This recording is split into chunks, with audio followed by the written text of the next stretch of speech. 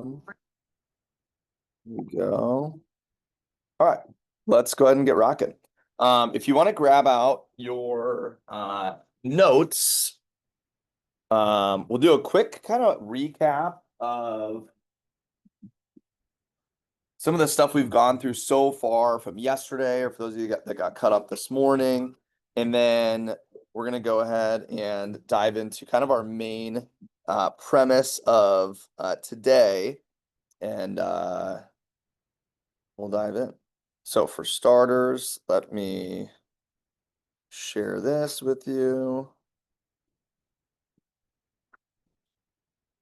There we go. All right, cool. You're just going to see an extra Nate up there. All right, so last night was kind of the most important part of training because it really kind of sets you up for success on the job. And so that was just the names list assignment, right? And so I'm going to do a quick kind of like scan around the room, if you will. And what I'm looking for is, hey, this went well for me last night. So that way, some of you might be able to steal some tips or something else that someone did that kind of helped them build up their list. And if you haven't had a chance to do some of those things, then it'll give you a chance to maybe do some of those things on like a break or even after training today as well too. The first thing I'll say is that your list, wherever your list is at, it's never going to get smaller. So your list is only going to get bigger. That's the only thing that can happen. So some of you, probably didn't have as much time as you would have liked to or hoped to build up your list. Okay. And so the first thing I'll say is the assignment was to max out as many resources as are possible to you. Okay. It wasn't you have to hit this certain number. Now I did give you like some guidelines of like if you consider yourself, minimum or average or above average, shoot for these numbers or whatever. Okay. But if you worked really hard to get to 20, great. If you worked hard to get to 30 or 40, great. And if you worked hard to get to 50 or 100 or whatever it is, that's kind of all I cared about was that you worked hard. And having 20 at a minimum, just it's an easy way to book up 7 to 10 demos this weekend. With even just the 20 that you have if you had a lower number. Okay. So I'll start with this. Raise your hand if you had like 50 plus. 50 plus. Everyone. Wow, great. So let's do this. If you don't mind, like just say like how many you had. And then, if you remember like when you went through the app yesterday, like, hey, I had 7 or 22 or whatever that number was. If you don't, that's fine. And then love to hear like what did you do last night to build or this morning for you guys who are getting caught up to build up your list more. And I'm having everyone share this so maybe you could hear, oh, they did this, that worked well for them. I forgot to write that down, or I didn't do that thing or whatever. And you can add it to kind of your building list for today or tonight. Okay. You want to get us started, Raya? What did you do?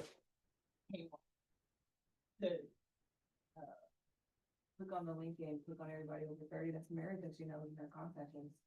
And then she'll Great. know my grandma to do it. So Great. that's it. So you did a phone swap with mom and grandma. I love it. And what was your number? Well, it's still going, but I think last checked it was like 86. Still going. Okay, cool.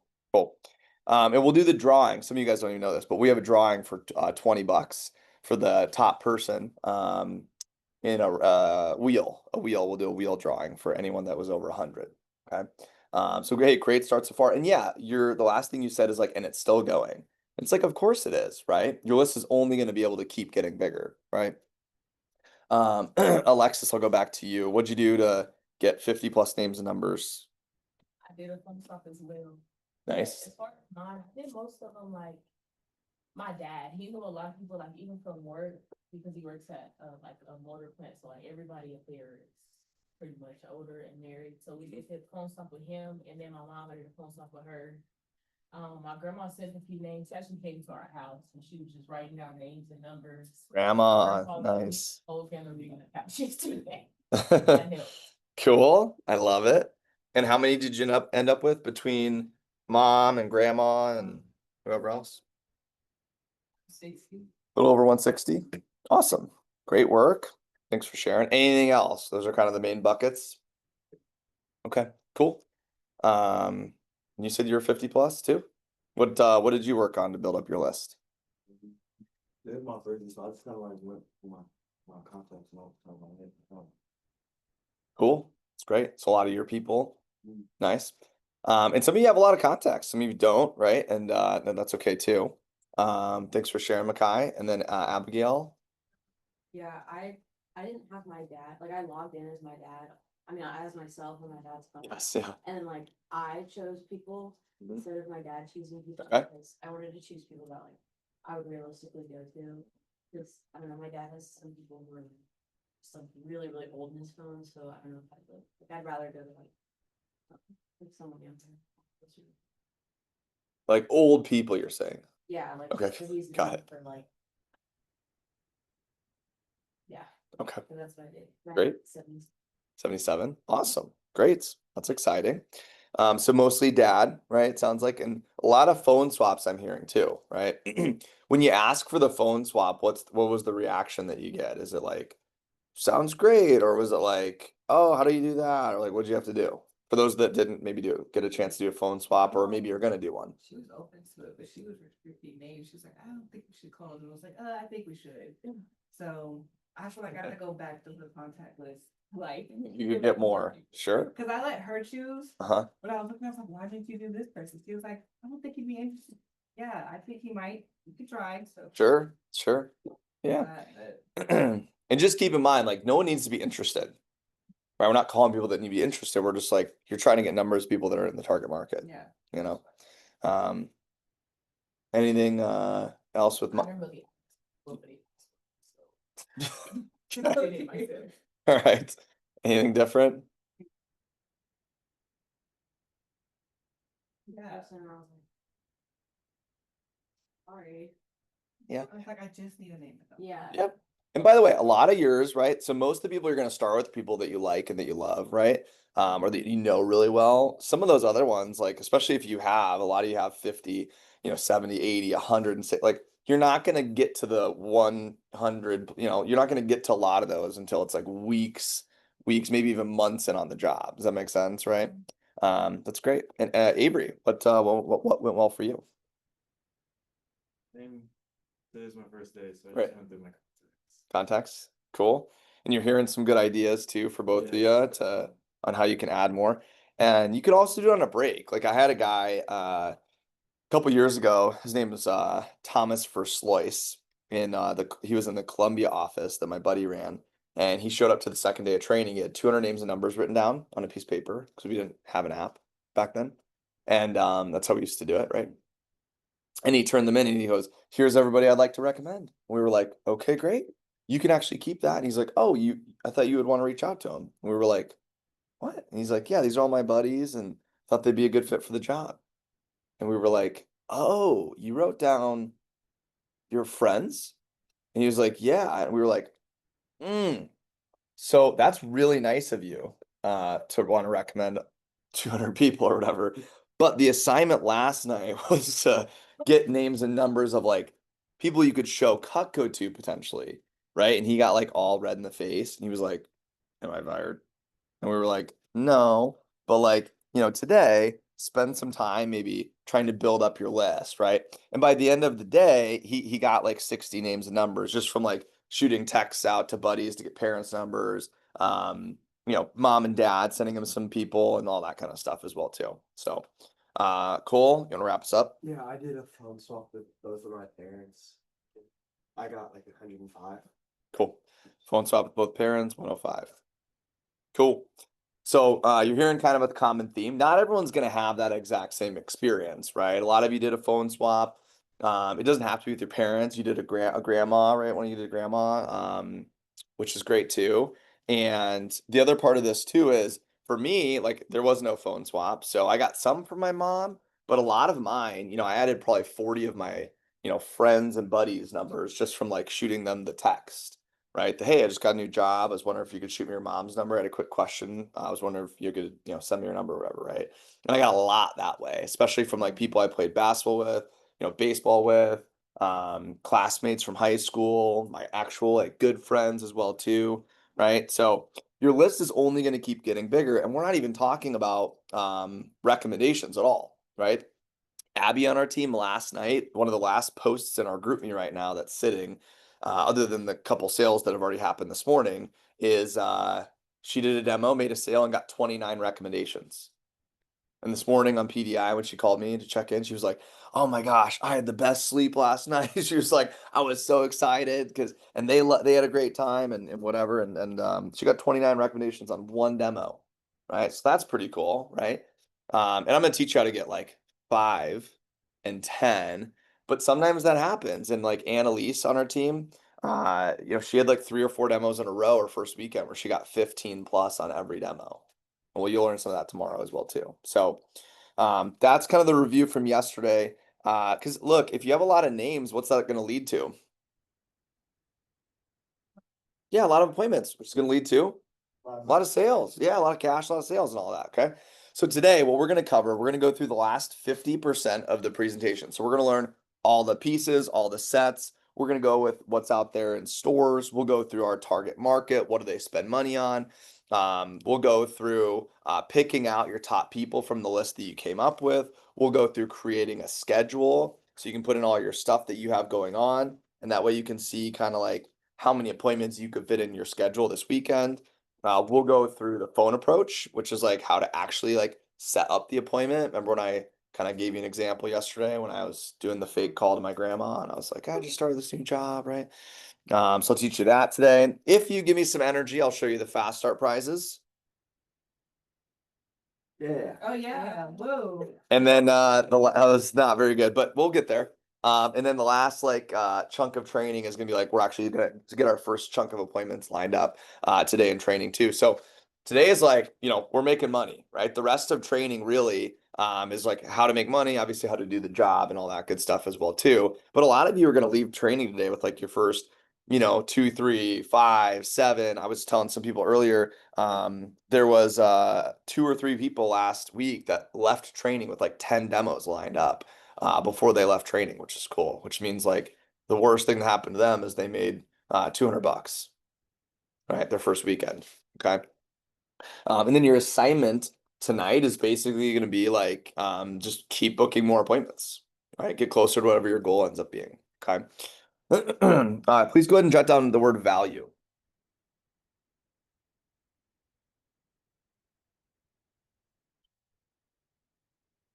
So value is the most important part of sales. It's the only thing that matters when selling a product. And I need you to know why Cutco is so great and also why we sell so much. And it all has to do with value. Okay. When you hear the word value, what do you think of? What's the word? How much it's worth, meaning. Yeah. So it's like the definition is the relationship between quality and price, right? So if you have a product, if the value is up here, and the price is down here, are they going to get it? The value's up here and the price is down here? Psh, heck yeah, right? Um, if the price is up here and the value's down here, are they going to get it? Probably not, right? And if it's like, here and here, it's like a maybe, right? So all you're doing on a presentation is you're just building value. This isn't just a Cutco thing. This is a any product, anytime, anything thing, okay? So I'll give you I'll give you an example here. On the board yesterday or this morning, we just role played, right? Pages 1 through 5. Okay. We're gonna do a quick review, and since you guys are so good at this, this will be really quick and simple. Okay. So here's the review. On every demo, what there is going to be is there's always going to be the price. That's the thing that's not going to change is the price. It's always going to be there 100%. Okay. What is going to change is the value on the demo. So tonight, when you schedule appointments, most people are going to say like, oh yeah, you can come over, but I'm probably not going to buy anything. Right? You know why? Because how much value is built so far? Pretty much none. Right? It would be weird if they were like, oh, you're selling something and I've never heard of it before. I'll buy. Or if you were like, yeah, it's like really sharp knives, and they're like, oh yeah, come over. also be a little weird, right? So, the only thing that matters is value, okay? It's the same thing, even if Alexis sets up an appointment, shows up the first, at the very start of the appointment and just opens the slides up and she goes, "So, here's how much our set is." They're also going to be like, "Probably not," right? Because there's no value built. That's what the demo is there for, okay? So what are some things so far that we've learned that help build the value at Cutco? And I'll give you a couple of cheaters on here, okay? So one thing I'll put up there for you is like, we're made in America, right? That's a value building thing, right? Also, Cutco's been around since how long? 76 years. Yeah, literally 76 years. We've been around since 1949. Our product that you're showing the customers has been #1 sold in the world for probably longer than like almost anyone you're going to show Cutco to has been alive. Maybe with the exception of like a grandparent or something like that. Right? So that builds value. What else builds value? Give me some specific things in the demo. And you can even use your manual. In fact, I encourage you to use your manual. What do you got? Let's build some value. Let's build some blocks. Forever guarantee. Oh my gosh. Give me one part of the guarantee. We gotta split it up. Unconditional return policy. Okay, so they can try it out for 3 weeks. I love it. What's another part of the forever guarantee? Get it replaced from price if you destroy it.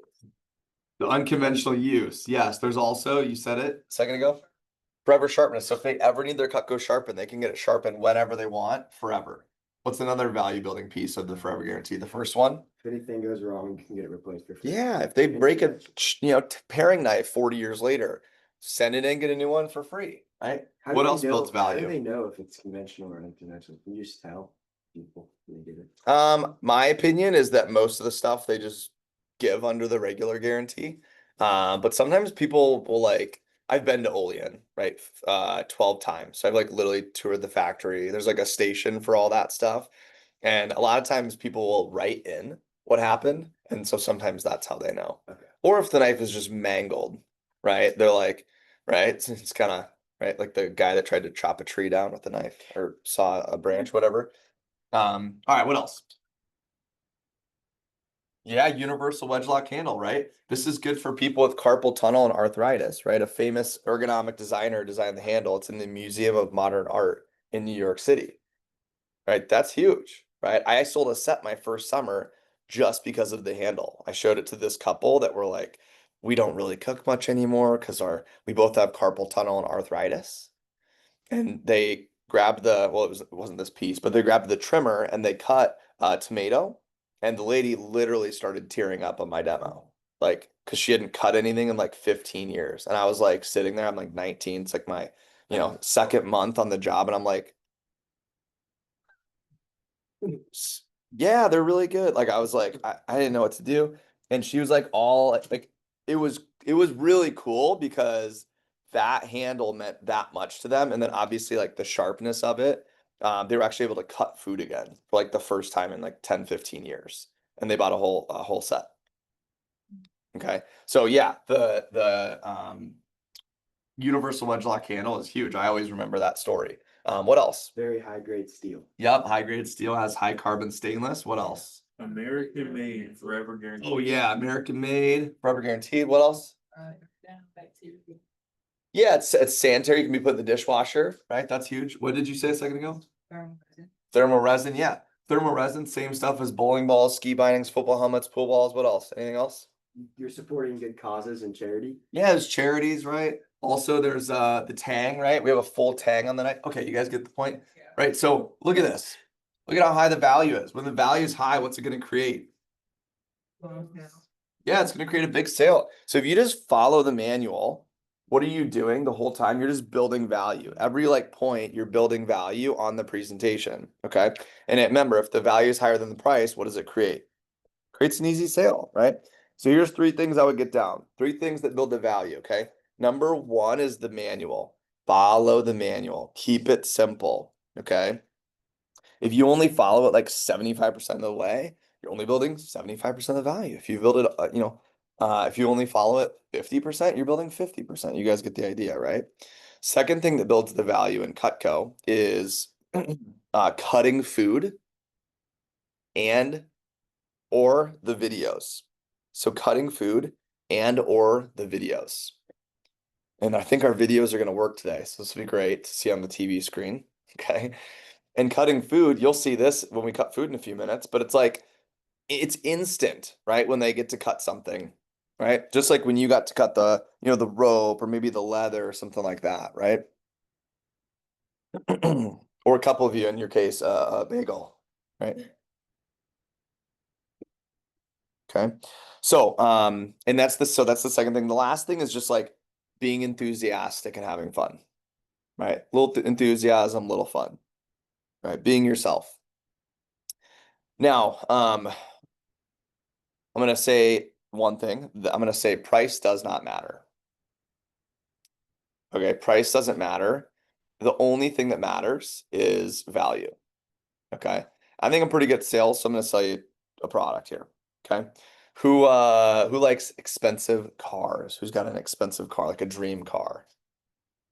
Yeah, Alexis, your hand went up first. What would be your dream car if you could have anything? It's got to be like real expensive. I'm talking. Okay, what do you got, Avery? Range Rover Sport. Range Rover Sport. Almost got it. How much does that cost?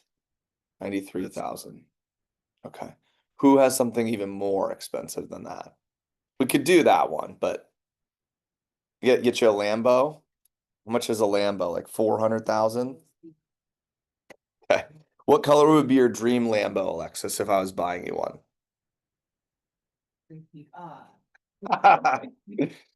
Pink Lambo. All right. And if you were to get a pink Lambo, what year would it be?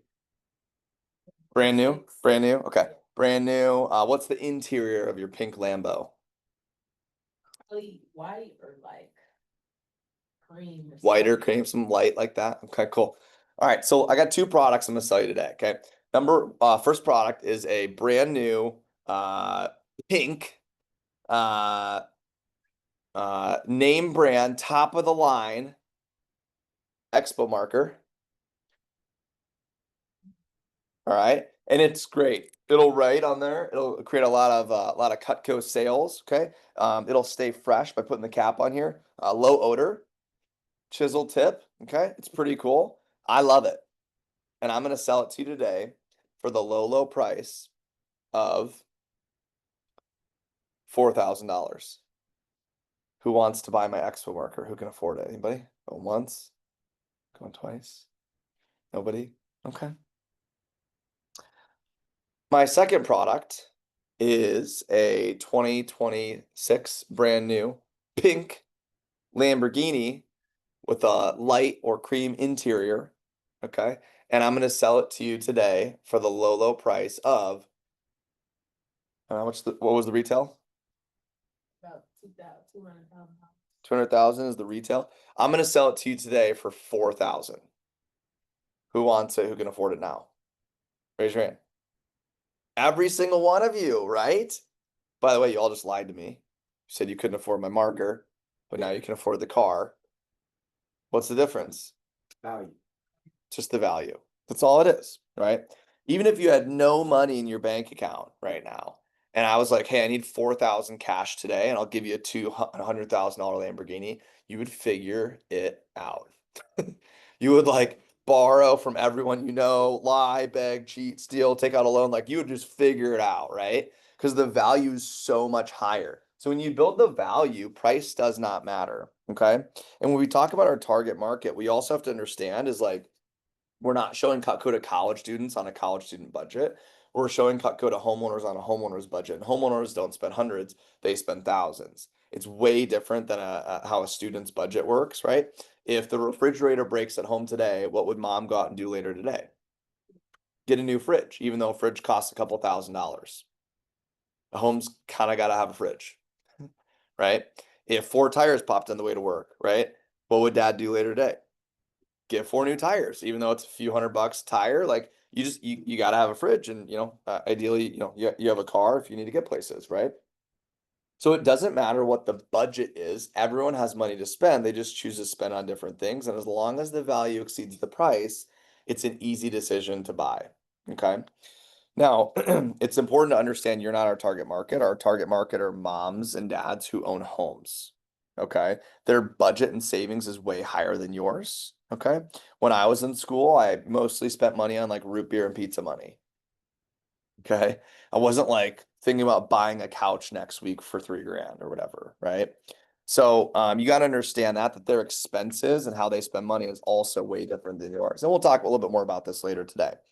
For now, we're going to talk about the best value, and it's called the Homemaker Plus 8 set. So go ahead and jot down Homemaker Plus 8 set. Okay, and let me explain this to you. So first thing is it's this one right here that's in front of me. Okay, it has 10 tools at the top, so 10 knives and pieces at the top, and then there's 8 table knives at the bottom. Okay, so it's called the Homemaker Plus 8. All right. Now, the Homemaker Plus 8 set is not the biggest set that we have. We have a one over here. It's called the Signature set, this one. And then this one's called the Ultimate set or the Complete set, which is the one that Cole's family has. Okay. Now, why don't we show them the biggest ones first? Because it can be a little bit overwhelming. So we just kind of start with the basic set. That's what most people associate themselves as, is like kind of the basic, average, everyday family that cooks like, 1, 2, 3 times a week, right? Do you think a lot of people on your list probably fit that description? Basic, average family, cooks like 2, 3 times a week, right? Now, last year, this is also the basic set's also the most popular set. We sold 30,000 homemaker sets as a company last year, not including upgrades. So it's just straight up 30,000 homemakers. Okay. We do have sets, right? The Signature and the Ultimate for people that actually like to or love to cook. Okay. Who has somebody like that likes to cook? Great. So they'll need one of the bigger ones. Okay. Now, the Homemaker Plus 8 set is our basic set. The Ultimate set and the Signature set, we'll talk more about them tomorrow, but the Signature has 10 table knife spots at the bottom and the Ultimate has 12 table knife spots at the bottom. We just don't call it the Ultimate plus 12. We just call it the Ultimate or the Signature set. Okay. So basically, the plus always means how many table knives that are in the block. Does that make sense? So how many table knives does the Essentials have? Yeah, the Essentials plus 5 has 5. Pretty tough stuff so far. All right. So how can you buy the Homemaker? There's a lot of different ways you could buy a set. Okay. So the first thing is this is just a classic like oak block. And then we call this our classic color. We don't call it black because there's a little bit of brown, a little bit of red kind of mixed in there. So we just call it the classic color. And then that's just a regular oak block. Okay. Customers could also get the oak block with the white, or some people like to call it the pearl. We could also get it in red with the oak block. Chief's red. We sell a lot of that. You could also do the cherry with the classic, which is this one. Or you could do the white with the cherry. Or you could do cherry with red. Cherry, right? Cherry with red. Okay. So that's for the Homemaker Plus 8. They can switch it up however they want when they pick their set. There's not like a difference in price or anything like that. Now, there's also a Homemaker Plus 8. There's a basic Homemaker, which just doesn't have the what? Yep, it just doesn't have the table knives. Okay. And that's an option as well too. But most people usually like the table knives. Okay. All right. Now, what we're going to do is we're going to go through all of these sets over today, not at this exact second. We're going to go through the Homemaker set to start with. Okay. So if you want to go ahead and flip to page 6, we're going to go through 6 and 7 next. That's right where we left off on our demo. The very last thing we saw was the video of the people being like, we love our Cutco and all that stuff, right? And then we said, and you can't beat American made and forever guaranteed, right?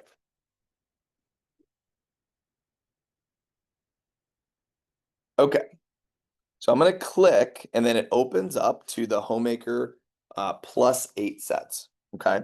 So if you take a look at the top of page 6, it says, Mrs. Jones, you can buy individual pieces, but most customers agree that over a lifetime, sets are a much better value. It's important to have the right tool for the right situation because of safety and efficiency. We have 2 larger set options for customers who love to cook, a complete set, and there's a family set, but which is the signature and the ultimate set, right? But I'm gonna start with the pieces just in our basic set, which is the most popular. It's called the Homemaker +8. It has the minimum number of tools to do 100% of the jobs in your kitchen as efficiently as possible. It's the best value for the average family, and it starts with your paring knife. So Cutco's Air Knife has a long handle, which makes peeling and paring comfortable.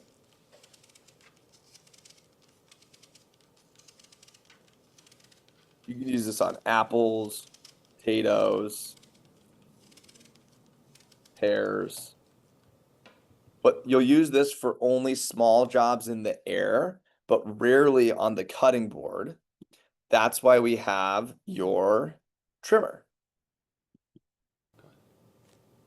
So this one is your small utility knife for small fruits and veggies. Look at this. You'll never smash a tomato ever again. And we do have 3 handle colors. There's the classic, pearl, and the red. Mrs. Jones, which color do you like the best? Pearl. Great, right? It doesn't really matter what they say, but it's just a question again for them. Okay. Now on here, go ahead and put a little star next to the trimmer on the left side. So we're gonna put a star next to the trimmer because you have the trimmer in your sample kit. Okay, so that's the first piece that you're learning, or first knife, I should say, that you have in your sample kit. You also know you have the super shears too. Okay, so if you're on an in-person demo, what should you do? Have them cut a tomato. Okay, so in parentheses, right next to the trimmer, I wrote cut tomato or lime, or both.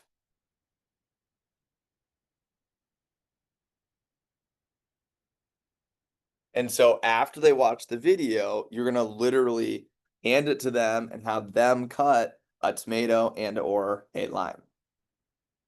Okay, does it make sense so far? Great. Then it says everyone loves the versatility, but it's never used for spreading or serving. That's why we have your spatula spreader. So the wide, flexible double D edge allows you to cut, spread, and serve sandwiches, bagels, lasagna, and cake. And you can see with this, they're just grabbing one glove, just spreading it on.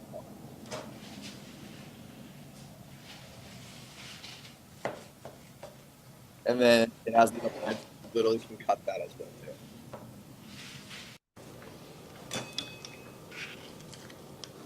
Oh, we're doing the cake. We did this earlier with the bagel.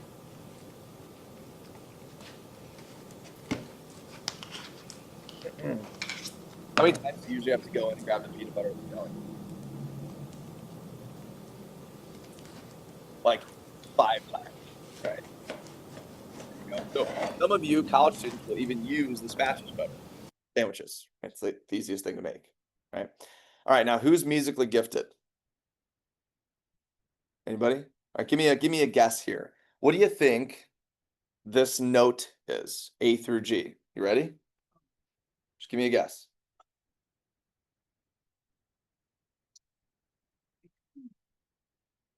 G or F?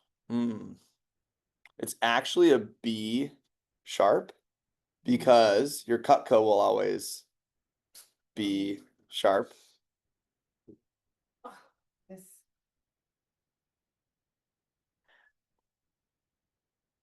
And you just smile and nod.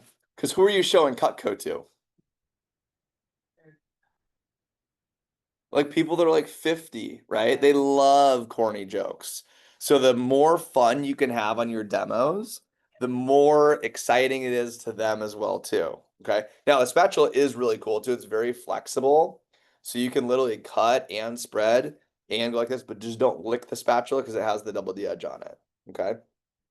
So there's the spatula spreader, but it's never used, back to the manual, on anything like meat or large vegetables. That's why we have your petite carver and turning fork.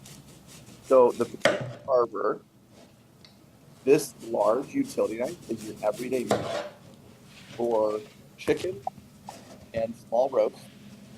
It's also for tough vegetables and summer fruits like pineapples, and as you can see in the video, cantaloupes as well too.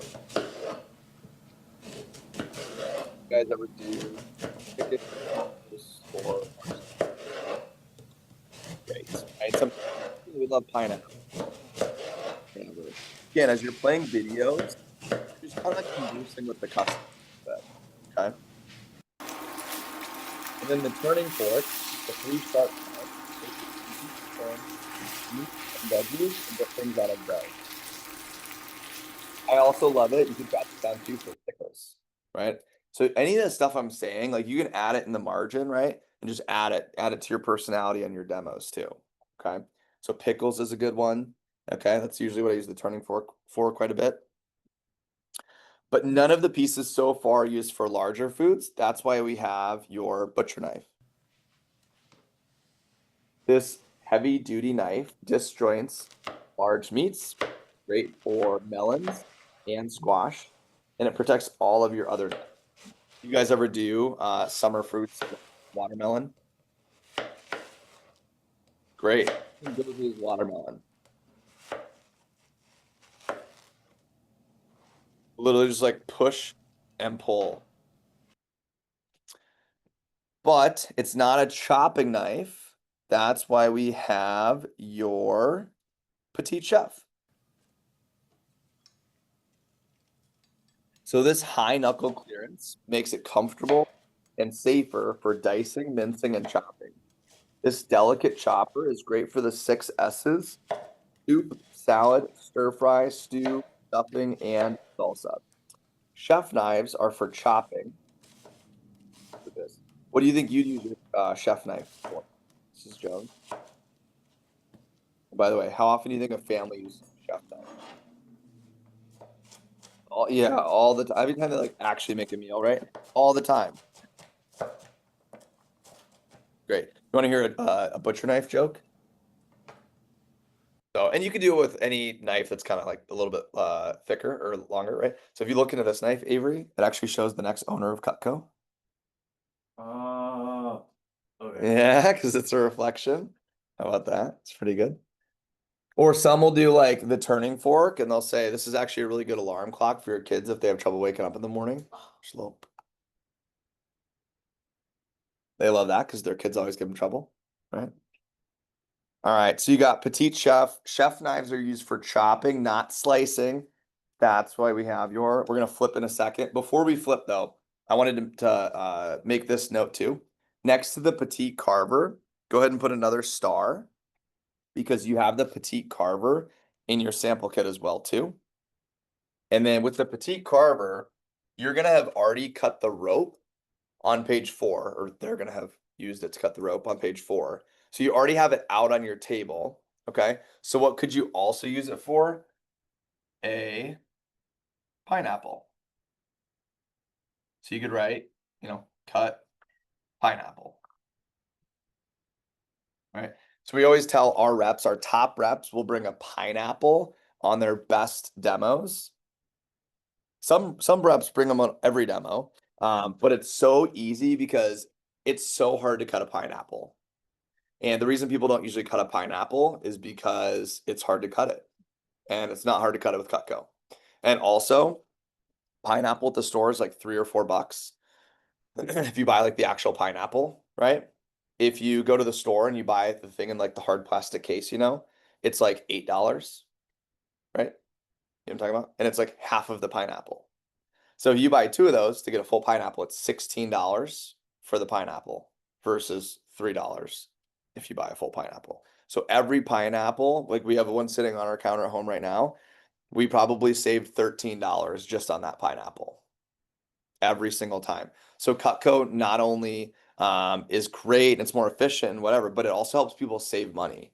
Same thing with the watermelon, right?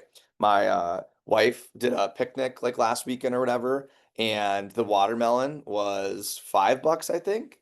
And the package that she was like that was at the store was $11 for half of the pineapple or for the watermelon, sorry. So it would have been $22 versus $5. Which one did we get?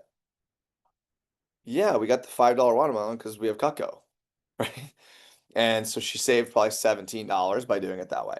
Does it make sense? So it's another way Cutco saves money too. And we could do this for a bunch of different stuff, but just for the example for right now, okay? All right, but chef knives are used for chopping, not slicing. That's why we have your slicer. So this is the best bread knife in the world. Watch as the long double D edge makes it great for cutting cakes, cutting lettuce, and also slicing boneless meats. Look at how smooth that is. This is like, look at this. This is like fluffy bread. You could also on this one, you guys ever had angel food cake? You jot down angel food cake. It's like the fluffiest cake available. Goes right through it.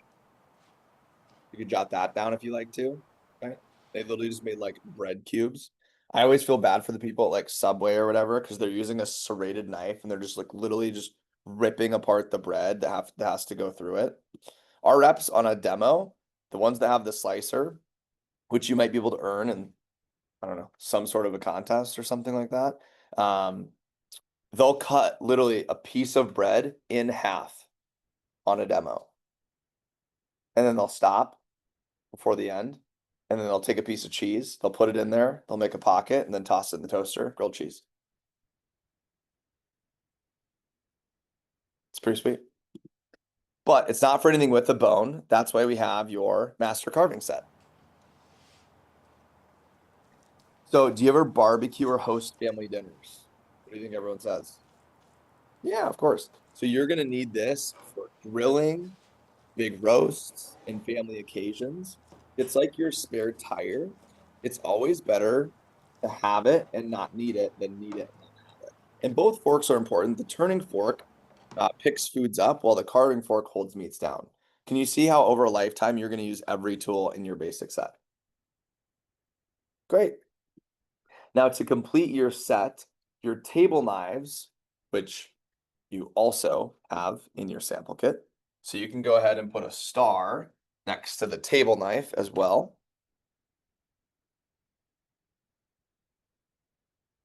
Okay, if you need to stand up, you can stand up, dude. So to complete your set, your table knives used for breakfast, lunch, and dinner. The wide blade and rounded tip makes it safer, but with the double D edge, it cuts just like a steak knife. We recommend 2 table knives per family member, so you don't have to wash them after every meal. Okay, so now right next to that YouTube button, that's where I would write cut leather. Cut leather. So on your demo, you're gonna have them use their steak knife first. Right? Avery, have you had a chance to do this yet? I have not. All right, we're gonna do a live one. Gonna slide over here real quick. Yeah, you can set everything down. So you're gonna have Mrs. Jones or Mr. Jones or whatever. This is their steak knife, right? Here you go. Okay. And then stuck. Go. All right. I'm gonna hold this for you. I just want you to saw a little bit, and once you saw, just try to push down. Like once you get an indent. Does that make sense? All right. Give it a whirl. And then just try to push right down. Give it some pressure. Come on. That's kind of tough, right? Okay. Yeah. Great. You can set that one down. There we go. And then this is Cutco's table knife, which again, you'll have in your sample kit. Same thing. We'll just flip it over. You can saw a little bit and then try to push down. Thanks for the help. Thank you. So what's the customer thinking right now? That was your first time? Wow. What are you thinking right now? That is- They're I've like, been nice to do that before. they're instantly like, right? Boom. Okay. So that's why you do the leather on the demo. Okay. Now, you can also play the video after that. Okay, so it says, let's test out our leather or our cut or table knife on some tough leather. There's no more earthquake effect from dull steak knives while you're shaking the table while trying to cut. You can even stack the leather here at the end and put them into strips, and you'll see them push just straight down.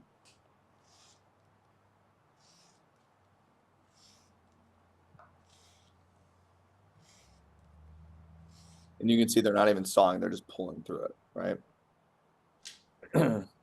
Double it up. We're not even moving the knife.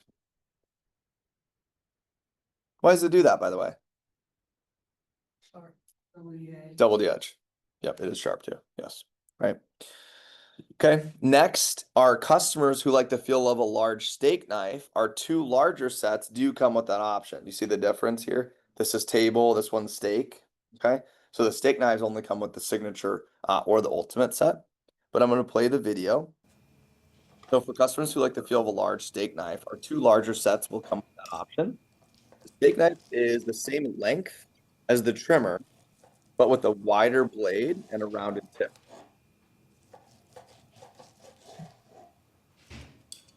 There we go. With these two, right? And you'll have the one of the trimmer. Okay. Our signature set comes with 10 steak knives or table knives, and our ultimate comes with 12, which is great for having family and friends over at the house. And that has a picture of both of the bigger sets. Now, Mrs. Jones, it'd be really dangerous to have sharp, high-quality knives floating in a drawer. The most popular is our storage option, which is our wood block, which looks great on the counter. We also have safe storage trays for storage in a drawer or on the wall. And our sets come with a free cutting board. It's important to use a soft plastic cutting board. Glass, granite, and marble cutting boards are too hard and will dull your knives. To complement your homemaker set, we have kitchen tools. This 5-piece set will replace a drawer full of old kitchen tools. It comes with the spatula, slotted spoon, ladle, whisk, and basting spoon. And our 4-piece entertainer pack, which is this one, has comfort grip handles and is, of course, forever guaranteed. It comes with the peeler we saw earlier. Back and forth.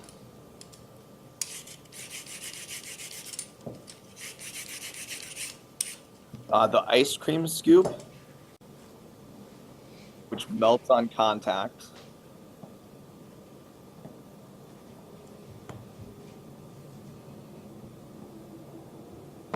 Perfect every single time. The pizza cutter,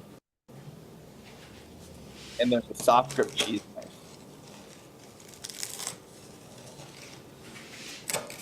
We used this last night at the team meeting too. We did pizza for our night out here. And it just slides through, and it comes apart for easy cleaning. And then here's the cheese knife. Check this out.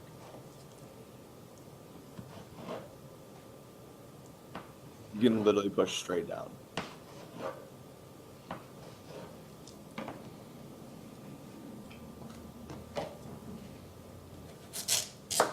And this is a sweet potato, right? Which is really tough. So it's good for anything starchy.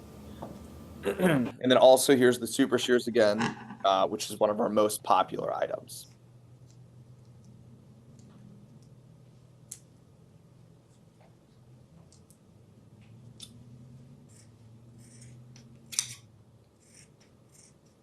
And again, the super shears are already on the table from earlier at the beginning of the demo. Yep. So that's pages 6 and 7. Any questions?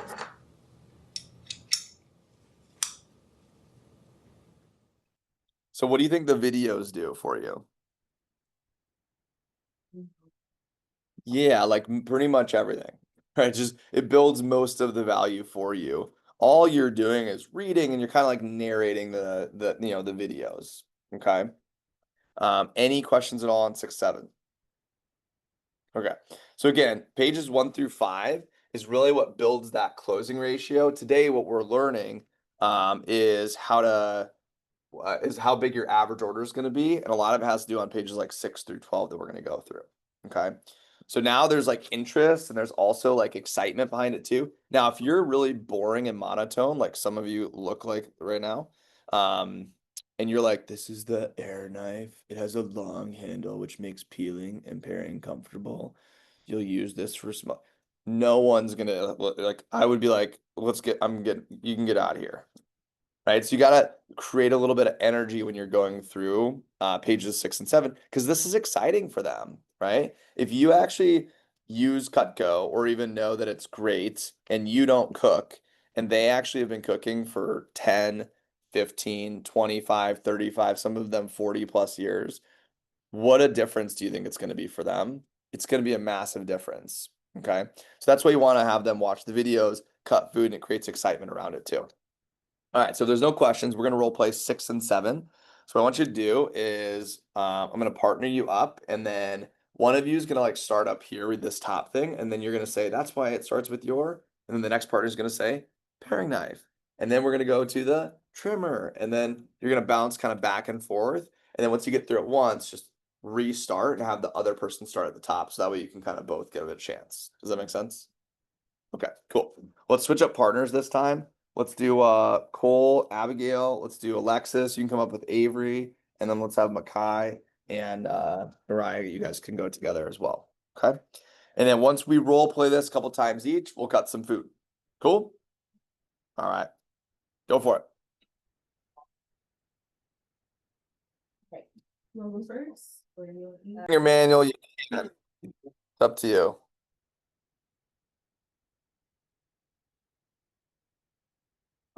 We got grapes still in or no? No, we do, but they're like pretty old. Okay, that's fine for you guys. All right, gather around. I'm gonna show you kind of how to cut everything first.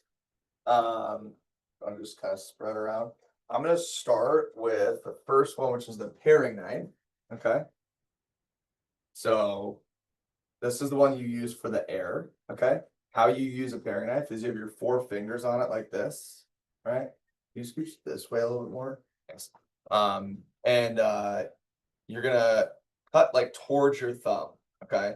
When you get started, you kind of just keep moving your thumb around. That's like the guide for your fruit. And then you can kind of keep going around like this. Okay. Thanks for those of you that brought food. I'm gonna cut it off here. There you go. So there's a paring knife. It's too small to like use on the cutting board. So that's why the paring knife is always for the air, right? Air knife. Okay. How about this one? What's these are the same. What are these called? Remember? And not stage knives. Trimmer? Yep. Trimmer. Yep. So trimmer. This is also one that's in your sample kit. Okay.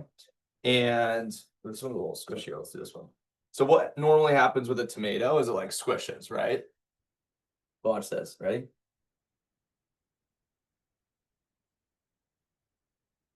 I mean, you can literally like, you can just pull through it like this. Like in slow motion. You can also push right down.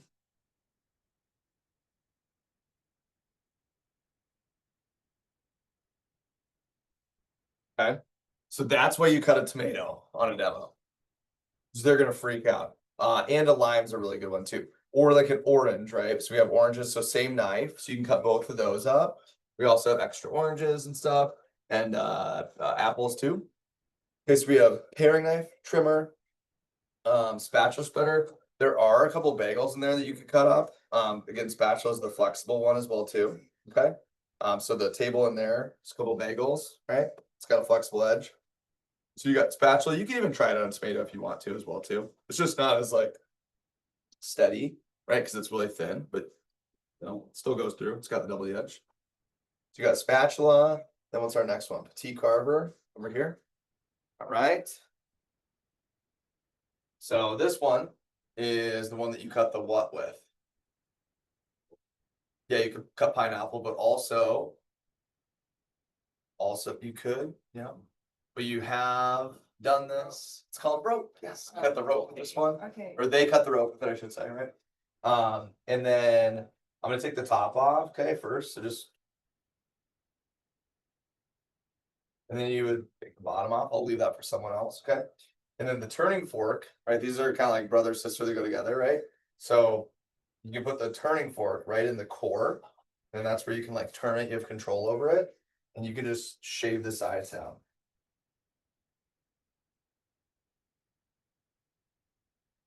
You just do the whole thing, super smooth. And then we could do the long pieces like this.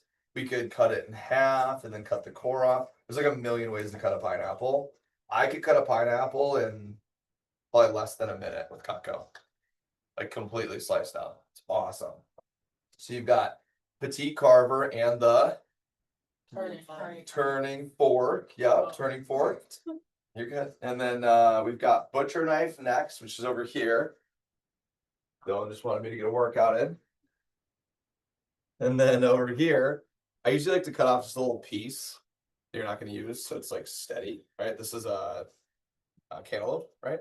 So just like you saw in the video, and you can literally just push straight down. It's like a push and a pull knife. That's what the butcher is. Push and pull like this. Push, pull, push, pull, push, pull.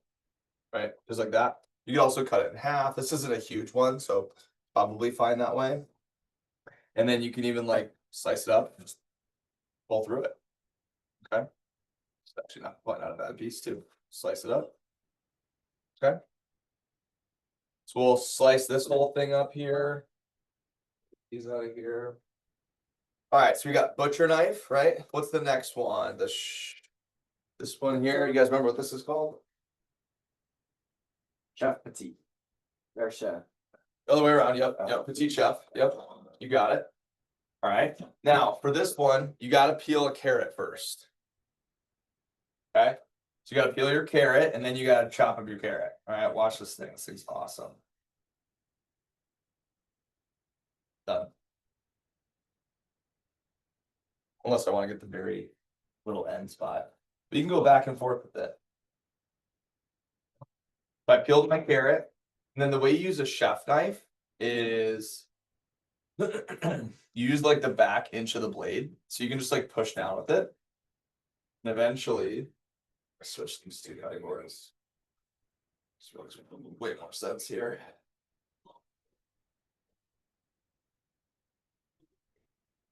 You just push down, and then the back of the blade kind of does everything for you. Super smooth. Now this is called a Petite Santoku. This is in the signature set. Okay. And so it's kind of a little chopping knife, and a Santoku knife comes to a point. So you just like push down with it, but you kind of keep the point almost on the cutting board. Okay. Then you're going to use the 7-inch Santoku, which comes in the Signature set. ultimate set. Yep, this one's in the signature. So Cole's parents have this one too. And so you just use the back edge of the blade, push down like this. Super easy. Okay. And then just unless you're gonna eat it, just, put it there. Okay. All right, so you're gonna chop up, you're gonna peel and then chop up a carrot. Okay. And then we've got right here. You got the slicer. Right, remember what this is for? Yeah, bread cakes, lettuce, yep, totally. All right, we've got some nice bread here. So for the sake of how much we have, just go ahead and have some fun with it. Or you can make a little, like you cut, half here. You can just feel how smooth it is. Right? You could do a little one of these. Do another one, so just little bite-sized sandwiches or whatever. Okay. You can do that. We got a couple of pieces of bread here. Dylan, you got actually I don't need this. You don't need a cutting board for the very nice. We've also just got this kielbasa that we can cut the rest up on. Okay, this is called the Hardy slicer. I'm kind of going a little out of order here, because this one's in the signature and the ultimate set, but you can literally just push with it. This is one of the thickest knives that has the double D edge on it. Okay, you can cut it up and you can do them together even. This is great for like pepperoni blocks, big meat chunks, right? Barbecuing, anything a little bit tougher, right? This is cooked already, so you can eat it if you want to. It's just cold, right? Okay, so that's the Hardy slicer, and then our last one we'll show you is the cheese knife, I believe. And with the cheese knife, it's a big cheese. Let's bring the cheese. What about the cheese? You can literally just push straight down with it. Okay, so this is called a micro D-edge. It's twice as sharp or as thin as the double D-edge. So only knife we make that has the micro D-edge on it, it's only for like delicate stuff. So it wouldn't be good for like, you know, this or anything a little bit tougher, but anything sticky or starchy. Oh, lost it. You can just go through it super smooth. Well, I should put this in there, but even squishier now. It'll be harder to cut, right? What do you think? What happens when you normally go through a block of cheese? It gets a little crumbs and not, yeah. Get all of it.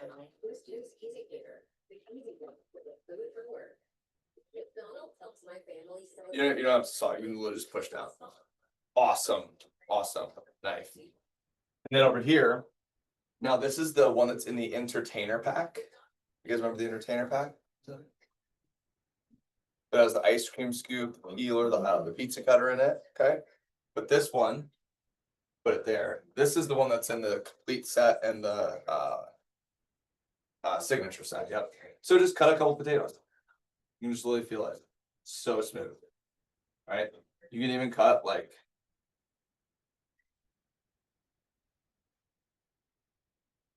This is literally cutting the potato.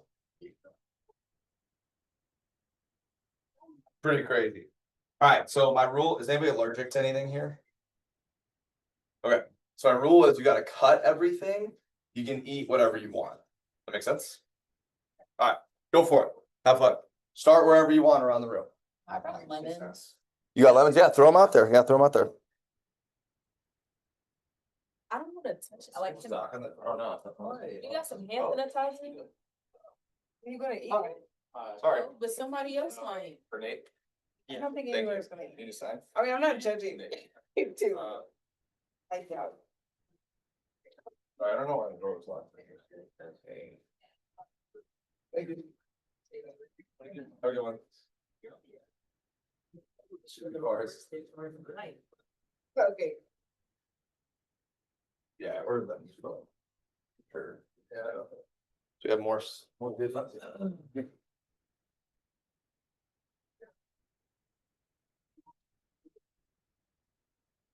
See, somebody might want some cantaloupe. No brownies today. No, he didn't come back. No brownies.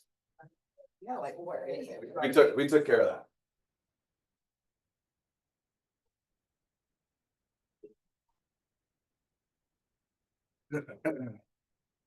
That cantaloupe was good.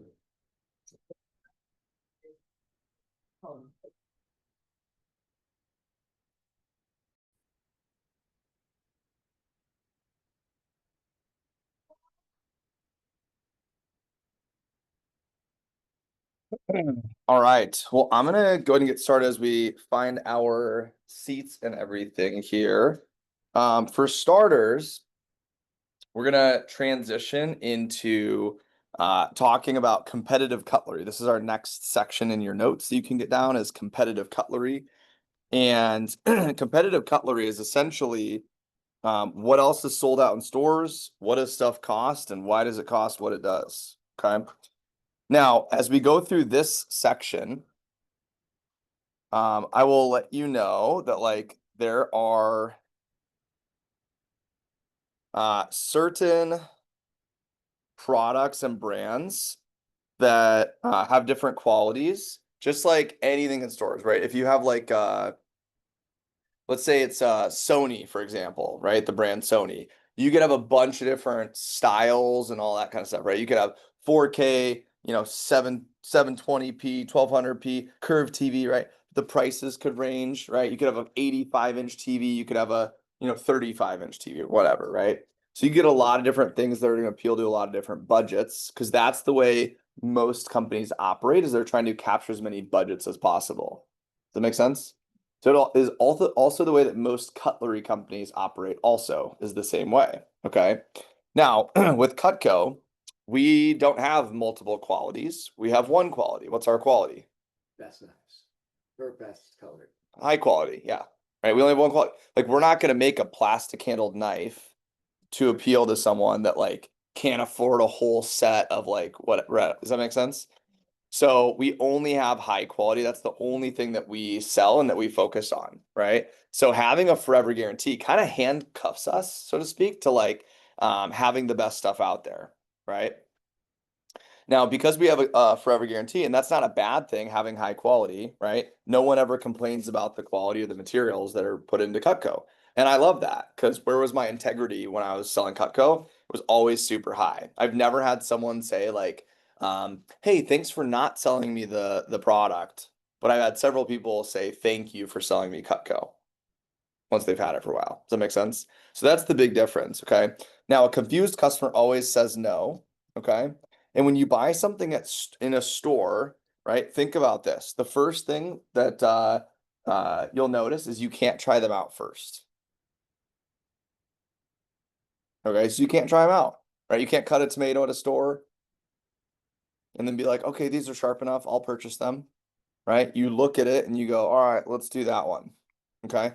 The second thing is the salesperson is not educated. Okay. So the salesperson's like someone that stands at Macy's or Williams Sonoma or something like that. They make like maybe a like minimum wage, right? Or Walmart, and like they cover the whole store.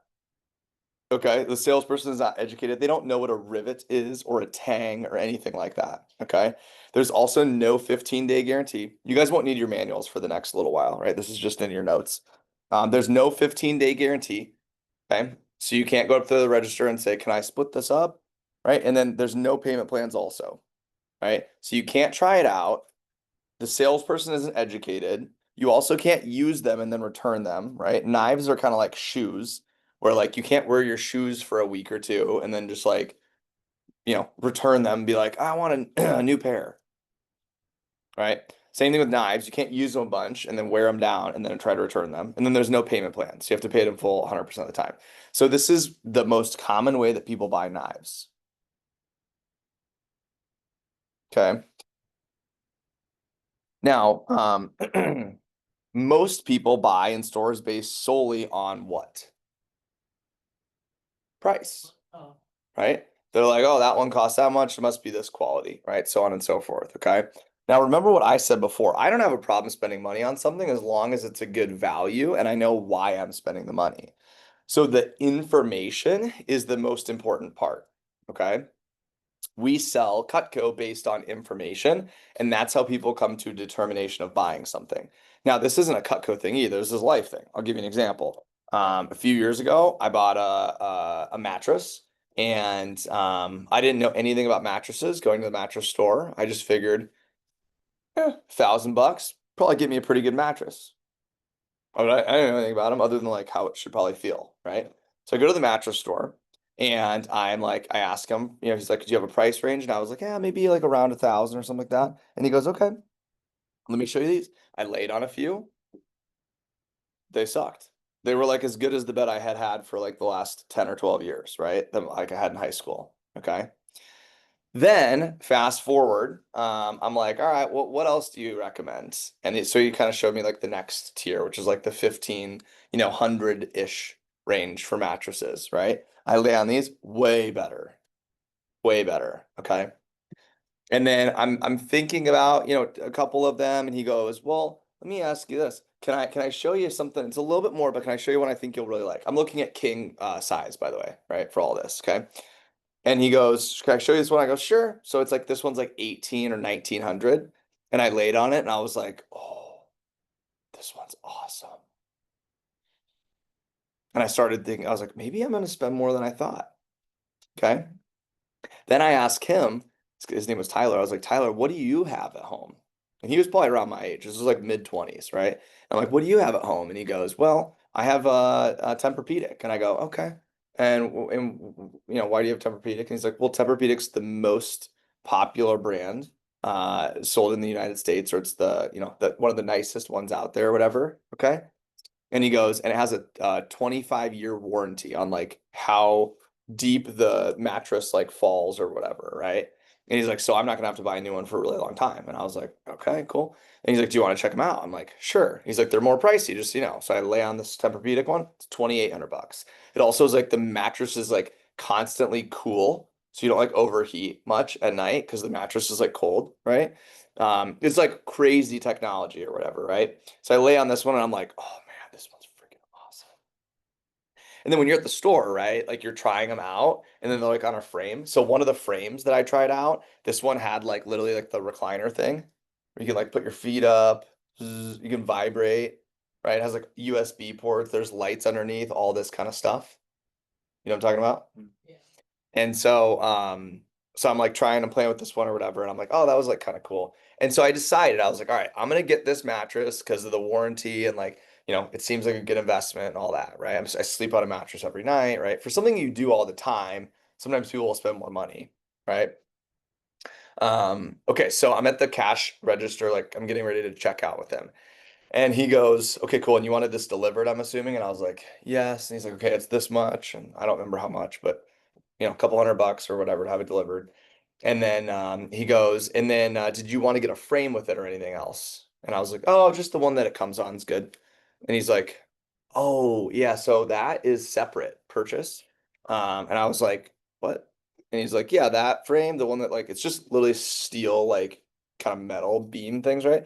And he's like, that one's like $600. You could buy it somewhere else or you buy it here. And I was like, okay. And he's like, and then the other one that you were like playing with, that one's like 1,200, like with the vibrating thing and like you can move back and forth or whatever. So I was thinking about it, and he's like, or you could, put it on the floor. He's joking, right? And I was like, okay. And so I was like, whatever. Just give me the really cool one. I'm just gonna like, rip the Band-Aid off. Okay. So I got the like cool reclining one, vibrating one, all that. All in all, my purchase was like with tax and shipping, all that, so like $5,800. Okay. So let me pause. I went in thinking I was gonna spend what? 1,000-ish, right? And I left spending $5,800, right? Why did I spend so much more? Value, quality. Yeah. Value, quality. It was really like the info. Like as I learned more, I got more educated, I understood more. It made more sense for me. And the same thing goes with any product out there where someone's actually able to explain it to them. Okay. So the information is a really big deal to the customer, right? That's how it builds value. Does this make sense? Okay. So go ahead and jot down competitive cutlery in your notes. Okay. And then we're going to zoom through this. Okay. But I do need your attention and your energy. Otherwise, I'll get really boring with you. Okay. Okay. All right. So, let's start out with this. I'm going to start out with the simple stuff. Okay. So the simple stuff is junk knives. Okay. I'm going to show you the junk knives for 2 seconds. I'm going to show you one low quality brand. Okay. And then I'll show you 3 high quality brands. Okay. The whole point of me going through this is so you understand what stuff costs and what people have on their countertops when they pull their knives out when you're doing your demo. Does that make sense? Okay. So first thing is junk knives. All right. So we went through this yesterday, but it's like the junk drawer. Okay. It's where there's like nothing matches, there's like different colors, like they're all, rusted up and stuff like that. Okay. An individual knife usually costs somewhere between $5 to $20. Okay. For like an individual cheapo piece of crap knife from like Walmart or something like that. The one in like the plastic case is like $20. Okay. Now that knife generously might last 2 years. Why does it not last a long time? Because it has cheap steel. The steel is the most expensive part of the knife. It's cheap steel. It's like the cheap razors we talked about, right? You don't keep using a disposable razor for like years, right? Otherwise, you'll cut yourself. So you replace it every couple of years. Okay. So that $120 knife over time, if someone cooks for 40 years, is it really a 20 times replacement? Is a $400 knife. So you could go to any quote unquote broke family's home, look in their drawer and go, $20, $20, $20, 20, 20, 20, 20, 20, 20, 20, 20, 20. Point is, cheapest knives in the world, especially if they have a like a set of 10, which is like pretty normal, not including steak knives, cost $4,000. Even for the cheapest stuff on planet Earth, it costs $4,000. All right. It's like the example of the gas station headphones from yesterday, right? You can either get really cheap stuff that sucks and you replace it all the time, Or you can get better stuff, you replace less, and you probably like listening to music more. Same thing with kitchen stuff, okay? So over time, you actually spend more money typically on lower quality things, okay? By the way, do you think people that have junk knives like cooking or using them? No. And do you think they work well? No, right? Price wise, are they cheap? Absolutely, right? They're super cheap in the moment, but over time, really expensive. Okay. So that's junk knives. Those are like, I'm not even going to put a brand on them because they're like mislabeled stuff. Okay. Like some knives don't even have a name brand on them. That's how cheap they are. Okay. I have one in here. It's called Ginsu. Anyone ever heard of Ginsu? Okay. Well, there's 4 Ginsus last time I checked. So they made Ginsu 1, what was just called Ginsu, right?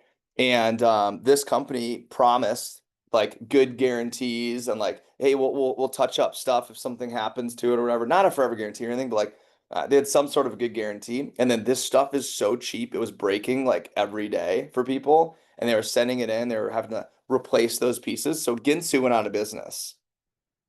Then they made Ginsu 2. Same people, just different company. They went bankrupt, Ginsu 2. Now they're on 4 last time I checked. Okay.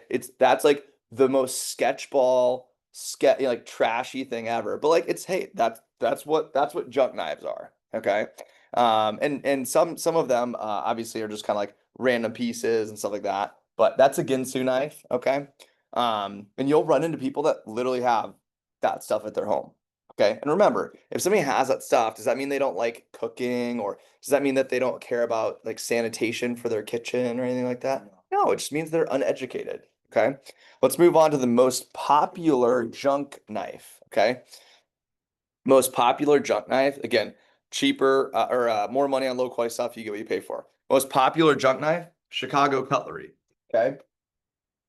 Now I passed some of these around. Okay. This one, you guys cut the rope with it. Chicago Cutlery. Couldn't even go through the rope at all. You guys remember that? Okay. Remember this one from yesterday with all the gunk in it and stuff like that, right? Yummy. This is the green stuff is the bacteria that's living inside of the knife. It's growing out of it right now. Really yummy. Chicago Cutlery. You see the name brands on these two? Chicago Cutlery. Okay. So Chicago Cutlery is the most popular junk brand that's available. My parents also had Chicago Cutlery when I started the job too. So it's a really popular junk brand. Okay. So a couple things about Chicago. Okay. By the way, I love when I run into people that have Chicago Cutlery because it's kind of like the perfect time to replace their knives. Okay. Now, their sets are usually between like $300 to $500, something like that. Okay. So you can jot that down. 300 to 500 is usually a Chicago set. Okay. You could get a Walmart set for $70. It's just like an absolute piece of crap, right? Chicago is like a little bit better, but it's still like junk, right? They use wooden handles. What happens with wooden handles? Yeah. What about brass rivets? What happens with those? Yeah, stuff gets in there, makes them nasty, right? They use cheap steel. Okay, they have a stainless or they have a carbon steel that you guys saw as well too, right? The only like good thing Chicago has is they have a full tang on a lot of their knives. So the blade actually goes around the knife. It's like the only good thing they have. Okay. Now it's really cheap. It's really not good stuff. But if it was your mom or dad and you were advising them on should I get, you know, junk knives in the drawer or Chicago's a little bit better than them. Okay. By the way, where do you think Chicago cutlery's made? China Oh. is right. Yeah. Yeah, it's super cheap. Okay. We are the only high quality brand made in the United States, period. Just a fact. Cutco is the only high quality brand made in the United States. We're not the only high quality brand ever. I'm going to show you a couple, but they're not made in the US because it's really expensive to make stuff in the US. Chicago, for a short period of time, was made in the US. They also had a lifetime guarantee behind their product. And then what happened? Fell apart, didn't last long. They were losing money, almost went out of business, moved it to China. They have no guarantee now. Okay. Are you guys starting to pick up a little bit of this? I was like, oh, wow. Okay. They'll replace it. You could maybe get it to last 3 to 5 years if you don't, if you know, it depends on how much you cook and stuff, right? But if you take a set that's $400 and you replace it, even if it was just every 10 years, or I'm sorry, 10 times over a lifetime, every few years, you're still gonna spend at least 4 grand on junk knives no matter what. You get what you pay for, right? More money on low quality stuff. I loved when I ran into people that had Chicago cutlery. If I had to give you a guess, it depends on who you show to, but probably like 2 out of 10 demos will have Chicago. Maybe 3 out of 10 for some of you. Okay. So when you run into some of that Chicago cutlery, you can kind of get excited. Okay. Because remember, they're only designed to last like 3 years, but some of the customers will have them for like 6 years or like 8 to 10 years, and it looks like this. What do you think's gonna happen when they hold a knife that looks like this versus a knife that looks like this? Yeah, there's like instant interest, right? And that's why you don't need to be salesy at all. You just need to read facts on your demo. Okay. And again, it doesn't mean they're cheap, right? I don't think my family was cheap. My family didn't have a lot of maybe like cash, but like we weren't cheap people. It's just my parents didn't understand what was going on until we went through page 3 in the manual and read all the facts on the junk knives. Okay. Kind of like looking in the mirror every day, right? You look similar to yesterday, but if you look at a picture 5 years ago, a little different. 10 years ago, certainly different, right? That's what it's like when you use something every single day. Okay. All right. Let's see. Next one is the high quality stuff. Okay, so again, Chicago made in China, no guarantee. And they have, a full tank is the best thing they have. Okay. I'm gonna show you some prices and some sets, by the way, that might surprise you if you've never shot for high quality things in the home. Now, what I'm also gonna assume is most of you haven't shot for high quality things in the home before. Okay. So you're gonna see some sets that are like thousands of dollars. And it will surprise you if you've never shot for things for the home. Okay. I remember when I saw this in training, I was 19 and I was like, 3 grand. I was like, I would have done anything else but buy knives when I was, all right. Because that's why you're not a target market. Okay. How often do families use knives? Every single day. Okay. So Henkel's, you comfy? So Henkel's is 1,750 for their basic set. You just like really lounge. That's why I said that. Okay, so that's for their basic, their most popular set. So make sure you get that price down. And they can find it on sale for about 1,000. Okay.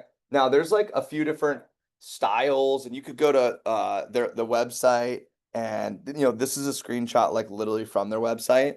So this one is 26 or 2286 on sale for 1,600 for this thing right here, which is 5 knives and the rod and this like block looking thing.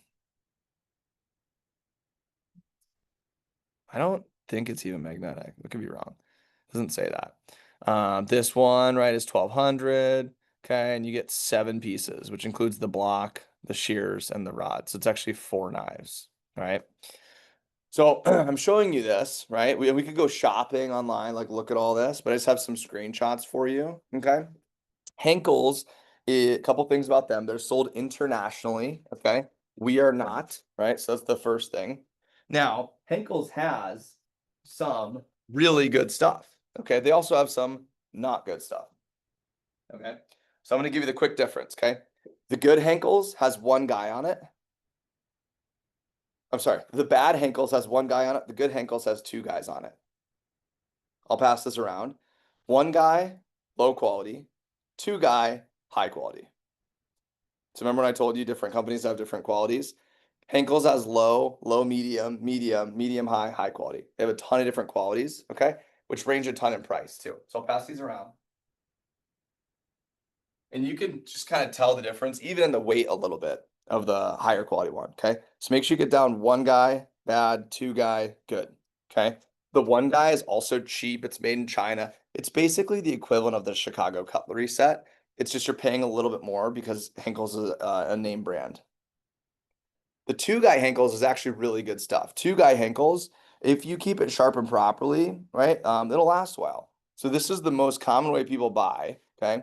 Now this is the set that's in the terms of the size of the homemaker set, okay? It's 1,750, right? It's about $1,000 on sale. And when you get these guys, you pay in full, you go to the store, you swipe your card, one and done. Okay.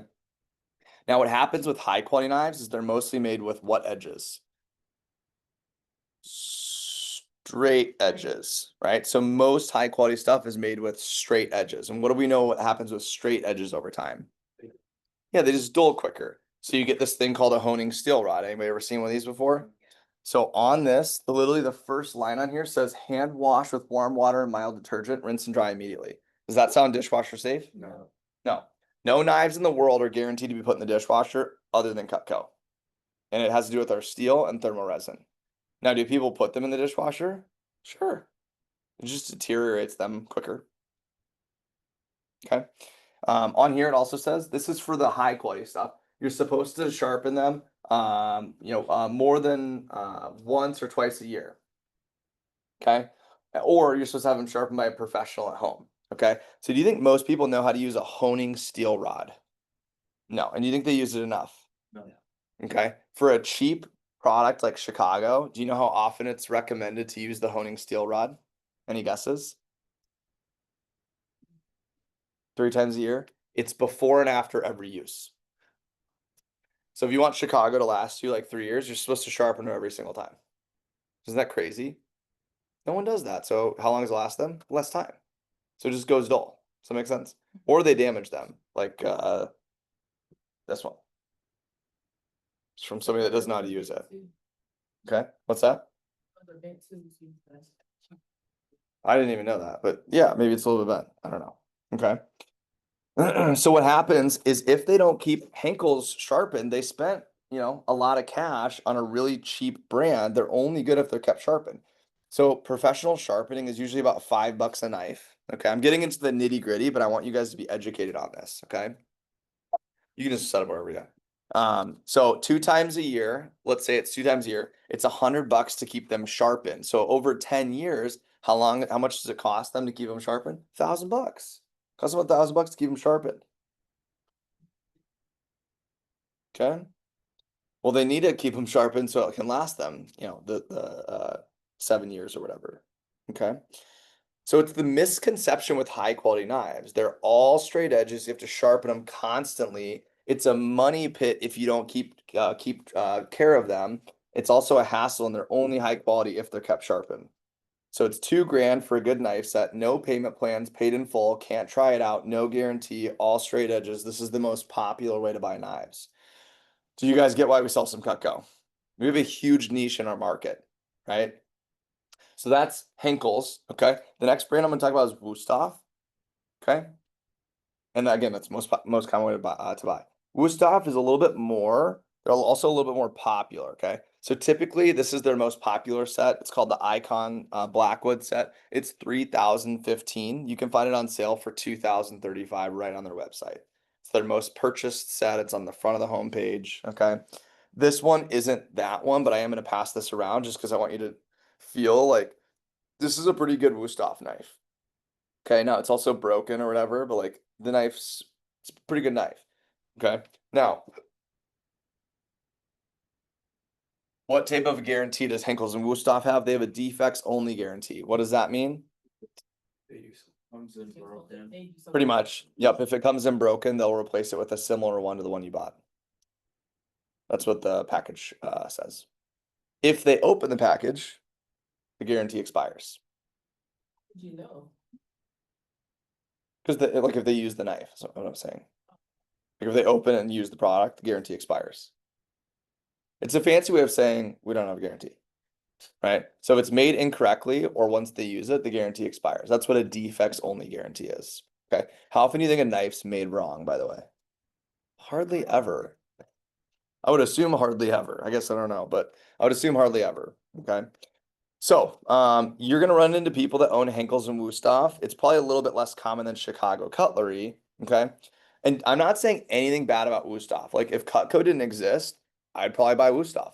It's a great brand. It's a great quality product. It'll last if, sharpened and kept 7 years, right? It's a really good product. And then you buy a new one, right? But it's lasting a lot longer than the other ones. So if someone says they own a set of Wusthof for $800 or $1,000. Is that the high quality one? No, but most people aren't gonna know the difference.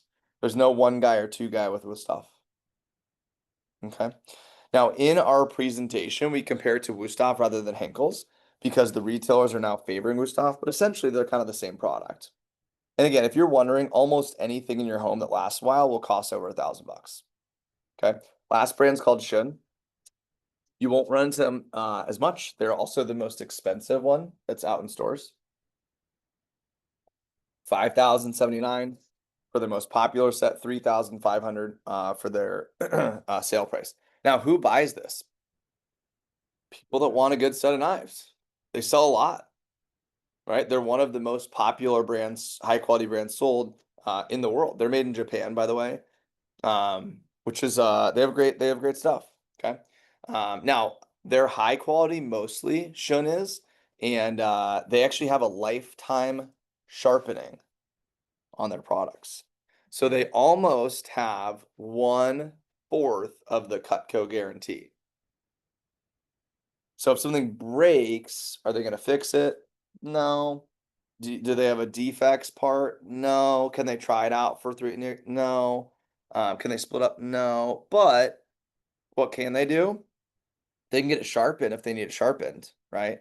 For as long as the set works for, which is going to save how much money? You know, over, what did we say, over 7 to 10 years, it'd save $1,000, right? On the sharpening. It's a good deal. They also pay more. Customers pay more for that. Does that make sense? Have you ever paid more for a guarantee before? With a product like a TV or like something expensive? They're like, oh, do you want to add the guarantee for like $200 or whatever? And you're like, right? And you don't want it to, but you're like, hopefully it doesn't break, right? That's the same thing with Shun. It's just that's built into their price. Just like Cutco, ours is kind of built into the price too. We don't ask them at the end if they want the guarantee. It's just everything Cutco has the guarantee. How often Okay. do people you sell to have like one of the expensive ones? It depends for everyone. I mean, maybe 1 in 10, 1 in 20 for some people. It just kind of depends on your market. Yeah. You'll see when you do a bunch of demos. But yeah, you'll run into Chicago more and you run into these, here and there as you go through it. But what you want to know is like how much, like if you run into someone and they have a Shun set in front of them, they spent a few $1,000s, right? So you know that they really appreciate good quality stuff, right? What do you know when you run into somebody that's Chicago? You know that they bought really cheap stuff and they didn't spend a lot, right? So you kind of have a feel for stuff, which is why I'm educating you on this and why you're going to know more than 99.9% of the people you show Cutco to, as long as you're paying attention to me, right? Okay, so prices of knives, like if it's lower than $500, it's just not high quality. It's not very good. If it's like 500 to 1,000, it's probably like okay. Anything over 1,000 is like good. And then anything over 2,000 is like great. It's the best stuff. It should probably last 5, 7, maybe 10 years if it's kept properly, sharpened and all that. Okay. So from that section, let me ask you 2 questions. Okay. Number 1, which one's the most expensive to make?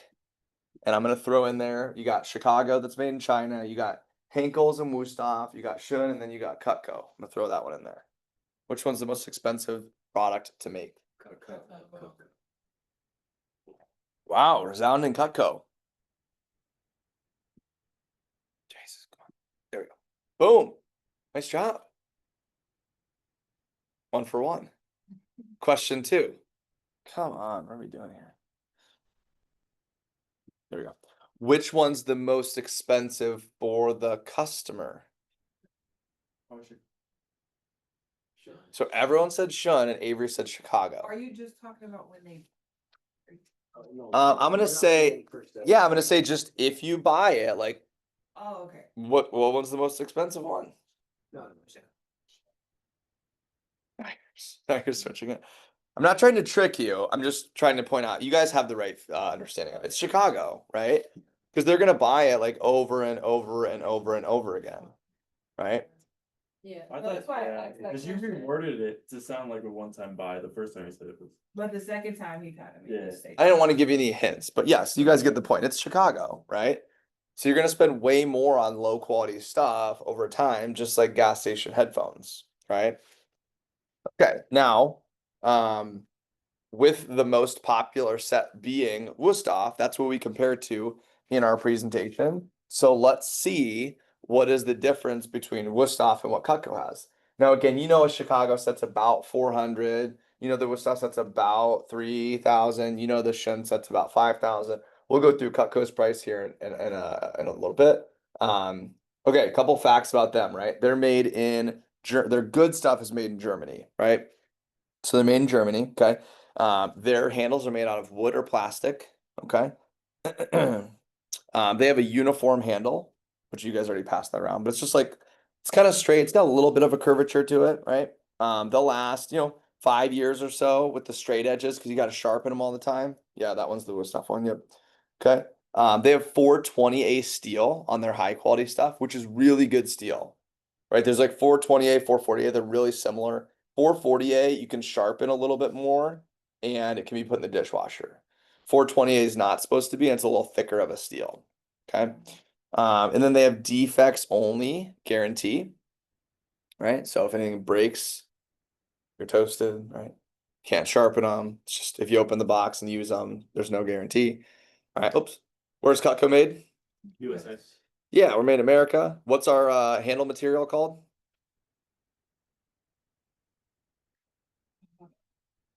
Handle. Oh, That's why we got the manual, huh? thermal. Thermo. I didn't say. I know what it is, of course. Thermal resin handle. Yep.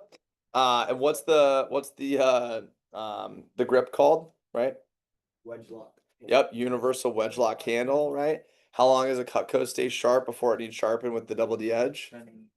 Yeah, 7-10 years, right? And then what's our steel? We have high carbon stainless, which is 440A, right? And then do we have a defects guarantee? Yeah, like, We don't have any of the things you've said so far. forever guaranteed. Thank you. We don't have a forever, we have a forever guarantee, right? You realize a lifetime would be the lifetime of the product. So if the product breaks, the guarantee is over. Right? A lot of great companies have a lifetime guarantee, but that's how a lifetime guarantee goes. Right? And they're really expensive to have a lifetime guarantee because you got to cover it for the whole time the product works, right? We have a forever guarantee. It means you can pass it down generation to generation. My friend Patrick, he got this homemaker set. It was like a 1960 something version.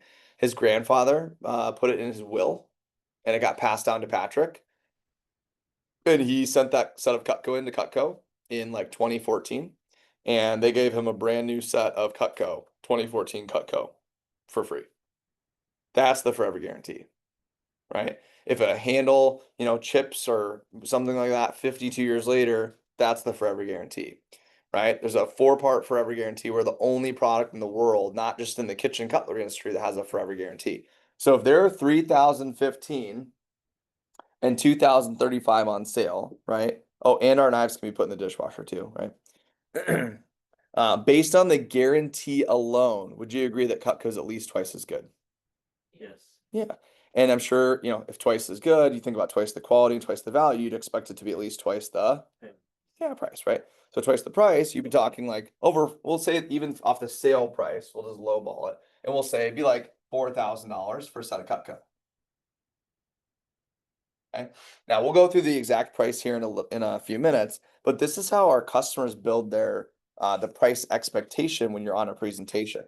Okay. If this, you compare it just like that in the presentation. Not exactly. You'll see it when we get to page 8, but we do compare to Wusthof, and we have the Shen set on there as well too.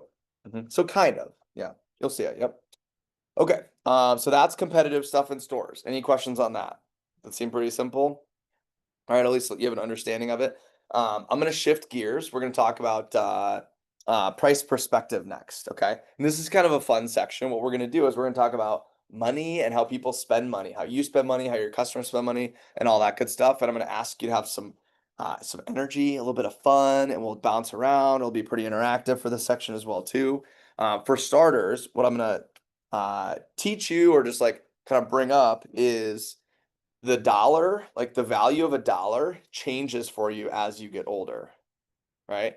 Like when I was in like kindergarten, I remember like trying to wiggle my tooth and like pull it out so I could put it under the pillow for the tooth fairy. And if I got like $1 or 50 cents, I was like rich, right? I was like, I put it in the piggy bank. I told everybody at school the next day and they're like, no way, right? You're a cool kid. You're rich. If I gave you $1 right now, are you rich?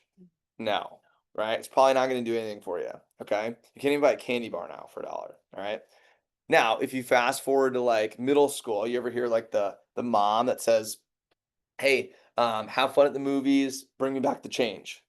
Right? Then the kid goes to the movies, and then at the end, there's no change because they pocketed like $10, right? And they're like, "I swear I spent it all."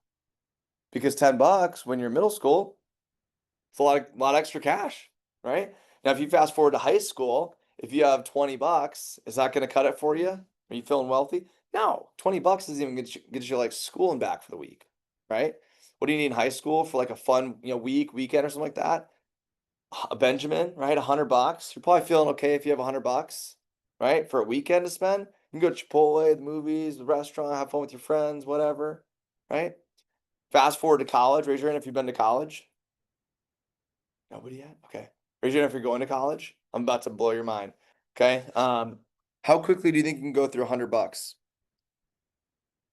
Hour. And then- Yeah, very fast. Yeah. Hour, day, a click, and a night out, whatever. Right? Seriously. And so it goes really fast. So if you go to college with like $100, you're so broke. You're broke as a joke. Like literally, you certainly can't join a fraternity or a sorority, right? Because there's like fees to like be there, right? You can't you can't go out on the weekends with your friends, the people you meet. Nope. You can't even buy a book. Like, like a biology textbook in college is like $400. And then at the end of the semester, they'll sell it back to you, right? Or you can sell it back to them and they'll be like, "We'll give you $7." Okay. So if you're like, "Oh my gosh, great. I'm glad you have a job," right? And you're working here. Okay. I'm not trying to freak out. I'm just trying to like put it into perspective for you, right? Now if I gave you $1,000, it sounds like a lot of you are going into your freshman year of college or whatever. If you have an extra $1,000, how you feeling going into a semester? And I'm not talking like let's call it your room and board is, good, right? You're paid for with the food and all that, right? How you feeling with an extra $1,000 as an 18, 19-year-old? You're feeling good, right? If you have $1,000 to spend for a semester, you're like, this is awesome. This is amazing, right? Now, if I took all the money out of your parents' bank account and savings account and investment accounts and all that kind of stuff, and I gave them $1,000, how they feeling? This is awful. How are we gonna do anything? Groceries, we got to sell the house, like everything's they're in panic. You're like $1,000. This is awesome. Do you get the difference? Okay. Now after college, right, you get your first apartment or whatever. I'm gonna lowball it and just say that you get a cheap apartment or something like that, or you have roommates or whatever. And let's just say it's $1,000. Okay. $1,000. If you get an apartment, you got to pay for the first month's rent and the last month's rent, right? And I'm not talking about the cheap apartment on campus, right? I'm talking about like a real apartment. Okay. So it's $2,000 to basically move in. Now, when you get a new apartment or a apartment after college, you're like 23, 25, whatever, right? Are you furnishing it with brand new nice things? No. Dude, my first one. Oh my God. I was like to my parents, I was like, "Hey, you know that couch in the basement that I had in college? Anyway, I can bring that to St. Louis." And they were like, "Yeah, I guess we're not really using it." I'm like, "Yes," right? I was like, "Hey, you know that table that we used to play like beer pong in high school? Could I also have that from like the 1980s?" And they were like, "Sure." And I was like, "Yes." Right? And I was like, "You using that TV, that box?" Like I didn't care at all, right? I was just like I was like, "You guys get any extra bowls and plates or like everything?" I was like, "Give me the free stuff." Because when you're that age, you do not care about that stuff. You're just like, "I have my own place." Right? Maybe you like bought a cool poster or like frame or lava lamp or whatever, right? But that's my point is you could like move in for $2,000, right? But then you have to pay for like the electricity, you gotta maybe buy a couple things, you gotta pay for the water, the sewage, the utilities, just depends on the place, but it's probably like 20, 200, $2,500, something like that. Okay. And then every month you get to pay 1,000 and the other stuff too. So it's like another, $1,200, $1,300 every single month. So right now, can you picture spending $1,500 a month? No, because you're right now, you're literally, take this how you will, but you're the brokest you'll ever be in your entire life. As like an 18, 19-year-old college student who's spending, and I don't know if everyone's in school, but like if you're not everyone is, but like if you're spending thousands of dollars and you're making like, not much at all, right? You're as broke as you possibly will ever will be, right? And so that's a positive thing too. I take it from someone that went to school, and as I've gotten older, I've made more money, I think every single year of my life. Like since I started having a job, right? Certainly since Cutco. Okay. So we've got after college. We'll talk about homes here in a second, okay? But I want to bring it back to you a little bit more, okay? So I want you to get this down in your notes. This is what Google says the average college student spends money on.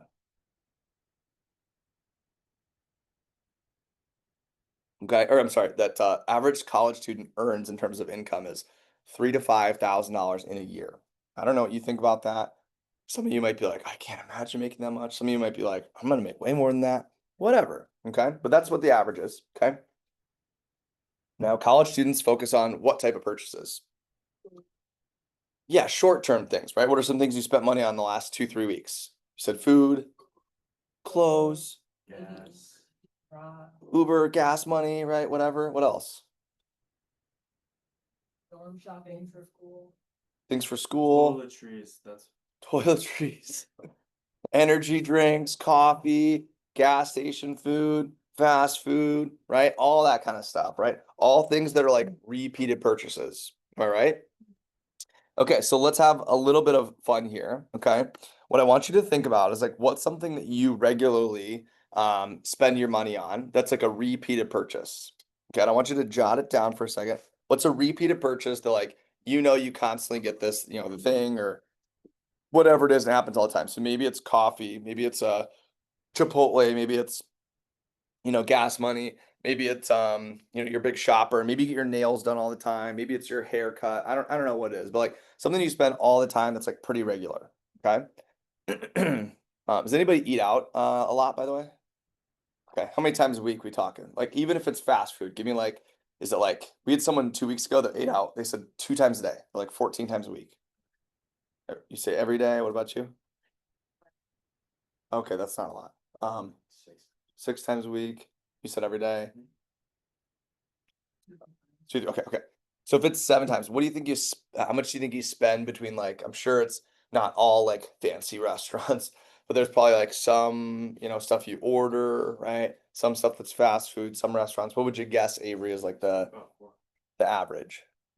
Oh, average? I was gonna say like per meal. Were you saying 400? What were you A saying? month.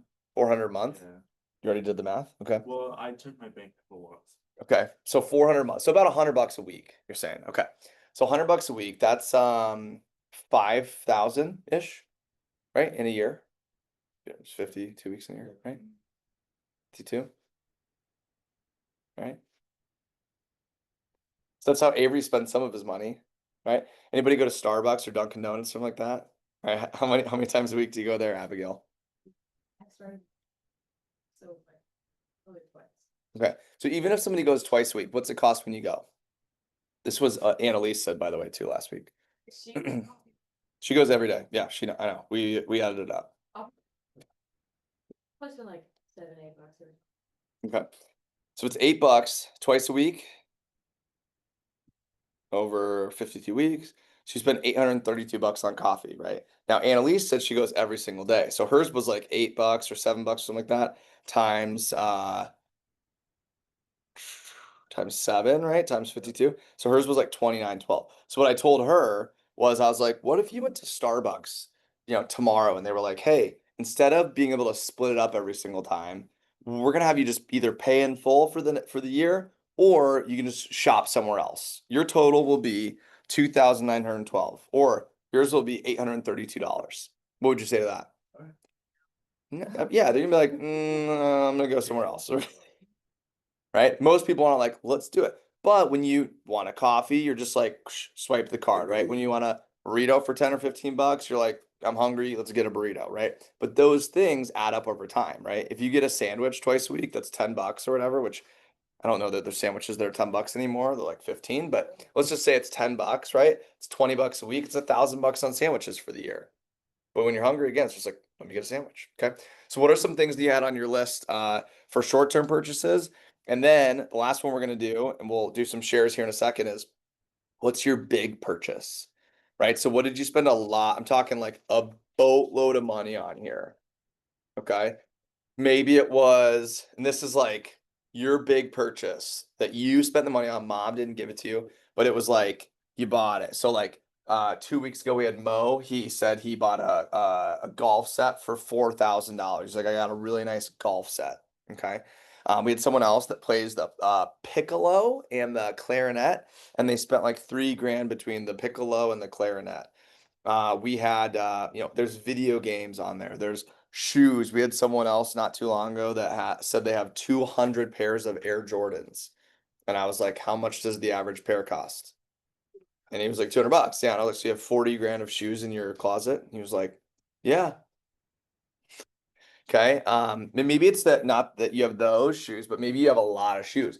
Or maybe you spend a lot on your hair or or products, or maybe you're into working out, it's like protein or supplements, or maybe it was a trip that you took, and you flew across the country, or maybe it was out of the country and you'd like go to a concert, or it was Lollapalooza, whatever it was, right? We had something last week that was like, I go to a concert once every like 3 weeks or something like that, right? Because that's what they value. Maybe it was an expensive sport. Maybe you played basketball or a baseball bat or something like that. That's kind of a one-time bigger purchase. Okay.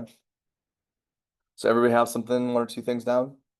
Okay, cool. We probably won't go through every, single person, but I'll just do like, you want to raise your, who wants to get us started? We'll kind of bounce around a little bit. So we'll go Cole, then Abigail, and then we'll bounce over here.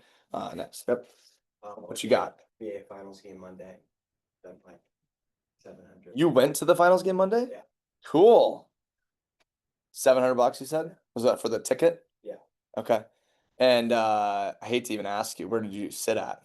They're pretty bad seats. I mean, glad I mean, still, it was pretty Yeah, no, bad. that's why I was curious.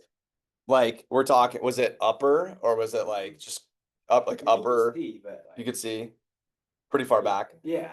Cool. Who'd you go with? My sister's husband, because he's a Pacers fan. So, oh, Yeah. and that was what game? Monday? Was that Yeah, game? It was game 5. Game 5. Sure, that was fun. Did you guys drive there? Yeah. Okay. Did you drive back up the same night, or did you Yeah, stay same overnight? night. Same night. Okay. So you had a long night. Yeah. Okay. Cool. I'm sure that was a fun drive for him. So they lost. Okay, cool. So probably spent $1,000, something like that, if you got like some food and stuff along the way. Maybe not quite, but between gas and all that, maybe. It's a great example. And did you have another one that you had for either a repeated or a big one? I drink a Ghost every day. I go energy drink. $4 every day. Great. It's a good one. And you were gonna go next? Yeah, and we can come over this way too, yeah. Uh-huh. But, Good. we spent between like the B&B that we split between each other and like the plane tickets, we probably spent like $500. We would have spent more, but one of my friend's dads was like really generous and he like bought us all of our furnitures. That's I only pretty cool. spent 500. Yeah. Yeah. What was the plane ticket? So it was like, he's like so generous, like he paid like $100 with plane tickets, so I paid 200. And then the B&B split was 200 a piece. And then extra stuff like souvenirs and food. Yeah. Cool. And you ever notice how like when you go on vacation too, and maybe this is with your family, but like you like spend more money, right? People like go on vacation, they're like, what do you want to do today? And they're like, let's go shopping. Duh. Like we're somewhere else that we like flew to, drove to, it costs a lot of money. Let's spend more, right? It's a great example. It probably would have been closer to 1,000 if you had to pay for everything, right? It's great. Glad you had fun. You wanted to share one, and then we'll go back to Alexis. Yeah. I think my most expensive thing was I bought like everything in my room. So like The bed Okay. frame, the mattress, the box spring. I had a couch in my room. Okay. And I think I spent like $5,000. $5,000. $5,000 on your room. Yeah. Which, You hey, feel I'm like- just saying numbers, right? There's no like And that was in like 3 months. I was like, I gotta call. I was like, $5,000 in 3 months on your room. Now, Yeah. think about it. Like you are, I would assume, are in your room every day. Yeah. Maybe for a long time. Is this your folks' house or is this your own place or what? Mom's place? Okay, cool. So vanity, you said, bed frame, a couch, Yeah. mirror, Lamp. lamp. Did I miss mattress? I thought I said mattress. Cool. Pictures, picture frames. Great. $5,000. That's a big one. 5K on a room. Man, wait till next year, right? Alexis, what did you have down? I complete nationally for track, so New Balance Nationals was in Boston. So we have to pay for, I paid for plane tickets of one. Okay, it was a mixture of me paying it, my parents paying it, because they were giving me response, that doesn't matter. We went, the plane ticket, we had to get a rental car, the hotel. You have to pay to get into the meet. When we got there, we realized I left my backpack at the airport at MCI, so everything in my backpack we had to go and replace because it wasn't gonna get here in time for me to run.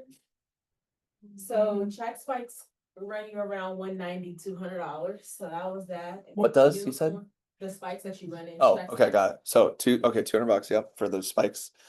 My uniform, I had 3 Nike sets in there, those run about 65-70 a piece.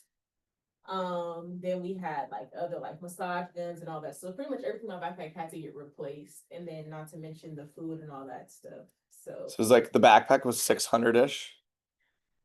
yeah, You'd probably have to buy a backpack too. Yeah, So maybe like 700. yeah. So pretty much the whole trip we split. So I paid half of it and they paid the rest. So I think we ended up spending around 3-4 for me and both. No, it actually was probably more than that. But I know I paid $2,000 of it. So I think they actually might have paid more than half. But $2,000 of it I had to pay. But yeah, it wasn't bad. It taught me how to, manage money and stuff like that. So Was this for a week or a weekend? it's for a weekend. So We went 5K every weekend. yeah. Hey, it's like you're doing that in college now, right? Yeah. And so maybe that helped, out with some of that, right? And so that's great. This is a good example. It's a sports example for sure. Did you guys want to share something? I'll probably say I bought a car and a phone last week. Oh, just casual. Yeah, you're like, I don't really spend that much. Just like bought a car and a phone, which are all like thousands, right? How much does your phone cost? $700 on a phone, right? And then a car, you bought a car. Do you have a monthly payment or did you buy it? It was like Okay. How much you spend? it was like 4,100. $4,100 on a car, used car, That- right? So between this $5,000, you guys are spending like $5,000 just really casually, right? Or 500 on a trip or whatever. Avery, did you have something down you want to share?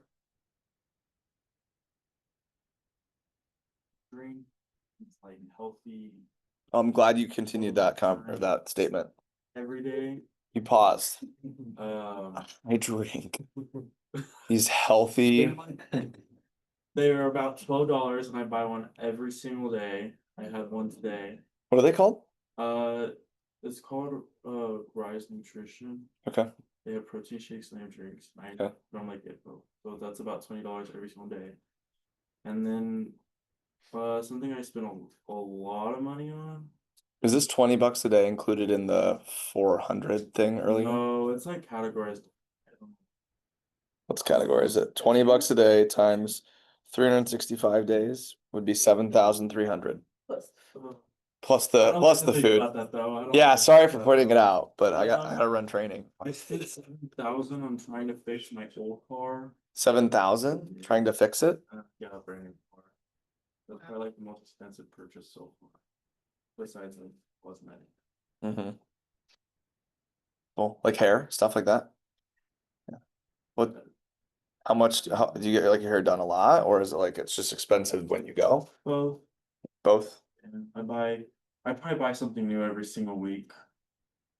Cause of people like Like, oh, products, you're saying? products, Got and like, have you heard of Dyson? Uh-huh. Yeah. Yeah, I own every single one of them. Cause like they have their different things, so like. And I have curly hair too, which sucks, cause I don't even. Oh, you're talking about for your hair, Dyson for your hair. Got it. Yeah. Yes, yes, yes. I was like, I have a vacuum that's Dyson. But yes, we bought my mom one for like Christmas one year. It was expensive. I know they're just fun though. Like the hair, I don't know what you call it, but like the The air wrap. Yeah, that, I have yeah. the diffuser. it's like $600. I don't have the new one though. I want to get it though. All right. She's a cosmetologist, so. Oh man, you guys get a lot of names from her, or And you Pretty did, but Little yeah. Thing, that's expensive, not Pretty Little Thing, Pretty in a Minute, Mhm. that's pretty expensive too, Yep. Cool. You guys kind of get the point here? yeah. So the whole point of going through this was just to show you the value of things. And at the same time too, you also have to remember, like, this is what the average college student makes, right? And some of you spent $500, $1,000, $5,000, $7,000 something in a year. How do you do that? Like, how are you spending that much money when you don't even have a job? Like, you did all of this with like birthday money, allowance money, maybe like a part-time job, or you like saved up over time or something like that. But like, how are you spending like thousands of dollars and you don't even have a job?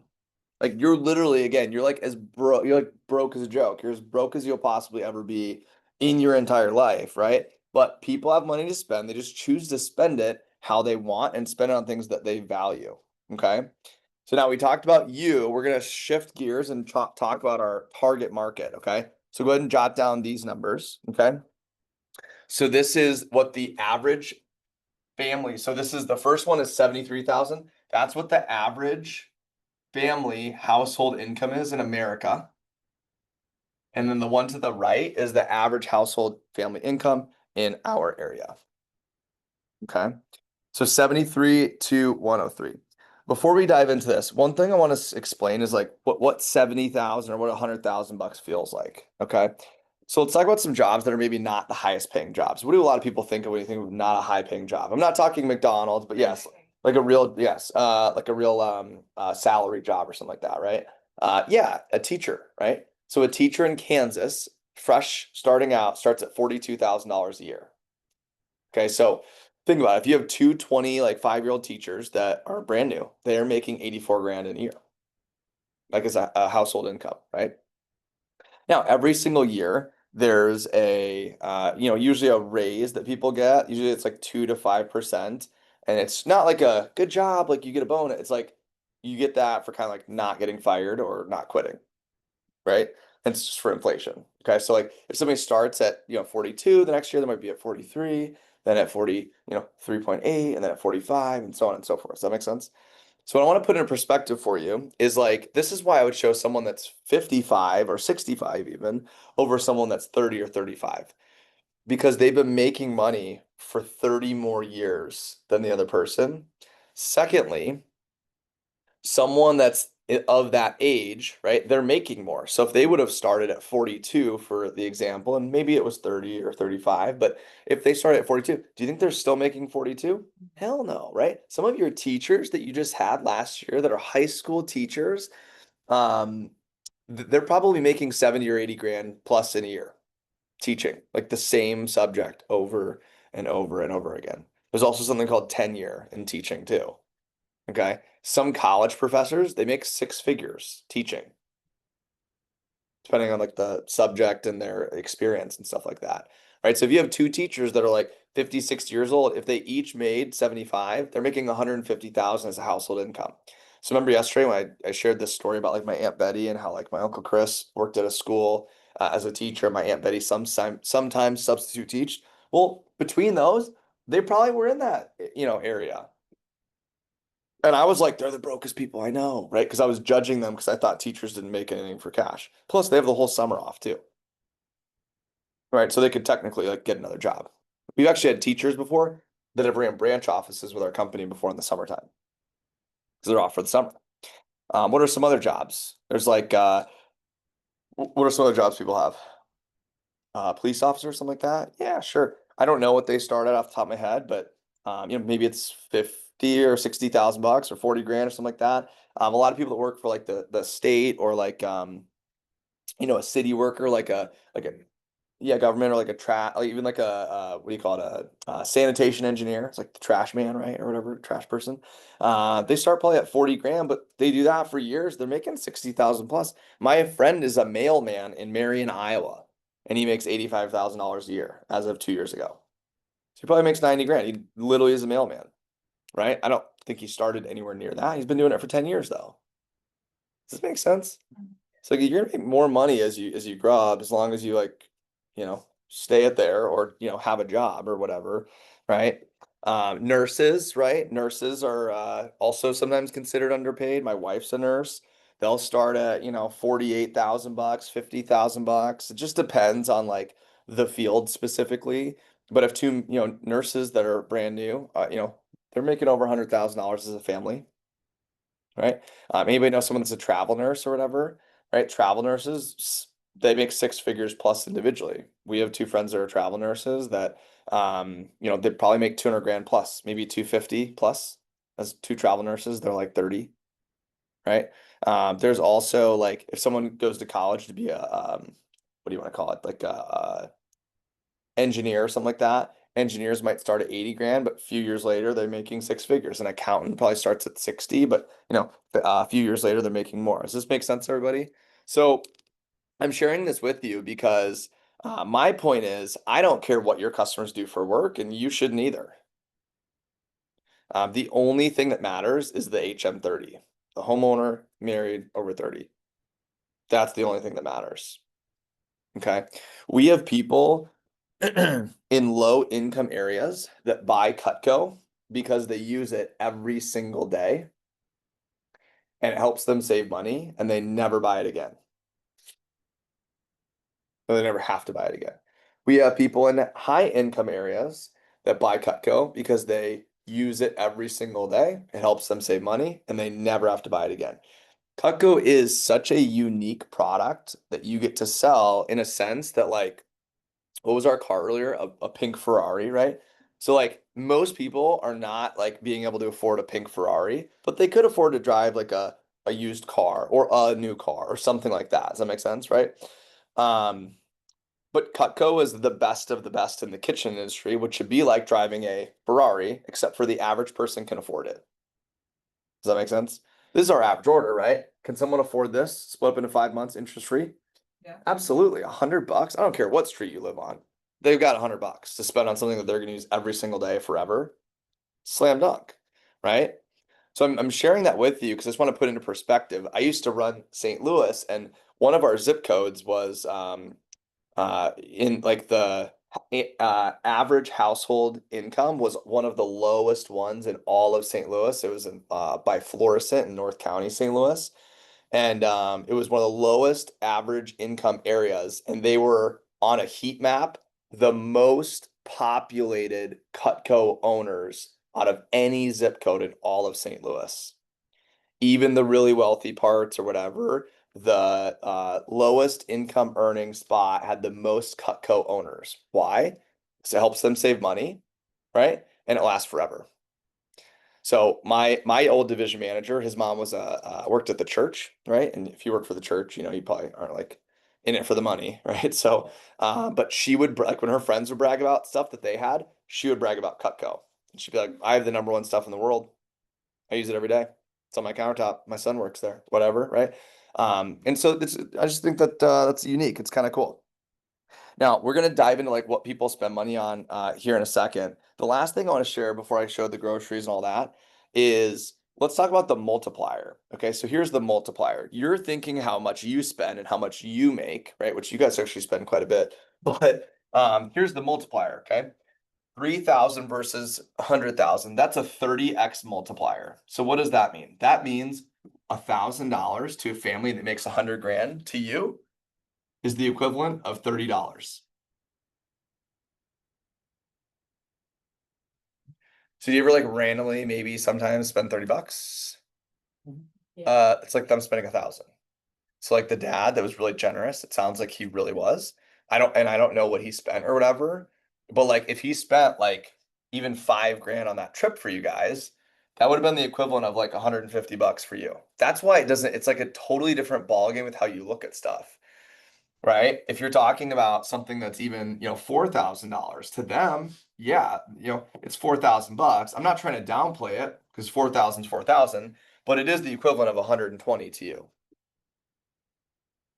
that make sense? Right? Think about groceries. A family, this is for a weekly grocery bill, by the way. Family of 4 in Kansas. This is from Google again, 261 bucks. So they're spending over $1,000 on groceries for the week for a family of 4. So 2 kids and then the spouses, right? Family of 5, 326, right? Anybody's family shop at Costco or Sam's Club or know somebody that does, right? You like buy in bulk, right? You fill up the whole cart, right? When you go there, because everything's like 10, 20 bucks individually. Okay. It's 500 or 600 bucks every single time you shop at Costco. But does mom or dad ever like get to the register and be like, oh, $500 for groceries for my family? No, they like swipe their card, they move on, they probably go to Home Depot next door, and then they cruise on with their Saturday. Does this make sense?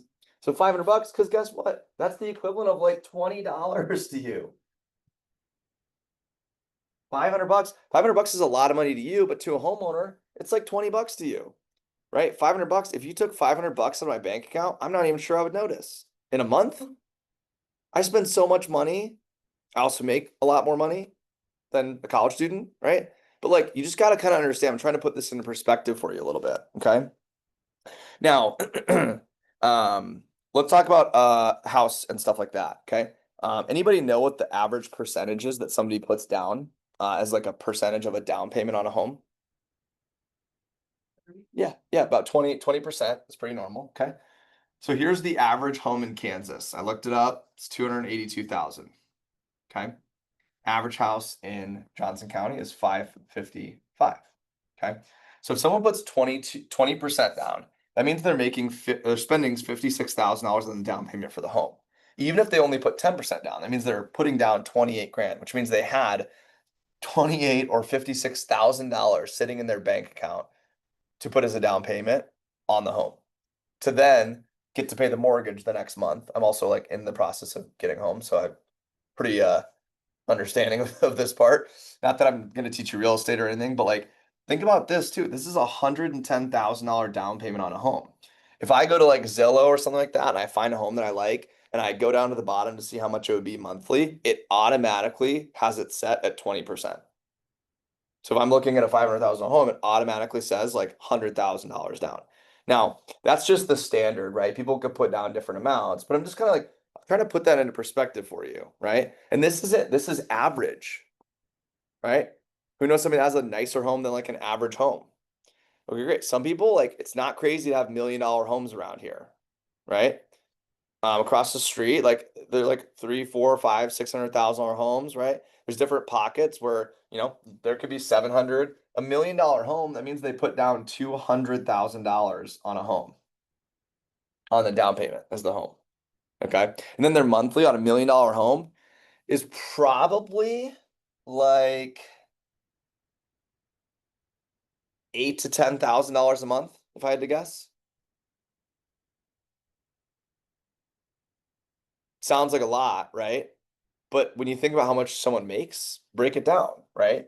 If someone makes 100 grand for the whole family, right? Even 60, you can do the math, right? 60 grand, well, that's 1,250 a week, right? Which over 4 weeks is what, 5 grand? So they make 5 grand a month. So if somebody makes that, are they living in $1 million home? Probably not, right?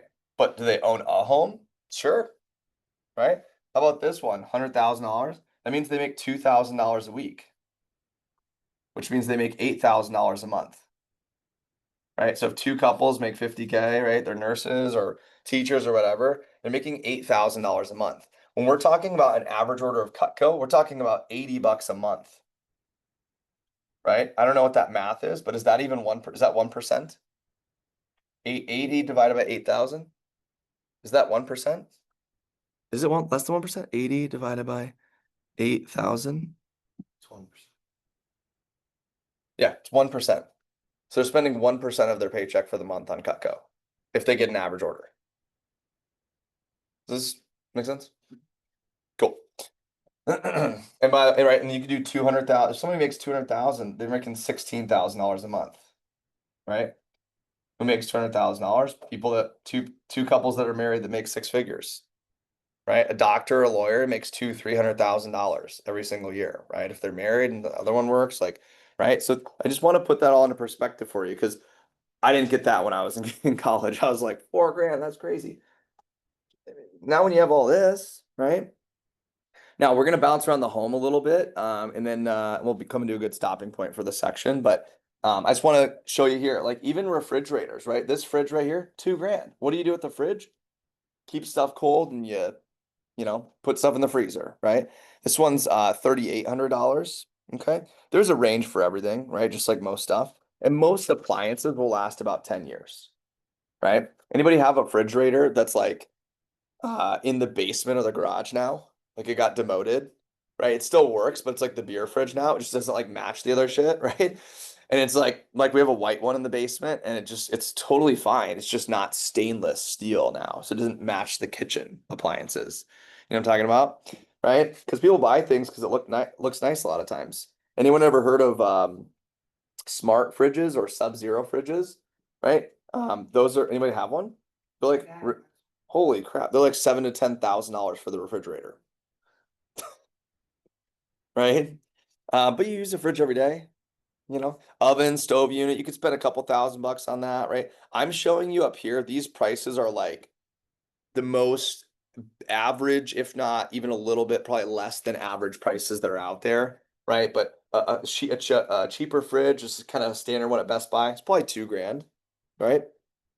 A dishwasher, 1,000 to $2,000 for a dishwasher. How often does a family use a dishwasher? Every single day, right? Microwave, right? I have a cheapo microwave in the other room. Just to heat up this coffee, it took 1 minute to like get it to like an okay temp.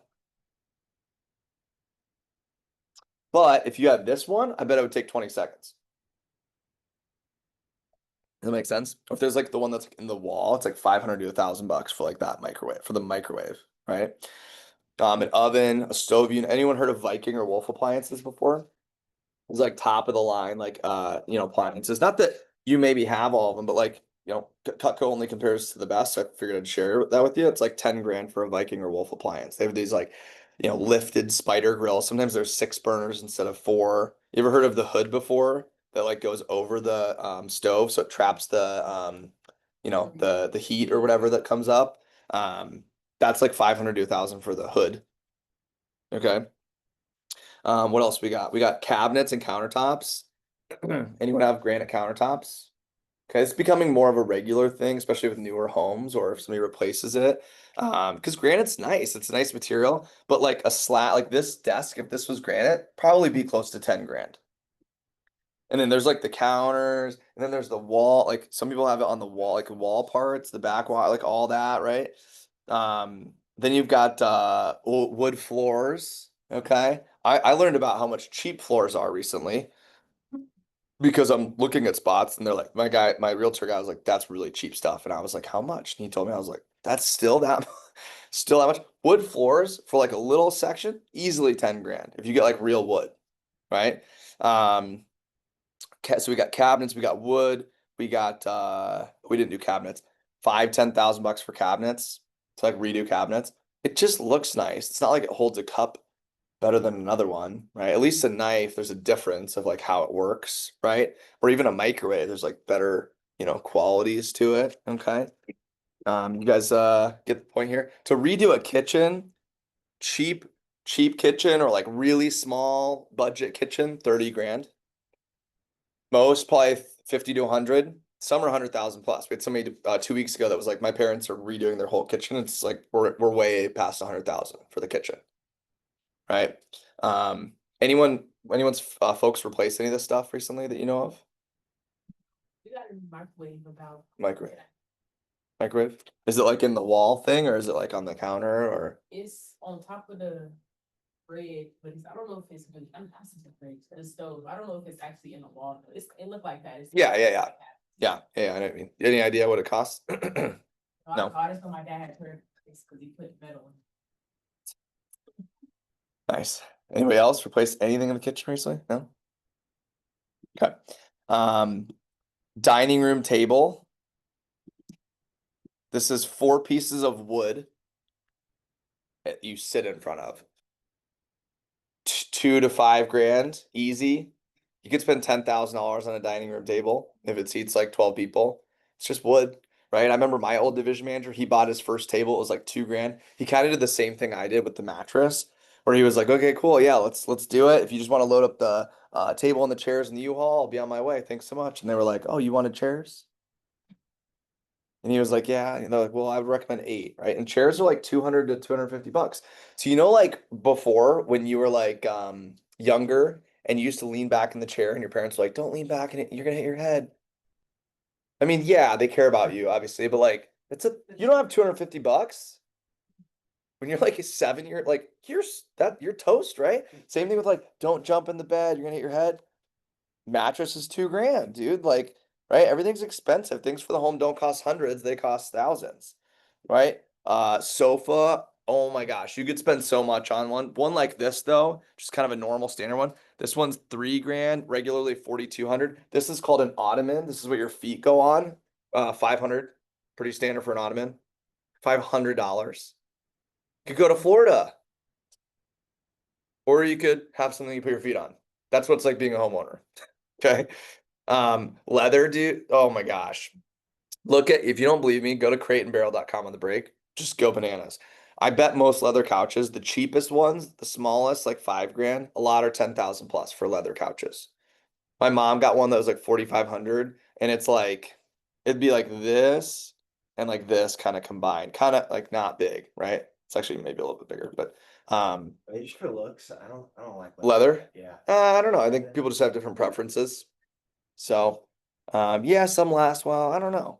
I mean, we have one like this in my place, and I inherited cats when I got married, and no, I love them now. But this is just torn to shit, right? The sides of it from the cats or whatever, and I'm just like, we're gonna need to get a new one of these, right? TVs, right? Think how many TVs you have in the house. Each one's like 500 to $1,000. You might have 3 TVs, 5 TVs. Someone the other day was like, we have 8. I was like, yeah, 8 TVs, right? It's in like how many rooms, right? Washer and dryer, 1,000, $2,000 for the washer, 1,000, $2,000 for the dryer. Here's a fun one. This is one of my last things on here. Here's the picture. Okay, this is literally a person's garage that I know. Okay. And it's not the fridge, by the way. Okay. So $2,000 is in this picture for part of it. What do you think they got for $2,000? It has to do with the tools. Cool. Yeah. Has to do with that. Oh, Containers. You think the containers? You guys are so smart. This was 2 grand for the storage units, not the tools. With the tools, 5,000. How often do people use tools in the garage? Not them. I mean, like, there's maybe the dad that loves it and is out there all the time, but like most here and there, right? It's not like they're using it 3 times a day like knives, right? This is our region manager, Mike Muriel. He bought 4 shrubs. He was saying this on a conference call recently, and I was like, all right, I gotta understand what's going on here. $250 a pop for the shrubs, 4 shrubs. Okay. And he had someone like he had like the workers like put it in, right? So the mulch all together was like $600. And then the cleanup to clean up the mulch and all that and like make it look good was 400. So he got charged $2,000 and he thought it was gonna be more like 12, 1,300. You guys get the point? Mattresses too. The Tempur-Pedic ones now are like 31 to 3,800.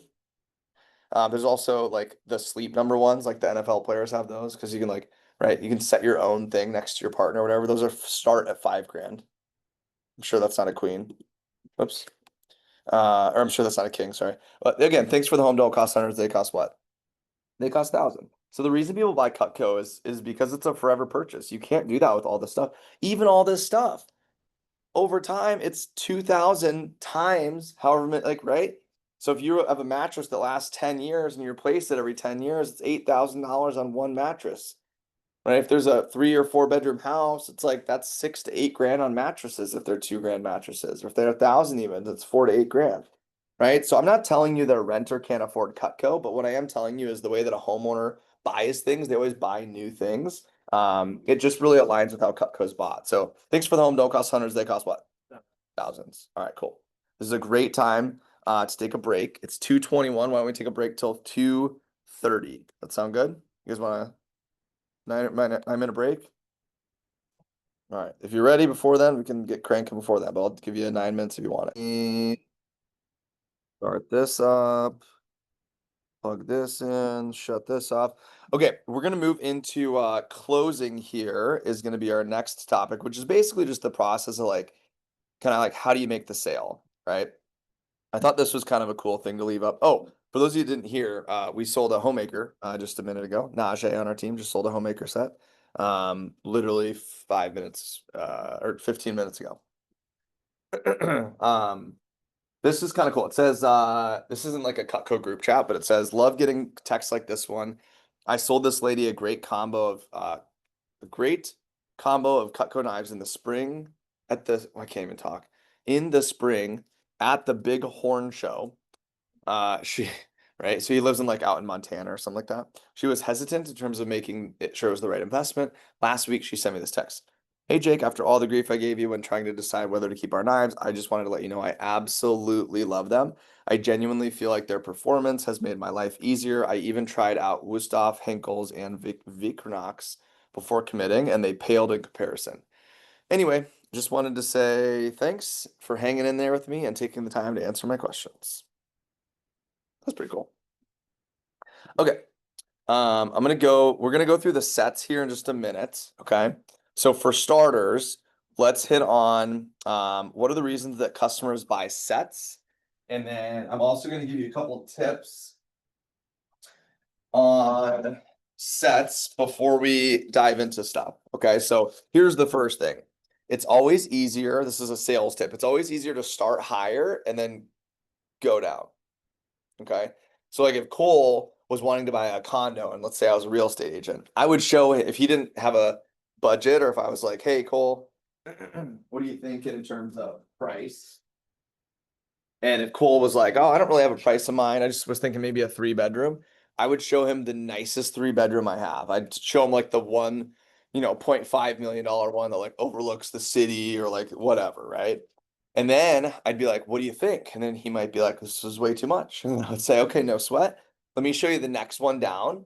And then this one's like 1.1, right? And I show him this. He's like, you know what? I really like some of these things, but most of the stuff, I could live without it, right? Can you show me something less expensive, but maybe has the things I'm looking for, right? Then I would show him the, $750,000 one. And Cole's like, wow, this one's really cool. I probably could still live without these things, but here's the other things I like. And then we dropped out. Maybe he ends up at like a $550,000 or $600,000 condo. Okay. Versus if the first one I showed him was that $550,000, $600,000 condo, what would Cole have done? He probably would have said no to the first one and we would have kept dropping down to what the next ones are. Does this make sense? So, because along the way, he figured out what's the stuff that I really like as I'm dropping through the options. It's the same thing with Cutco, right? If you drop through options, if they don't get the first option that you show, there's still other options to show them how to have some of those things in it, okay? And then I'll share one quick story with you. And this is from when I was a new rep, my first summer, I went field training. Does anybody remember what field training is? You know, wear socks.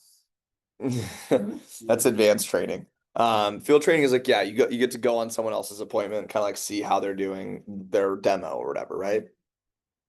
So I went on this girl, Kelly Reesing's demo, and we were in like not the best part of Cedar Rapids.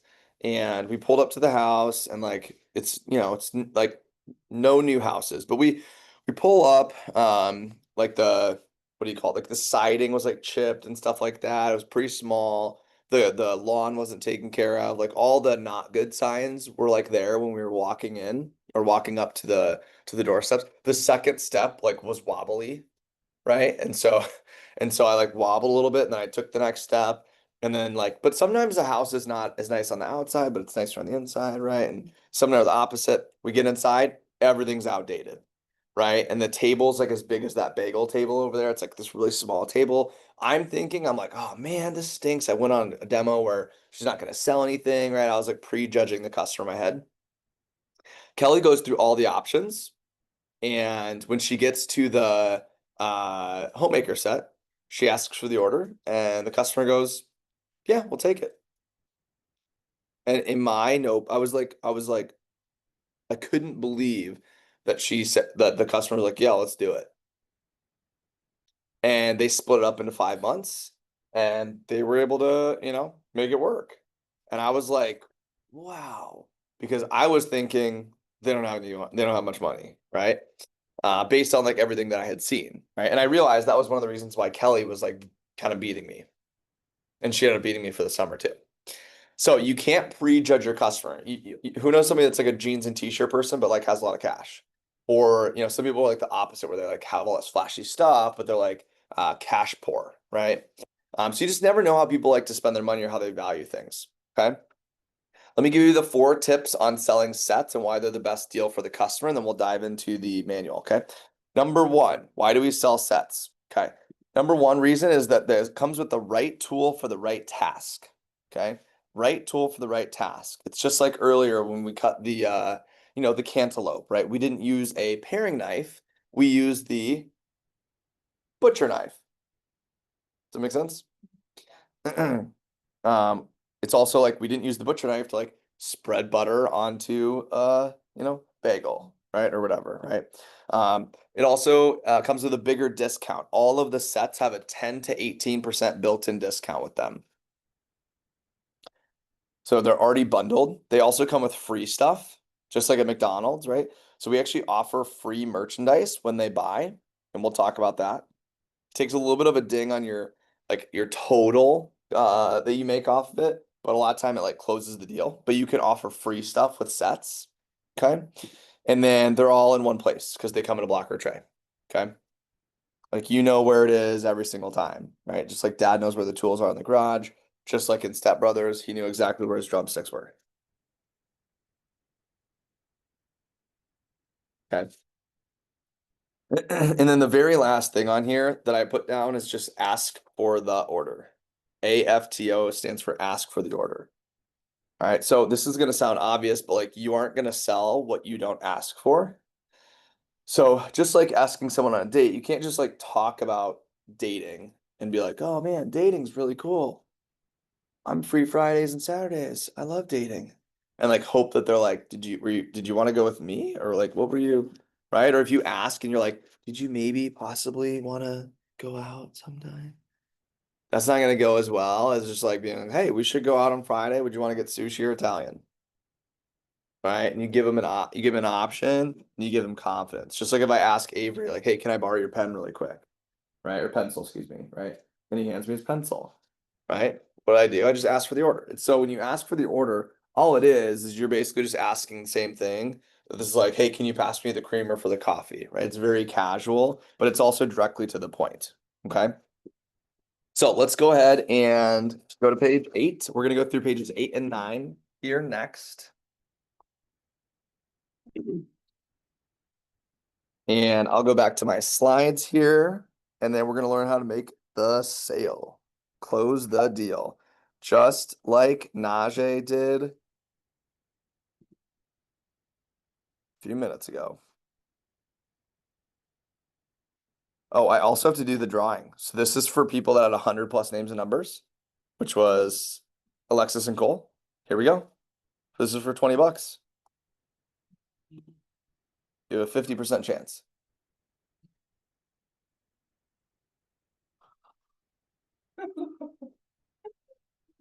It's cool.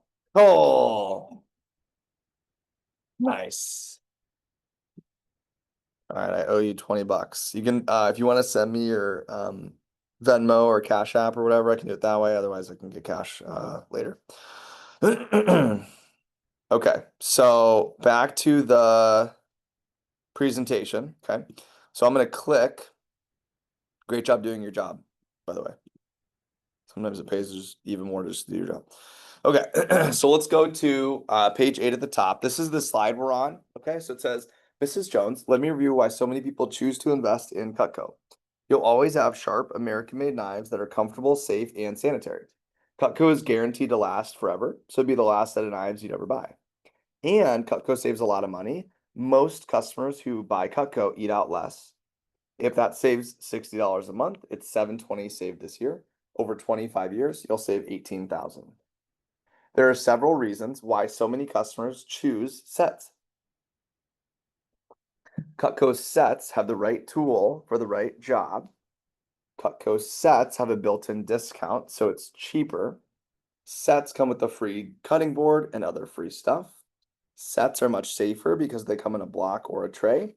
And we have interest-free monthly investment options, so you don't have to pay for it all at once. Now, when it comes to high quality cutlery, it's like anything else. There's a wide variety of quality and prices. Cutco is top rated, so we only compare to the highest quality brands. I have a price comparison for our top competitors, Wusthof and Schön. Have you heard of them before? So you ask that, and then they'll either say yes or no, right? You say, great. These high quality sets are made overseas and are two of the top selling brands in stores. Each brand has different types of sets which range in price. Wusthof is the most popular. The price for this Wusthof set is $3,015. So make sure you write that down, $3,015. Because they're literally looking at that, right? On the slide. Sometimes you can find it on sale for $2,035. $2,035. There are some major differences between these brands and Cutco. Wusthof has mostly straight edges, so they need to be sharpened, which is a hassle. They are not recommended for the dishwasher, and the warranty is on manufacturing defects only. In comparison, Cutco is dishwasher safe, has our unique wedge lock handle, exclusive double D stay sharp edge, and we have our 4-part forever guarantee, including our free sharpening. Cutco owners will tell you that it's 10 times better than any knives they've ever used. Just considering the guarantee and unique features, most people would agree that Cutco is at least twice as good as Wusthof. When something offers twice the quality, twice the value, and lasts forever, you'd expect it to be at least twice the price. At twice the price, you're talking over $4,000 for a set of Cutco. So you can jot down 4,000.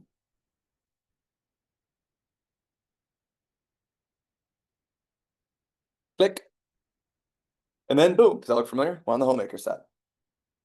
So as I said earlier, the Homemaker Plus 8 is our most popular set.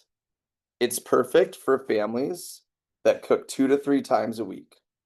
It has the 10 basic tools I explained earlier, 8 table knives, the wood block, and a sharpener for straight edges. We also have a Homemaker set without table knives. If you were considering a set of Cutco, would you prefer the set with the table knives? And then we show them this slide where it has the options, right?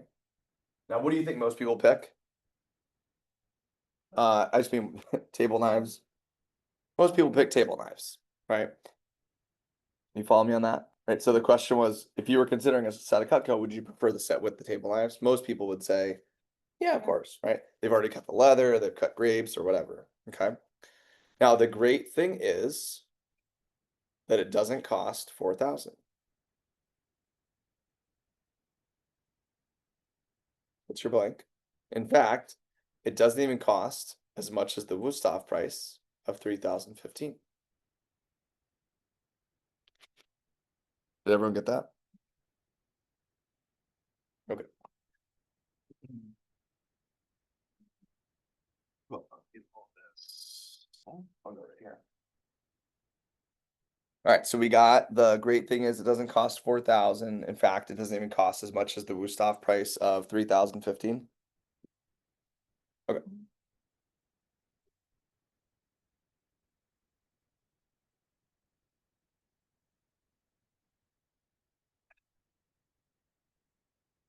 It's thirsty, talking a lot. What are we on? The Homemaker Plus 8? Is that what you want to? Yeah. Okay, the Homemaker Plus 8 set is only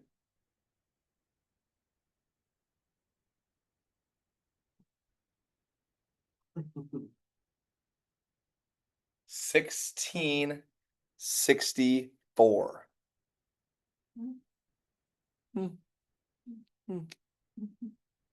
That, Paid in full. You say I can pay that.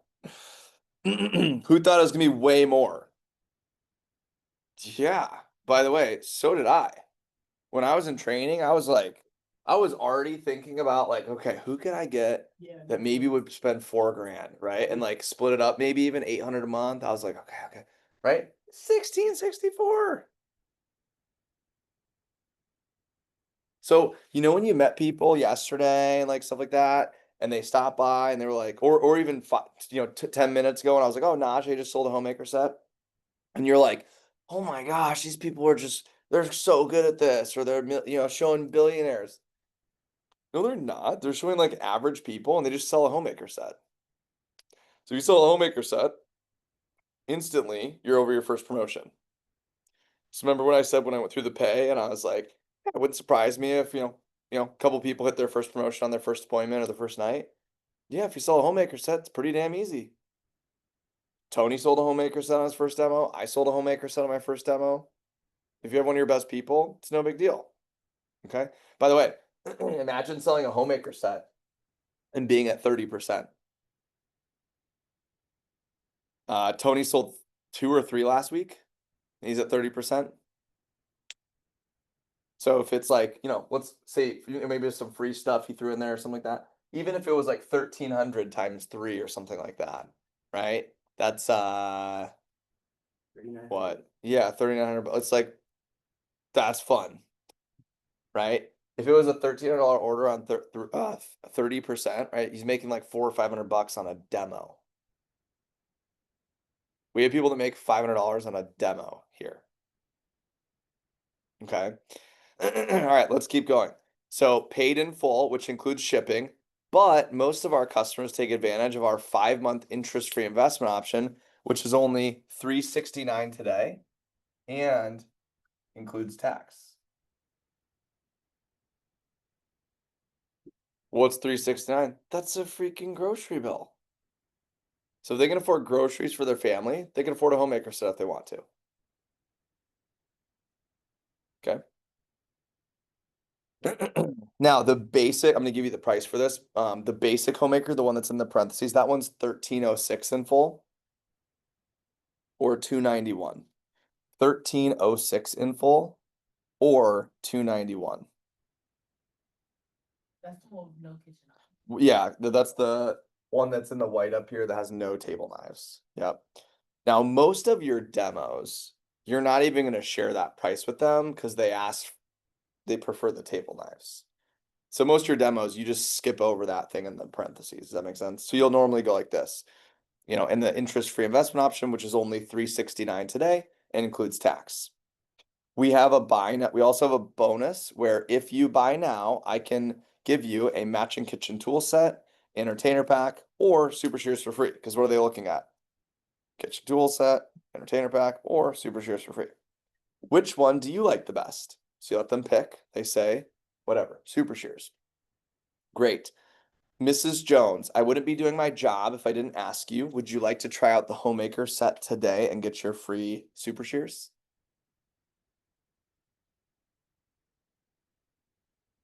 That's it. You don't need to write in anything there because they're going to switch the gift every time. Yep. And then it says, be completely quiet, wait for answer, smile. Right? So you gotta it's like a casual, right? You're not like, huh? You like that one? You're also not like, because if you don't smile, it gets weird. It's like intense, right? If here's me asking without smiling. Did you want to get that and get your free Super Shears today? Probably So it's just like, it's very casual. It's right? But also you gotta like kind of like nod your head a little bit because you want them thinking like, yeah, maybe that is, right? Because if you go like this, did you want to get it today? That's saying like, don't do it, right? So you're, again, just like the junk knives, like your body language matters. when you're asking for the order when you're on a demo. Okay. All right, let's say that they say yes. We say, congratulations, you're gonna love your Cutco. And then sometimes I'll high five my customer, or if I know him well, sometimes I'll give him a hug or a fist bump, right? Just think about when's the last time like a 50-year-old got a hug or not a hug, a high five. Yeah, they're like, oh, I'm cool, right? So you don't have to, but that's what I used to do on my demos. Okay, let's take your grandma, maybe you give her a hug or whatever.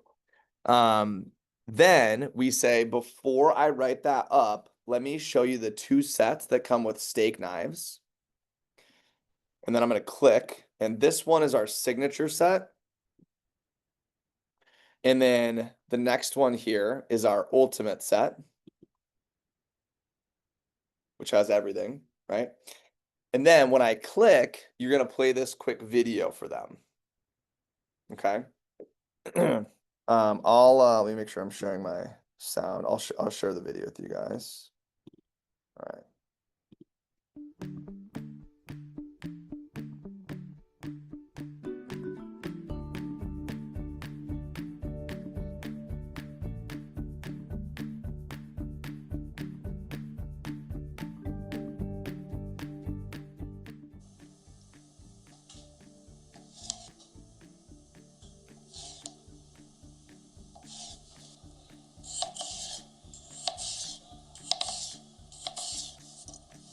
You can you can comment on a couple stuff if you want, but it's like this video is pretty self-explanatory. Like that was the cheese knife, obviously. You can even say like we cut potatoes in training was awesome. The hearty slicer, that's the one we were cutting up that pasta with. It's a sweet potato, it's absolutely perfect. Use this one to chop carrots.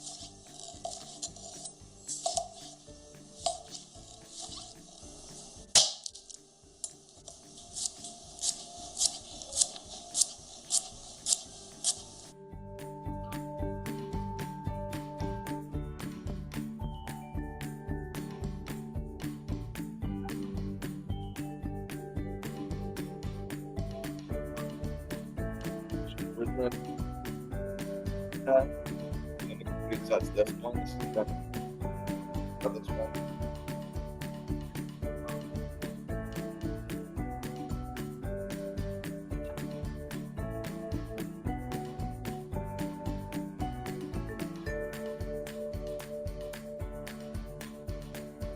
These are this one on watermelon too, and raw chicken.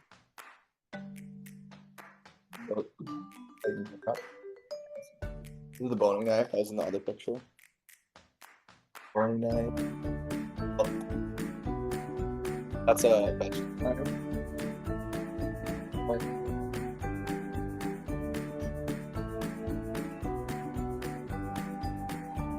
I have this one before.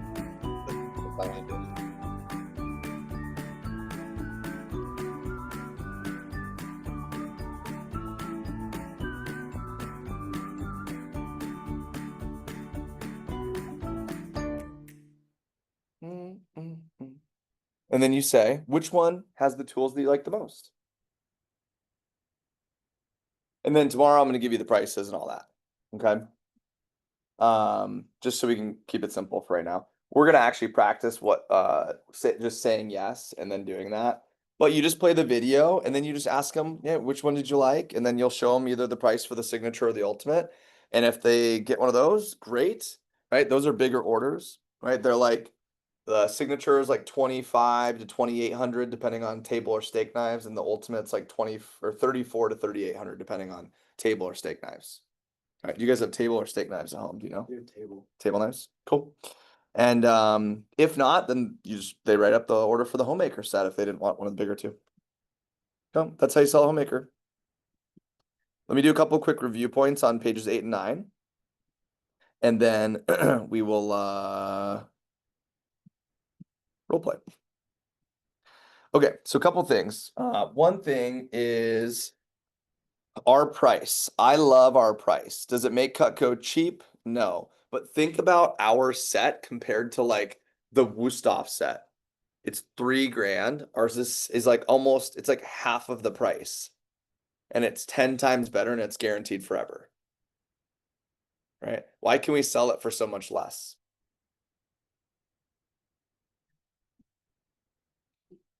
What'd you say? Would we buy it? No. I mean, like, yeah, obviously we sell more than them, but that's not why. It's because you have a job. They're in stores, right? They're on shelves, they're online. You have a job. You get paid to show the product. It's because we sell it directly to the customer.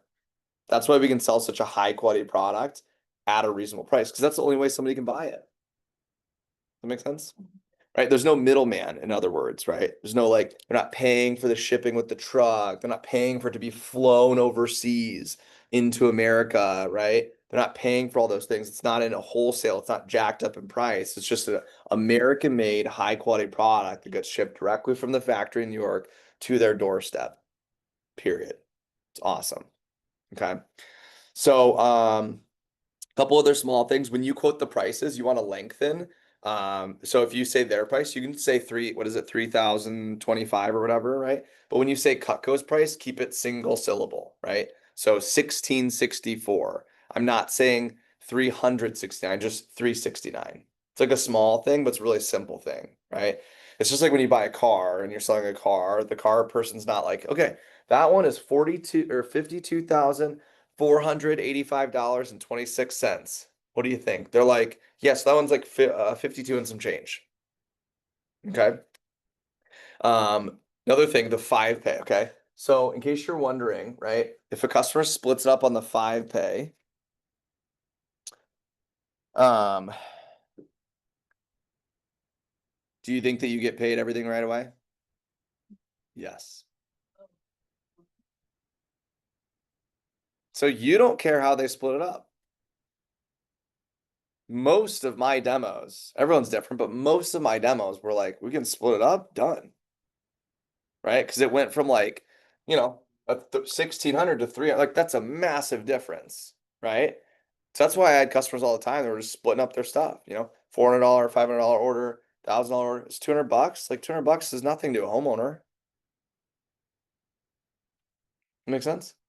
So that's pretty cool. You get paid all right away. Okay. So you don't care how they pay, right?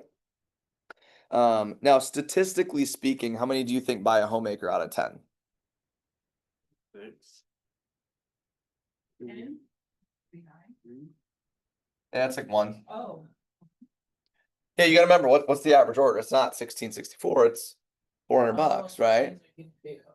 Yeah. So we'll get to that point, but yeah, like 1 out of 10. Maybe 2 out of 10 for our top reps. We had Ethan started 2 or 3 weeks ago, and he sold Homemaker +8 first demo, Homemaker set, demo 1, 2, 3. So by the end of his third demo, dude was at like 3,500 by the end of his third demo. It's pretty cool, and that's why he had a $5,000 first weekend. It's like it's pretty easy when you sell 3 Homemaker sets, right? So that's pretty cool. But the first Homemaker set is such a cool, it's like a confidence boost, right? Outside of that, Wait, so once they say yes to the homemaker, then you ask if they want to go up. you just read the script. You say, congratulations, you're gonna love your Cutco. Before I write that up, let me show you the two. Yep. So you show it to them either way, so that way they have an option for it as well too. Now, what's when you ask for the order? You guys remember what asking for the order is? It's like the part where we say Mr. and Mrs. Jones, I wouldn't be doing my job. You can put a little star next to it if you want, but like that's where you ask for the order. Okay, you want to be very relaxed and go slow. You don't want to like talk really fast. Some of you role play a little bit fast at times, but that's okay. But you want to be like very calm and relaxed when you go through asking for the order. Okay. Now when you ask for the order, you got to give them a chance to answer, right? Some people are going to say yes really quickly. Some people will say no really quickly. It's that middle group that you kind of need to just give them a minute. Okay. And not like a whole minute, but like I'm talking 3 to 5 seconds for some people, right? So you might say, here's what 5 seconds feels like. I might say, did you want to do the Homemaker set today and get your free super shears?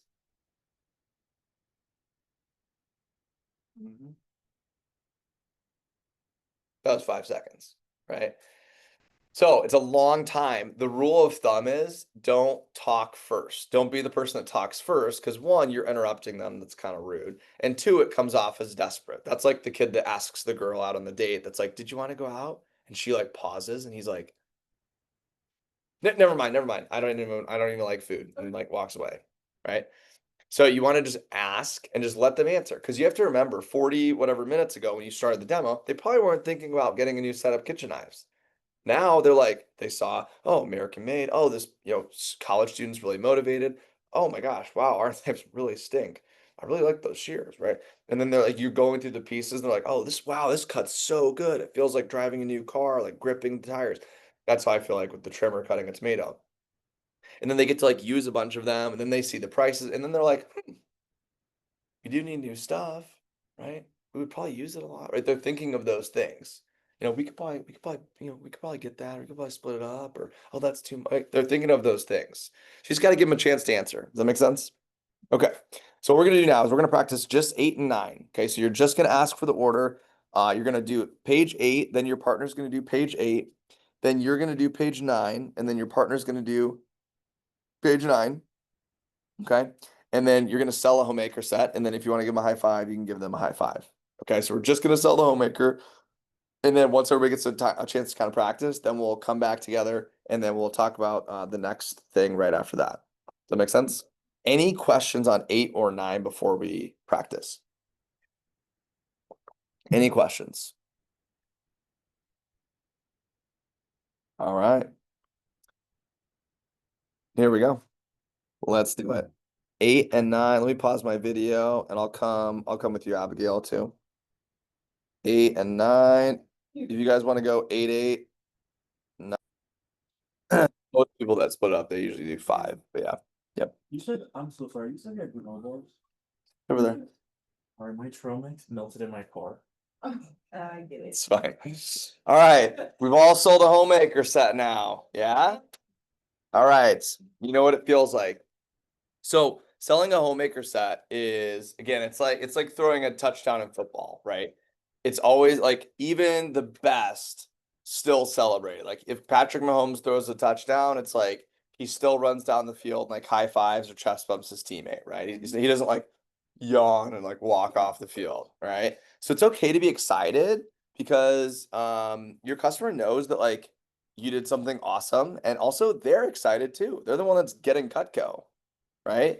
So one of the things you have to remember is like getting someone Cutco is not something you do to them, it's something that you do for them, right? So think about this.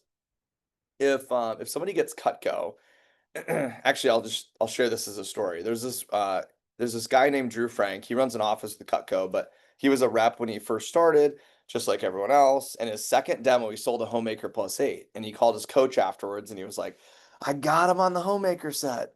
And they were like, awesome, congrats. And he goes, yeah, I'm so excited. And his coach goes, that's great. How many recommendations did you get? And he goes, oh, none. I got out of there quick because I didn't want them to like change their mind and return it. And he goes, okay, Drew, why would they do that? He's like, I don't know. I just wanted to make sure I close the sale. And they go, okay, why don't you tell me like, how much did you make off that order? And he's like, whatever, 100, 150 bucks, something like that. And he goes, okay, cool. And how long is it going to take you to spend that? And he goes, oh, I already have it planned out. I'm getting these new sunglasses or whatever it is. Right. And he goes, okay. And what are they going to have in 2 weeks? What do you mean? Cutco? And he's like, yeah. Okay. And what are they going to have in 4 years? Cutco. And what are you going to have? Well, nothing from that. Okay.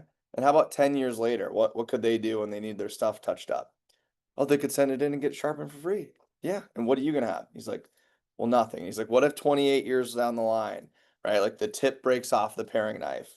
What could they do? Send in and get a new one. Okay. And what do you have? He's like, nothing. And he goes, so Drew, who got who? And then he had like the light bulb moment where he was like, anytime I get them Cutco, like they're always winning. They're gonna have it forever. You're gonna make a little bit of cash, right? But like they get a quality product that they're gonna use every single day that they have forever, right? And so that's one of the most powerful things I believe with the product that we have. Okay. Let's go ahead and take a look at the bottom of page 9 here.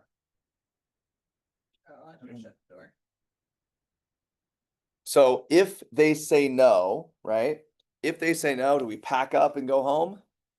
No, we go, hey, that's okay. If you don't mind me asking, what is it about the homemaker that you're not quite sure of? And then it has these things that say handling knee-jerk reactions. This is like when you went to the doctor when you were younger and they would like tap your knee and it would like, pop up, or that's called a knee-jerk reaction, right? So some people like to see options, right? So they might say, right, oh, it's just a little bit too much money. Our response would be, oh, I completely understand. 1664 is a lot all at once. That's why like most of our customers, they just split it up over 5 months interest free. It would only be 369 per month. How does that sound? And then they'll either say yay or nay, right? If it's a yes, then great. And if it's a no, then we would drop down to the next set, which we'll get to in a second. They also might say, oh, I just need to think about it. If they say that, we're gonna say, oh, I completely understand. 1664 is a lot of money to be impulsive, but that is why most of our customers just take advantage of that 15-day trial. So if you don't love it after a few weeks, you can just send it back and you can get a full refund. On the 5-month plan, you can try it out for only 369 today. How does that sound? Because sometimes it goes like when people hear the in full price, it goes in one ear and kind of sticks. Right. So you give them a chance to kind of reconsider. What I think about the homemaker set or the knee jerks is it gives them a chance to reconsider on the investment options. It also gives you knowledge, right? Because if you never did a knee jerk reaction, then you're just dropping through, you're just going through the motions. You're not actually trying to help the customer out if you're not figuring out what it is. Because if it's money, maybe it's an awesome set for them and it's just a little bit too much and they would have got it if it was 200 bucks cheaper and you never would have asked them. But you could call in, right? So if you're on a demo and you ever need help or a deal or something like that, you can just call in. Maybe we can help them out, right? But they would have never gotten a chance if you wouldn't have, called in or whatever. Does that make sense? So we'll talk more about how to make deals and stuff tomorrow, but another one would be, oh, I just need to talk to my spouse. Oh, I completely understand. That's why most of our customers use that 15-day trial to make sure that he could really see the value. And if he doesn't love it, just send it back and you can get a full refund. On the 5-month plan, you can both try it out for only $369 today. How does that sound? Right, again, $369 is more reasonable. It's like a grocery bill. Too many pieces. If they say it's too many pieces, okay. Hey, we're never like, no, it's not, even though it's probably not, right? You're just like, hey, completely get it. At first, 10 seems like a lot of pieces. If after 15 days, if there's like a piece or even a few pieces you're still unsure of, you could still get refunded for just those pieces. How does that sound? Or, they might say, can I just buy later? Or, oh, sorry, I missed one. Can I just buy pieces? Of course you can. However, our sets are discounted. They're safer and you get free stuff. If you don't mind, I'll show you all our sets. And if none of them appeal to you, we can pick out whatever pieces that you want. So I had a guy once who asked for the homemaker set and he was like, no. And I was like, okay. And I did like the knee jerk and he was like, way too much money. And I was like, okay, no problem. And I dropped down to the Galley +6 set, which we're gonna go to. And then I asked for the order on the Galley +6, and he was like, yes. Like it was the most, I thought he wasn't gonna buy anything, but because of his like body language, he was like this kind of like tough guy, right? He was like this kind of like the whole time. And like he just was like, no. And then the next one, I showed it to him, he was like, yeah. And I was like, I like mentally, I was like, I almost was like, did you say yeah? Because I was expecting like, no, right on the way down, but you just never know. Because some people, they like to take on the first pitch, right? In baseball, they like to see how it feels, right? Some people are like that. So let's go to taking on the first pitch. Let's say that they say no. We're going to flip the page to page 10. And it says next is our galley set, and then there's 4 clicks. You see where there's 4 mouses, whatever you call them, mice. And then you're on the galley plus 6 set. Okay. So it's a perfect starter set. It'll take care of all your needs. It comes with the paring knife for the air, the trimmer for small stuff, the spatula for sandwiches, a serving piece, a meat knife, a veggie chopper, a bread knife, and it still comes with 6 of the table knives. So it's a few less knives. Oh, sorry. It's only missing the butcher knife, carving knife, and carving fork, and it still comes with your everyday knives. It's a few less knives for a lot less money. Instead of paying $16.64 for the homemaker set, the galley plus 6 set is only $11.99 or $267 per month for 5 months.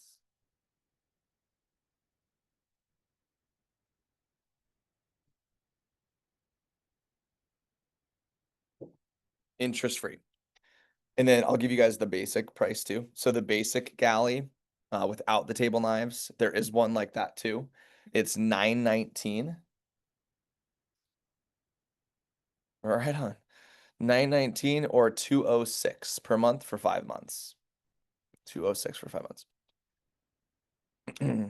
Now it says ask customer write down prices. That's if you're on like a online one so that they can have the prices in front of them. If you're on an in-person demo, I'm writing them down like this, just on my notebook. So if this was this would be like my piece of paper, right? Huge piece of paper, but it'd be like this. So they'd have these 2 in front of them so they can see kind of like the sequence of dropping down. Okay. Now, obviously, if I sell a homemaker, I only have that one price up there and then we're done, right? Well, I'll show them the accessories and stuff and get recommendations, but for the lack of matter, we're pretty much done with the set. Okay, so if I show them the homemaker plus 8, what set am I going to show them next? The galley plus 6, right? So you'll usually skip again that basic galley set. Okay, so I'll finish it off. So it says or $267 per month for 5 months, interest free. If you get this set today, I can still include the kitchen tools, entertainer pack, or super shears for free. Is that something you'd like to get today? Yeah. Congratulations, you're gonna love your Cutco. While I enter that in, let's look at the accessories. And then it says slide, and you can write down 36, slide 36. And we're gonna go through gifts and accessories tomorrow, but that's what you'll do after a galley is you'll take them to the gifts and accessories. Okay. Any questions on page 10? So the galley is awesome. You have a question? I do Yeah. actually, I'm so sorry. Can we come back? No to worries. You let just those examples. Cool, thanks. Okay, so the galley is great because you can still give about the same amount of free stuff. Actually, the same amount with the galley, but it's like $450 less. Right? So for some people, the galley is awesome. And it takes away some of the pieces, right? Wouldn't you agree? Like if you could take away a couple of the pieces in the homemaker set that they wouldn't use like every time, it'd probably be the butcher knife and like the carver and the carving fork anyway. So for some people, when they take those away, it's like the galley set is like, how often does a family use a paring knife? All the time, right? Trimmer all the time, spatula for sandwiches and stuff. They have kids all the time. This is for like the pineapple we cut earlier, the water, what's it called? The cantaloupe. Or like a roast or something like all the time, or if they barbecue a little bit. A chef knife, right? Like most of these pieces are used for sure on a weekly and a lot of them on a daily basis. So sometimes it's an easy yes on the galley plus 6 after a no on the homemaker plus 8. So last year, I told you we sold 30,000 homemakers, right? Well, we sold 18,000 galley sets. So it's the second most purchased set, right? Which makes sense. And it's the second drop down. Who knows somebody that like at dinner, when they come around, they go, do you want some dessert? And they say no. And then they go, okay, cool. We'll check on you in a few. Then they circle around, they come back and they're like, okay, you guys want to get the checks or what are we thinking? And then they go, well, what did you say was on the menu for dessert? And then they're like, let's try that cheesecake or that, that chocolate cake, whatever. That's somebody that takes on the first pitch that gets the galley and not the homemade. Does that make sense? Okay, cool. And it still has the right tool for the right job, still has discounts, still has free stuff, and it's safer as well too. Okay. All right. Let's go ahead and sell a galley. So we're just gonna do just page 10. This will be a really quick role play because we're just doing the galley. Just page 10 and then say yes with your partner. You can give a high five, okay? All right, sell a galley. Next is our galley set. It's a perfect starter set. Sold a galley? Easy peasy. All right, so if they say no on the galley, right? Are we gonna go home? No. Drop down, right? So it gives them another option. And the knee jerk on this one is really just one of these things. Okay. So where it says if no, you could say if those free items don't excite you, I could replace it with a blank. Now you're not going to write anything in there because as you like tomorrow when we learn accessories and as you get to know the customer more, you might be able to like hook them up with something that's up their alley. So like, maybe you saw that they really like the gadgets, and maybe you toss in, an extra one or different gadgets or something like that. Or maybe you know that like the husband loves to like hunt or something or fish, and the wife is like obsessed with the set, and he's like, we don't need a set right now or whatever. And she's like, and then you could toss in, hey, Mr. Jones, if you let her get this set, I could give you a hunting knife for free. And he's like, oh, really? Tell me about your hunting knife. And it's like, boom, done. Right. So it's like when you get to know your customers more, you can do stuff like that. Or maybe he's into the set, she's not. Maybe she wants a hunting knife, or maybe she wants the garden tools, right? Or like the barbecue set, or oops, missed it. The barbecue set or something like that, right? So we'll go through all this tomorrow, but that's why you're not going to put anything there because maybe it's something different. Now you can really like we'll talk about bonus points tomorrow, but you can give anything that's about the equivalent of the same value, right? So like what was the kitchen tools, right? Is the most expensive one. I mean, you could give them like 5 ice cream scoops if they were weird and wanted to give them out for gifts for the year or whatever. Does that make sense? Okay. The other thing you could try, you're not going to do both, but if they had said, if you can tell like they're on the fence, right? You can either call in for a deal or you could try the trial option. Okay, here's what the trial option sounds like. So Mrs. Jones, you said you kind of just need to think about it. I completely understand. I hope I didn't give you the impression that you had to make a final decision today. Most people that really like Cutco or really like Cutco when they see it, but obviously just want some time to decide. So they just choose our trial option, which just the trial option allows you to put down 20%, which is 267. And then all your Cutco comes in the mail and you and your spouse can try it out for 3 weeks, cook a bunch of meals and make sure that it's the right decision. That way you can make more of an educated decision instead of an impulse buy. If you love it, you just keep paying 20% for the remainder. And if you don't love it, you can send it back and just get a full refund. So would you like to use the trial option? The trial option is just a different way of wording the 5 pay, right? It's 20%, one out of 5, right? Same thing if they said pieces, we've still got this here, right? And it's even more applicable because the next ones we're going to show are basically just a few pieces tossed in a block or a tray. Okay. All right. Any questions on 10? All right, cool. Go ahead and click. We're going to go to 11 or go ahead and flip. I clicked, right? So these are but you're going to want to bring your device tomorrow so you can practice clicking. So these are the starter sets. They all come with a free cutting board in either a block or a tray. Let me tell you what pieces come in each set. The Essentials +5 set comes with the Petite Chef, Petite Carver, turning fork, spatula spreader, paring knife, and 5 table knives. The Studio +4 over here comes with the Petite Carver, spatula spreader, trimmer, paring knife, and 4 table knives. The Space Saver has the Petite Chef, Petite Carver, trimmer, a large paring knife, and a small one. The all knife set has the paring knife, the trimmer, the spatula spreader, petite chef, 9-inch carver, and it's in a tray. The kitchenette set has the paring knife, trimmer, turning fork, petite carver, slicer, and is also in a tray. And then the gourmet set, gourmet, not gourmet, gourmet, right, has the boning knife, hearty slicer, santoku, vegetable knife, and the cleaver. Out of these starter sets, which combination do you like the best? So what you're doing on this one is you're letting them pick their favorite one of all the ones you showed them, okay? And then you're gonna say, instead of paying $16.64 for the homemaker set, that set is only blank, right? So make sure you jot down $16.64.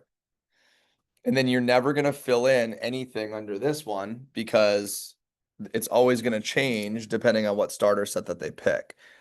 So just to give you an example, don't write this down, okay?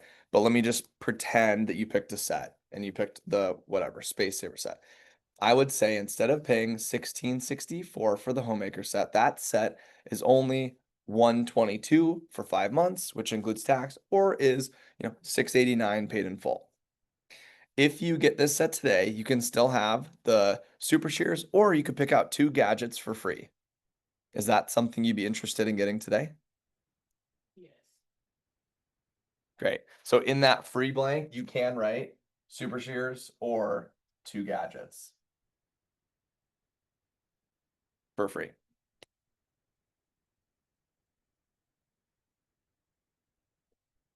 Right, so they could get like the can opener and the pizza cutter or whatever, or the peeler and the ice cream scoop.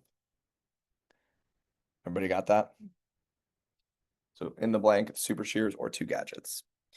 All right, and then if they say yes, I'm gonna say congratulations, you're gonna love your Cutco. While I enter that in, let's look at accessories on slide what? 36. All right. Now I'm gonna go ahead and give you guys all of the prices of the starter sets, okay? So go ahead and let you see these. So we got, again, the homemaker set. We got the Galley Plus 6 set. They kind of look similar, right? Kind of similar. Then you've got the Essentials Plus 5, which is cool. That's what my parents got my first day. They got a starter set because they just couldn't afford a whole one. So they split up on a 5 pay and it was like, cool. The Studio Plus 4. It's a cool set. My aunt and uncle, this is the Space Saver. They got that on my second demo. This is the gourmet set. Just kind of in a bigger view, right? This is the all knife one in the drawer. Same with the kitchenette in the drawer. And then here's the prices. So is it cool if I just leave them here or do you want me to read them out loud? Just leave them, okay.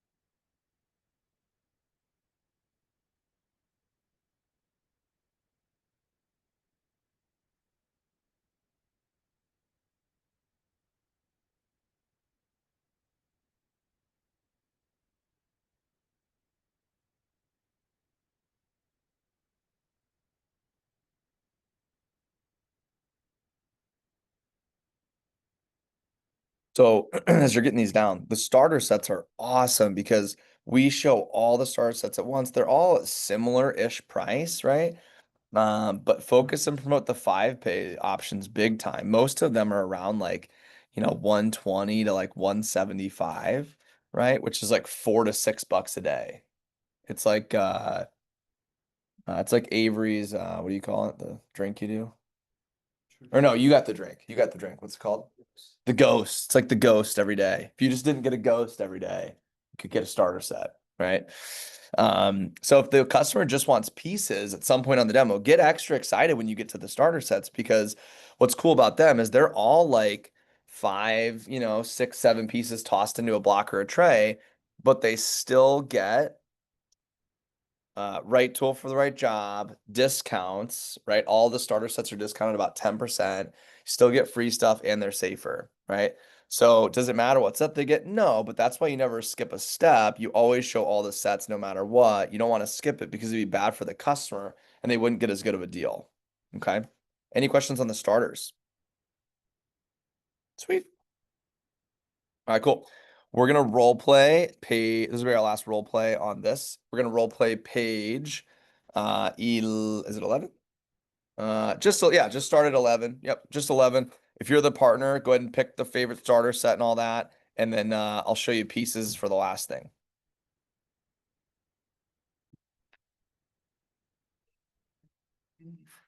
Space Saver? Yeah.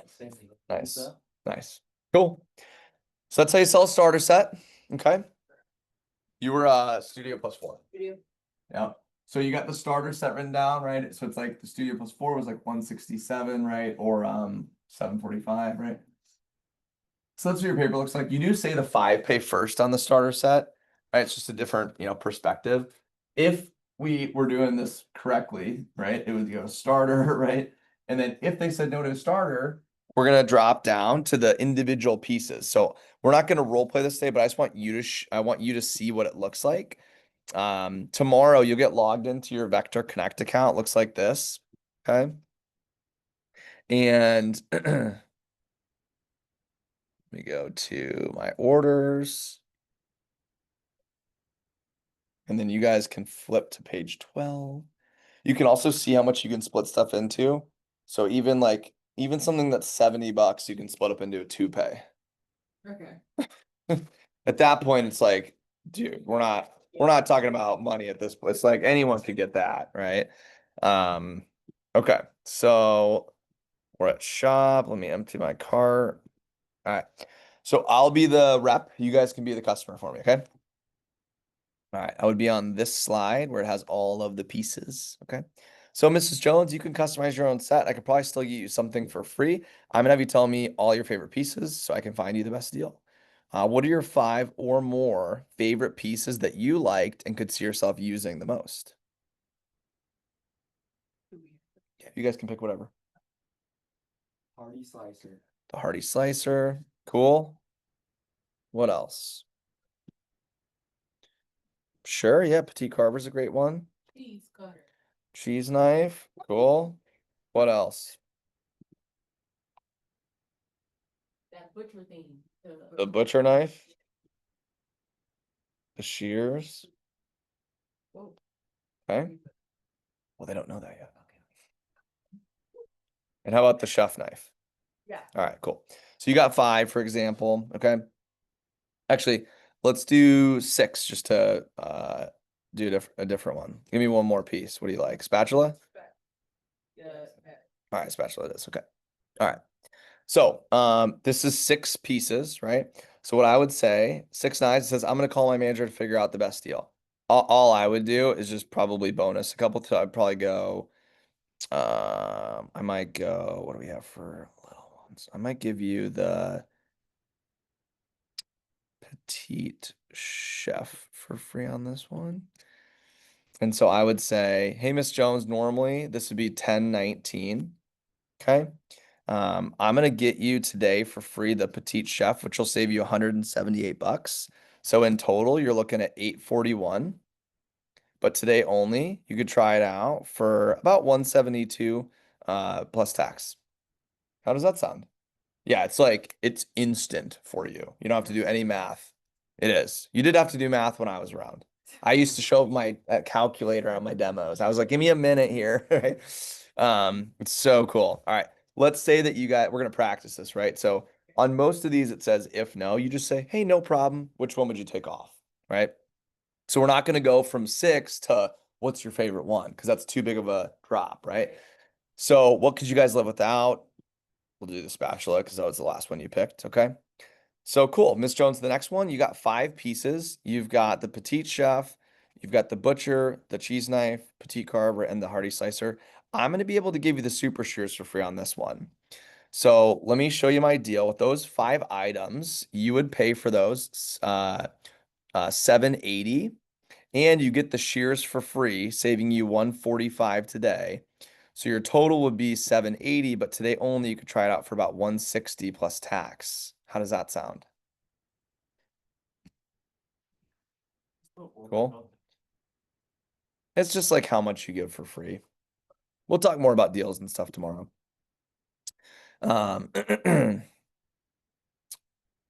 Cool. So this, by the way, if I sold this, this is a 600 or 599 CPO order, right? So this is a little bit above an average order even. It's like five or six pieces. Okay. Let's pretend they say no, right? So I would say, if no, what's your least favorite piece? Well, I wouldn't say if no. I would say, okay, no worries. What's your least favorite piece? What's your least favorite one, guys? Petite car. Petite carver. Such a cool one. I know, right? What the heck? All right, so this one is 4 knives. We got a buy 3, get 1 free special. So I'm gonna be able to get you for free the cheese knife. So with those 4 items, Will they see your you screen could while you're pay. doing it? Yeah, I usually share my screen with them, or I'm like next to them showing them. Yeah. Because then you otherwise you'd have to write out all that stuff, you know. So they see this, exactly. Yeah. What Yeah. if they're like, what if they're, asking, they're like, well, why did you just mark down the cheese knife? Why did you mark down the most expensive one? Because you can say it if you want. Hey, if you choose any 3 pieces, I'll get you the 4th one for free, the lowest price item. It literally says it in the script. If you're following me on here. Okay, you're fine. Yeah, just follow the script. But let me keep going. All right. Because I want to show you how simple this is. Okay. So, with those 4 pieces, you pay $527. I'm getting you the cheese knife for free for $115. So in total, you'd be at $527, but you could try out everything for about $110 plus tax. How does that sound? Great. And by the way, look at this average order. $397. CPO stands for commission paid on. It's just the difference between what they buy and what you get for free. Right? So $397 is CPO. So this is an average order. Company average order. Right? It's like buy 3, get 1 free. Does that make sense? Yeah. Okay. But let's say that you guys didn't like that. I would say, hey, no problem. Which piece could you live without? The butcher knife? Okay. Okay, great. Sounds good. Now with this, you have 3 pieces. I could actually get you a gadget for free. Which gadget would you guys like to get for free? The peeler, pizza cutter, ice cream scoop, wine opener, or can opener the most? Actually, We already have the cheese knife. Peeler? It comes out. I've never seen that one. I don't like pizza. We do that. Oh. All right, whatever. We're gonna do that. We'll do the peeler. All right. So with this one, these 3 pieces comes out to $478. I'm giving you the peeler also for free, which brings your total down to 99, about 99 bucks. How does that sound? Good. Great. And then you write up the order, right? It's a $395 order. It's pretty similar to the last one. It's just a little bit less, right? If they say no to that, no problem. Which are your 2 favorite pieces? Cheese knife and the hearty slicer? Okay. So your 2 knives, since it's over $100, I could get you a free veggie peeler, cutting board, or 1 table knife for free. Which free item do you like the most? Peeler, cutting. We already have the peeler, so we might as well just do a peeler. I can still get you the peeler for free on this one. So those 2 pieces comes out to 300 on the dot, and you'd get the veggie peeler for free. And now we couldn't do a 5 pay, but we could split up onto a 3 pay if you'd like to for about 103 for only 3 months. So it'd be today and then the next 2. Would you like to try that today? Great. And if they say yes, you'd write up the order. If they say no, we just go, hey, no problem. Which is your favorite piece that you like the most?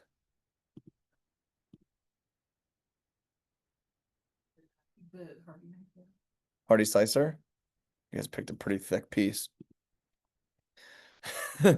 All right. So usually just, usually I'll suggest like the trimmer or the petite carver because they both have a double D edge and they're like used a lot, right? The Hardy slicer's not, but hey, we're having fun for training, right?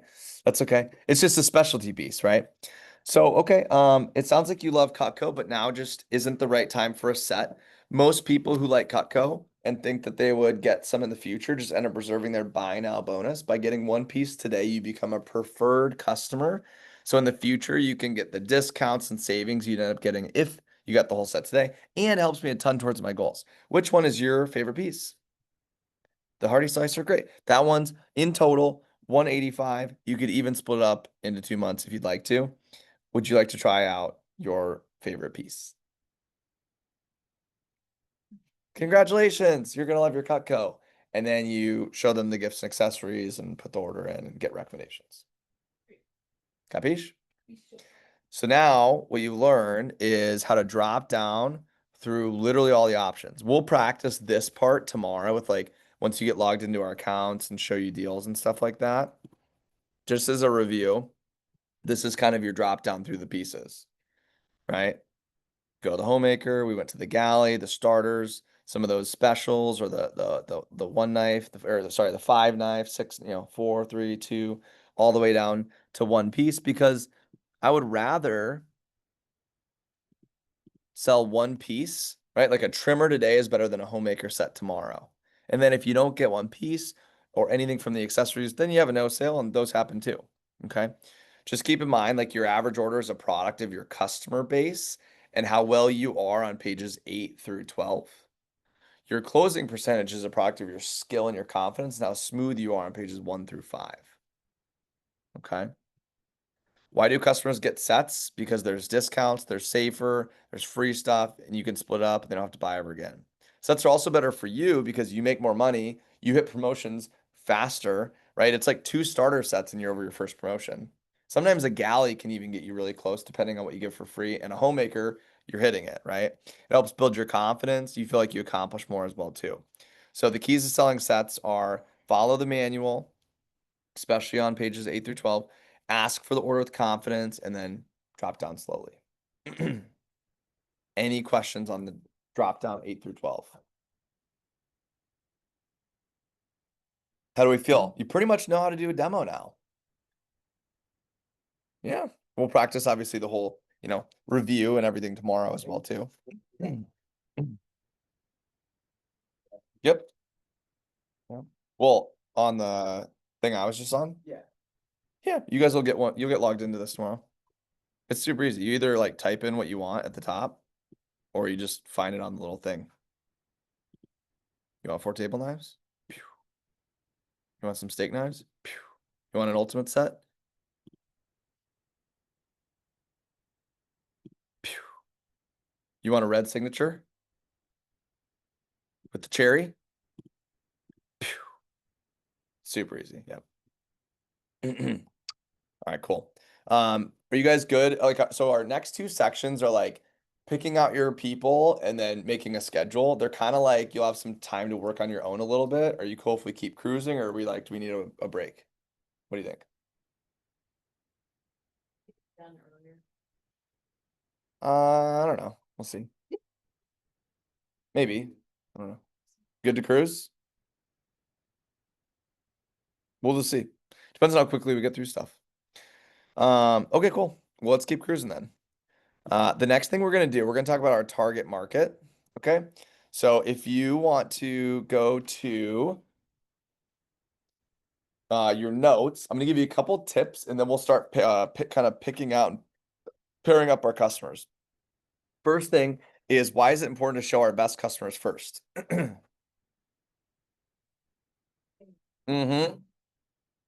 Confidence, sales momentum, income, you hit promotions quicker. How's it going to feel when you make your first sale? Where's your confidence going to go? Right through the roof, right? Also, who are you going to get recommended to if you show married moms? Other married moms, right? Because birds of a feather, they flock together, right? And you're headed in the right direction. Now, if I give you a, Cole's going to probably watched the NBA game tonight. I'm gonna give you a basketball analogy. Okay. So if you have a basketball court, right? This is my court. Okay. Here's the hoop. What's the easiest shot in basketball? Layup, right? It's right next to the hoop. Okay. Toughest shot is anything beyond the 3-point line, right? Now, if you're the best of the best, you're the one of the best NBA players. How many layups are you making out of 10? Right? Maybe 9 in a game, whatever. 9 or 10, right? Out of 10. Okay. How many 3-point in a game? How many 3-pointers are you making on average? It's 3 or 4. If you're good, it's like 4, right? 4 out of 10. If no one's guarding you, it's a lot more, right? But in a game, a little different. Now, if you're the worst basketball player ever, okay, and I say, hey, go start shooting 3-pointers. How you doing out of 10? 1. Maybe a lucky one, right? But if you're right next to the hoop and I'm like, hey, just start shooting some layups, get used to it. I bet you can make 5 or 6 out of 10. It's right there. Like you're an adult, right? It's like right there, right? So let's say it's 6 out of 10 for this example. Okay. If you started someone that was brand new at basketball and you said, all right, just go ahead and start shooting 3-pointers, and they make 1 out of 10, maybe, how much are they going to like basketball? Not very much, because they're making 1 out of 10. That's stinky. That sucks, right? But if you start them closer and they get a little bit more confident, then maybe eventually you start moving back a little bit further, right? And then you can start shooting 3-pointers. Okay. I'm going to bring this into a Cutco example. Okay. So this is our pros, right? And this is like no experience people. Okay. So our pros, right? They're selling on 9 or 10 out of 10. Same thing with our Cutco sales professional. If Jerry does a demo with a homeowner that's married and over 30, she's selling on like 9 or 10 out of 10 because she's the best. Does that make sense? And it's our target market. Now, if you have Jerry show like a non HM30, so it's like they're single, or maybe they, or they're not married, or that's the same thing. They're single, or they're like, not old enough, or whatever. You get the point, right? And it's like, even as good as she is, she's gonna sell on like 4 out of 10 because it's just not the right target. Does that make sense? Now, if you go and you're brand new, and I say, go ahead and show a bunch of like single, 24-year-olds Cutco, how's that gonna go? Maybe 1 out of 10. And it's like you'll sell like a peeler, or maybe it's the pizza cutter. Okay. It's not gonna go very well, right? For a non-HM30 when you're brand new.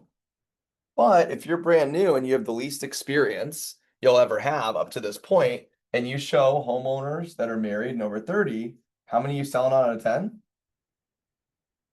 60% at least, right? At least. So when you're doing demos, it has way less to do with like how good you are at it. Some of you are thinking like, I gotta be so perfect. You don't. It has nothing to do with that. It has more to do with just like giving them the info. Okay. I've had people that have like stumbled over words talking to customers. I've even had people cut customers on it, like on the demo on accident, obviously, but like they like get cut, and then the customer like has a band-aid on, and the rep was like on the wrong slide, and they're like, my first demo was a disaster. And I'm like, sounds like it. And they're like, but I sold the homemaker. And I'm like, that has nothing to do with the rep. It has everything to do with Cutco, right? If you get it in front of people that actually cook all the time, right? Doesn't even matter if they like to cook. It's just, if they're a homeowner married over 30, it's just baked into the cake. Okay. So here's why. Why would you want to show a homeowner? What's an advantage of a homeowner? Yeah, they have money, they have maybe kids, they have to eat, right? Also maybe 2 incomes, right? If they're married, right? They cook more. I'd rather show an average married couple than a single rich person because they actually cook all the time, right? They have to, especially if they have kids, right? What about 30 to 60? This one I'll just say, like, as compared to a 25-year-old, there's just a big difference. Okay. So I'm how old do you guys think I am?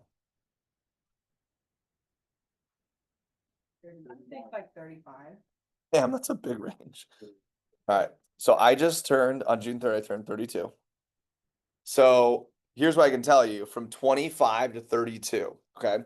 The main three things that change for people from like 25 to like in their 30s plus is like they're more established, they have more in savings, and they do more cooking. Okay.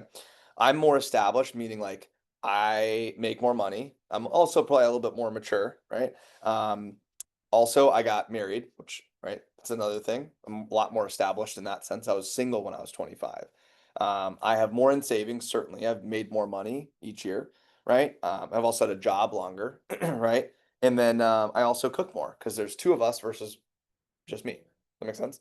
So that's why like the 20s ones are real tough. Now, don't get me wrong, some people mature quicker or whatever, right? And all that. But so I have some friends that are around 30 that are married, have kids, and they both have good jobs. And yeah, I would show them Cutco, like if I, didn't know them. But I also have some friends that are like 35 and like they're single and they don't cook ever and they're like idiots. And I'm like, I would never show them Cutco. Okay. Um, with idiots how they act is my point, right? They're still like immature. Okay. Now if you fast forward, my point is I'd way rather show someone that's like 60 than like 35, right? If it's someone that's on the upper end, I would just them on like your birthday cards, right? If it's your grandma, if you get like $5, maybe hold her off for next week. If you get like, does anybody get like 50 or $100 on your birthday or like Christmas or something like that from grandma? If you do, I would show her this weekend because she'd probably buy if you were selling, inflatable dartboards or something like that. Okay, which would be the worst product ever. What else? If they're on social security or disability, I wouldn't show them. It'll just be a tease. Okay. So those are some thoughts around it. You really want them to own a home. There's just such a difference in how people buy stuff. Um, and you don't want to like tease a customer. Plus, HM30s, they could also afford it. That's the part that feels good when you're showing HM30s. It doesn't matter like where they live or what street they're on or anything like that. Like they could afford $400, right? $100 a month or $80 a month or whatever it is. It's like $3 a day. I don't care what street they're on, they're buying something that they'll use every single day that lasts forever. Absolutely. So I want you shooting layups right now. Okay. And your top five, by the way, for some of you, it's going to be like that little tyke hoop. You know what I'm talking about? That little blue one. The kids have that, and they'd be like slam dunking it for your top five. Okay. So, what we're gonna do, if you want to like start sliding over to page 19, we're gonna come up with our top 20. Okay. Now, are there some exceptions to the rule? Yeah, of course. Like if your parents are split up, of course you can show them separately. You're not gonna say like, Mom, I can't show you because of a decision you made 10 years ago. But here's who you wouldn't show. You wouldn't show like your friend's single dad. That would not be a good one. Okay. A good layup. To the guys. Right. No, your friend's single dad would not be a good one. No, no, no. Not at all. 30 plus, yes. Well, and yes, yes. Just trust. It's like the odds of you selling to a single guy is so incredibly low. It's not even funny. Even with how good Cutco is. 30 plus. Let's say you have a brother that's on the edge or a cousin. They're like 29, 28, but they have a good job, right? And like they're married, they have a kid or something like that. Yeah, sounds like a good one. Okay. And then what's another one? But you wouldn't show like your friend that's single that's 27 or something like that, or your cut like that wouldn't be a good one, right? Because they don't have the other two things. They don't have any of the things actually. Okay. So if you have a couple people that are on like the I'm not sure list, just jot them down. I'll come around in a few minutes anyways and like give you a, hey, do you have any questions on any of your people? And I might ask you to wait till next week, but some of them you might explain the situation. I might be like, yeah, it sounds like a great one. Go for it. Okay.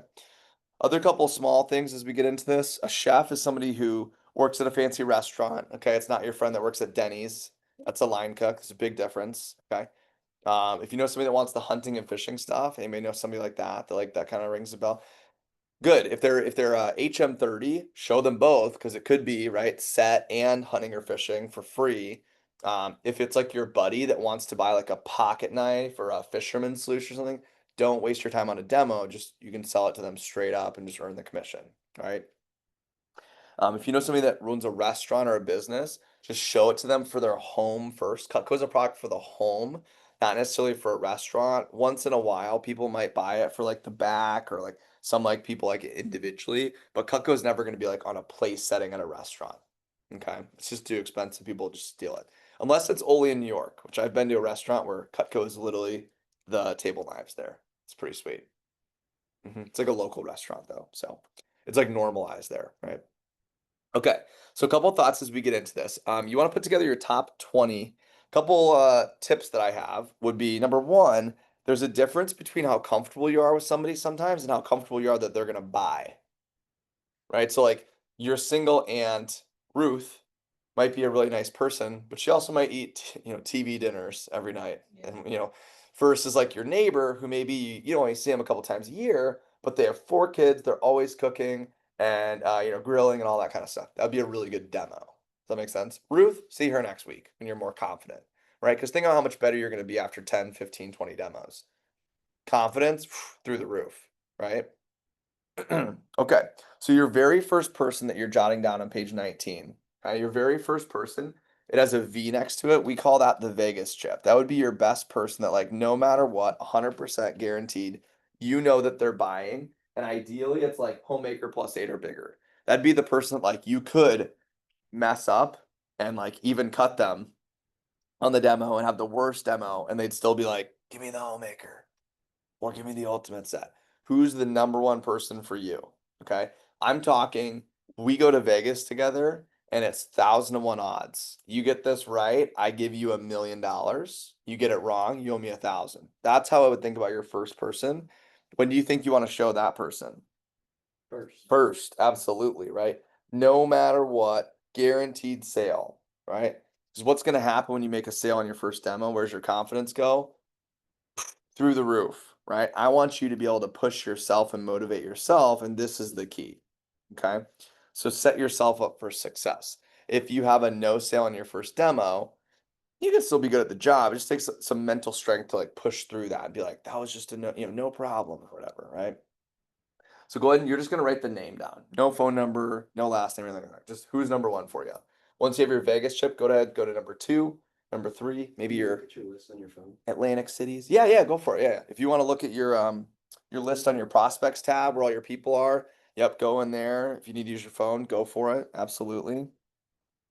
And then let me know when you get to like 5. Okay, at 5, I want to say one thing and then we'll keep going. We're gonna get to 20, but I want you to let me know when you get to 5.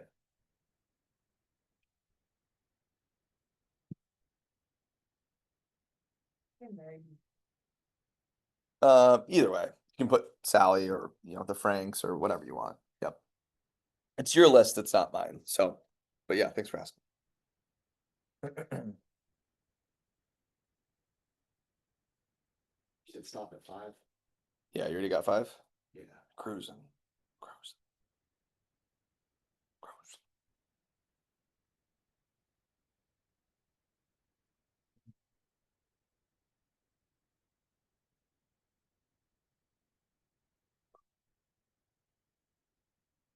If you want to get a couple more, I just want to say something once everybody gets to 5.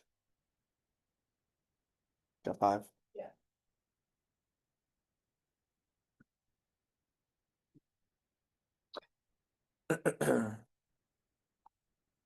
So looks like most of you are close. No rush or anything. I just want to throw this out there. I kind of gave this as a tip yesterday, but if I could have said one thing for training today, remember when I said at the beginning of training yesterday, I was like, hey, if I just gave you a piece of rope and a petite carver, you could all go make your first sale tonight and I'd see you back tomorrow. Right? That's true. Today, if I could give you one thing, I would just say, like, if you knew like to write the prices down, all that, if I could just say like show your best 5 people and then leave. Honestly, I could have had like, I'm trying to think of somebody, maybe not Tony, but like let me get a new rep, like Lander. Okay, so Lander sold like 4 or 5 grand so far. Avery's buddy. I could have said, all right, guys, here's my tip for the day, and then Lander's got training, who's never ran training before. And I could have been like, here's the script, dude, you got this. Show your best 5 people right away. I'll see you tomorrow. And I could have left and you guys would still be lined up to sell out of Cutco. Okay.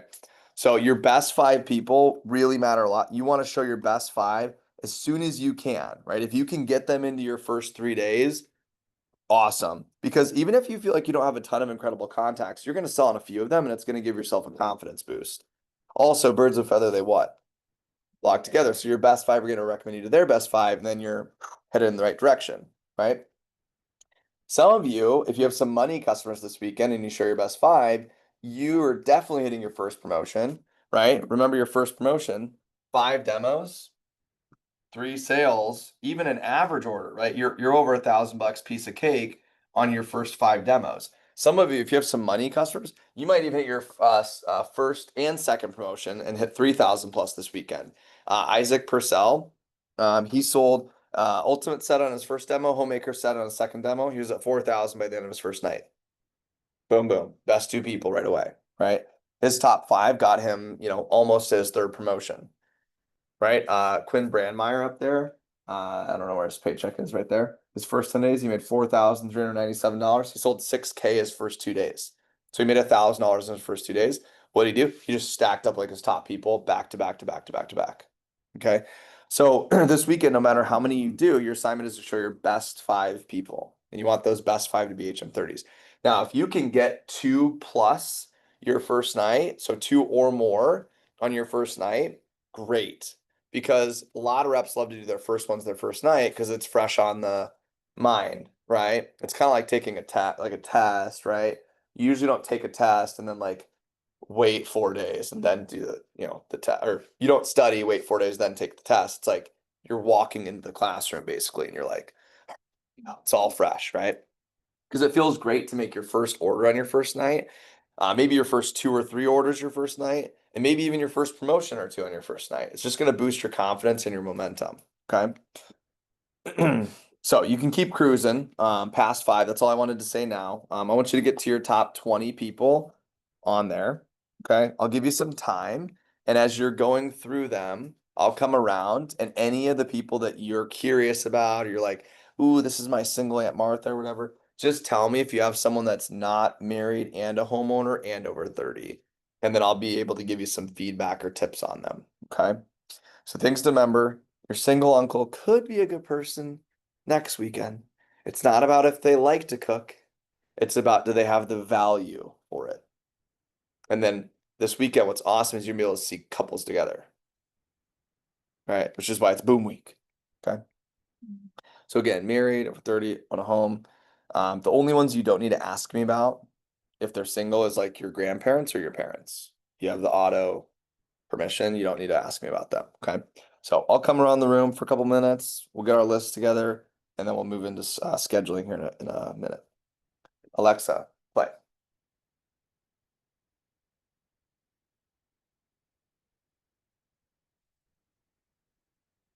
Alexa, volume 3.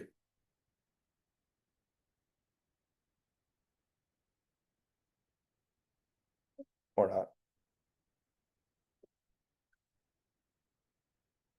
Alexa, play pump up music.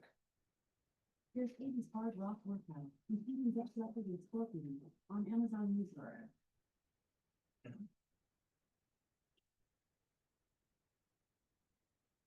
Great.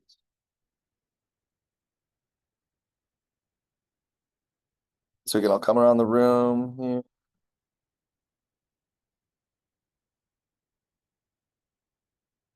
Kind of getting a good start. So let me just explain this next part where we put together our first weekend, and then it'd be a good time to like, some of you will go through it really quick, some of you will take a couple more minutes.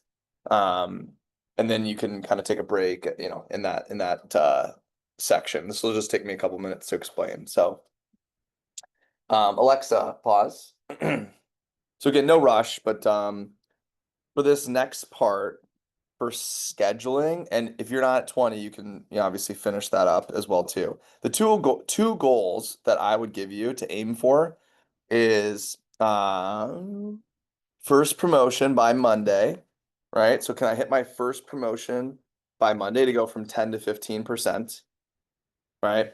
Again, you just need to get 5 demos in, right?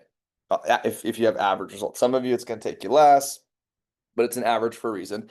Now, I always say, I shared this with a couple of you this morning, you always want to book a couple more demos than you would want to complete, right? So if you book 10, you'll probably complete like 8. Okay, because a couple people will reschedule and that's normal, or someone's flaky or whatever. But what I'm gonna walk you through here in a second is just a hypothetical schedule, right? And I want you to get to 10,000 or 30% just as quick as you can. Some of you are gonna do it in a few weeks or even maybe months, and some of you will do it in 10 days or less. Okay. But it usually takes 40 demos. It's like basically how quickly are you getting to 40, right? But when you get to that 30%, man, life is good at 30%, and you have a really good shot at graduating college debt free if you're a student, or saving a ton of cash, or becoming in a career position if you're not in school or whatever. But it gives you the ability to work part-time and make full-time, being at 30%. Okay. So now I'm going to show you kind of a hypothetical eat, sleep, breathe, Cutco schedule. Don't worry what you have going on for now. We'll plug that stuff in here in just a minute. But I just want to show you a maxed out schedule so you can see kind of what it looks like. Okay. All right, I'm going to go to the next slide here. All right. The other thing I wanted to remind you or just mention is this. Okay, so for income, okay. Get out of there. So $1,000 is 5 demos, right? So you're gonna hit it on 5 demos. You're gonna make $100 your first 5 demos, whether you hit it on quicker with the commission or whether you do 5 demos. You're gonna make $100 with the base pay anyway, right? Because we have $20 base pay, right? Second thing is 10 demos, right? So with the commission, if you do, with the base pay, if you do 10 demos, you'd make $200. Okay. On the commission, if you do 2,000. Actually is not right. If you do 2,000 with the commission, you make $250 with the commission. Okay, I don't know how this got flipped around. So $200 with the base pay or $250 with the commission. So that's 10 demos. So that's why this weekend I'm like, I want you guys to all get in 10 demos if you can, because then you make a minimum of $200 this weekend, like no matter what, right? Now, if you do 3,000 or if you do 15 demos, oh, I see where I did this wrong. This is the base pay. This is the commission. I just fixed this up last week. There we go. That's why I looked goofy. So commission's on this side, base pay's on this side. So you'd make $200 on the base pay if you did 10 demos. On the commission, you'd be at $250. Okay. Sorry for this awful PowerPoint. There we go. If you do 15 demos this weekend, you're guaranteed 300 with the base pay, right? But you'd earn 400 with the commission if you sell 3,000, right? And then at 20 demos, you'd make at least $400. But if you sell 4,000 on the dot, you make 600 plus with the commission side too. Okay, so some of you might determine your goal this weekend based on how many demos that you can do, right? Do I want to hit 10 demos, right? I'd say the average is usually around 12 to 15. Do I want to go for 20 plus, right? Do I want to have a big first weekend? Some of that might depend on your schedule and what's available to you, and then some of it might depend on your drive and like what you want to go for. But what I would always share is like your first weekend, bump it up a little bit more than you normally would, because it's just going to create a lot of momentum for you. Okay. Now, in your manual on page 21, if you go to that, it says the first 4 days of my fast start.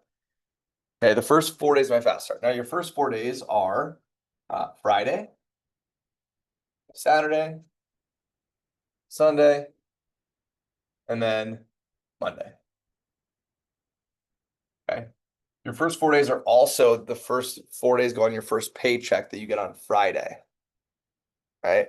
So, Lander sold 4,000 and some changes first weekend, last weekend. So his first paycheck that comes out tomorrow is like 600 plus, I don't know, $650, something like that.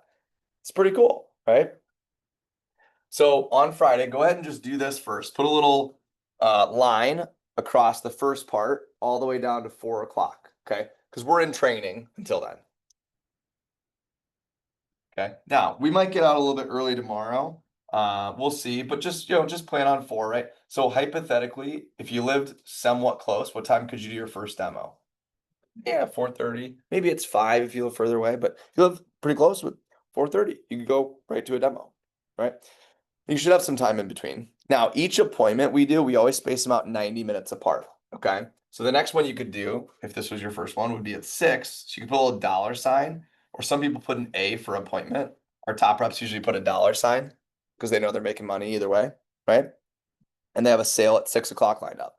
Then you could do another dollar sign for a sale at 7:30. Okay. And then again, just go ahead and do this with me. We'll put your own stuff in here in a second. So put a little dollar sign next to 9, and then is there a 10:30 spot? No. Okay. So you could do a 10:30, right? So you could, if you wanted to eat, sleep, and breathe Cutco your first night, you could hypothetically do 5 demos. Okay. Now, what time did you start Saturday? Yeah, as early as you want, really, right? You can do an appointment with anyone whenever they want to do an appointment. I've had reps do demos at 12, 1 in the morning with people that are second shift and get off at 10 p.m., 11 p.m. or whatever. Some people are traveling, or not traveling. Some people work night shift, right? Like nurses or maybe someone that works at a factory or something like that. And they might get off at 6 a.m. and you could do a 7:30 with them. Like you can do whatever you want. And this girl Emily a couple years ago that did a 6:30 a.m. and an 8 a.m. Saturday and called me at 9. And she had already sold a signature set and a homemaker set by 9 a.m. She did her grandma at 6:30 because grandmas wake up at like 4, right? Yeah. They go to bed at like 6, right? And then she did her aunt or something like that, right? It was 9 a.m. and I was like, hello, right? She was like, hey, I'm at 3,000. And I was like, whoa, it's awesome. So you can do a demo whenever you want. Okay. So on Saturday, I'm going to put 8 for the example. Okay. You could start at 8. Now, one of the things you're invited to, that's not an obligation, it's just an invitation, is you could come to Rising Star on Saturday. A lot of our top reps on our team come to Rising Star where they just learn some advanced stuff and get some more phone time in. Rising Star is from 8:30 to 10:30. So again, you don't need to, if you want to do demos over it this weekend, do demos over it. Okay. So if you want to start at 8, start at 8. And then you could do a 9:30. You could do an 11. You could do a 12:30. All right. So go ahead and put these little dollar signs next to them. And then you can put your own stuff in here in a minute. Do 3:30, 5, 6:30, 8, 9:30. I believe if you max out your second day, you could do 10. If you just woke up and did demos all day. Sunday, same thing. You can max out and do 10. And then Monday, we are going to have an advanced training on Monday. So we'll do it. It'll go from 10:30 to 1. Okay. So we call it AT1, 10:30 to 1. So don't book any demos up over advanced training.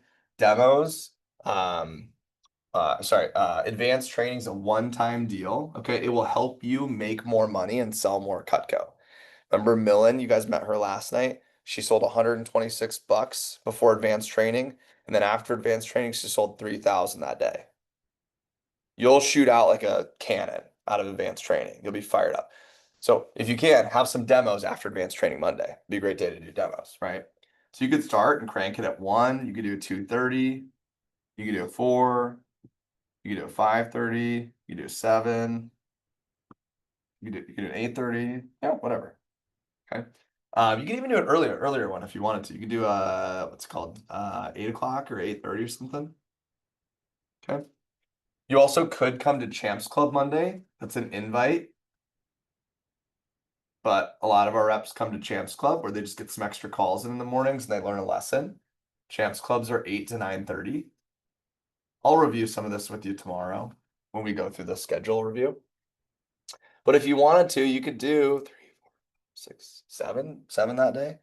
Right? So if you wanted to eat, sleep, and breathe Cutco your first 4 days, you could do 32 demos. Now, do I have people do 32 demos often their first weekend? No. Tony did 32 demos over his first 10 days. Okay, I did have a couple of people that got really close to 20, one person hit 20 demos last weekend, booked up. All right, so this is just going to depend a little bit more on you. Okay, so now what I want you to do, is, let me go back to this. What I want you to do is I want you to put in anything that you have going on. Does that make sense? Put anything you have going on. So if you're completely free, great. Put in some of you are going to be completely free. You can put in all the dollar signs that you want in your schedule.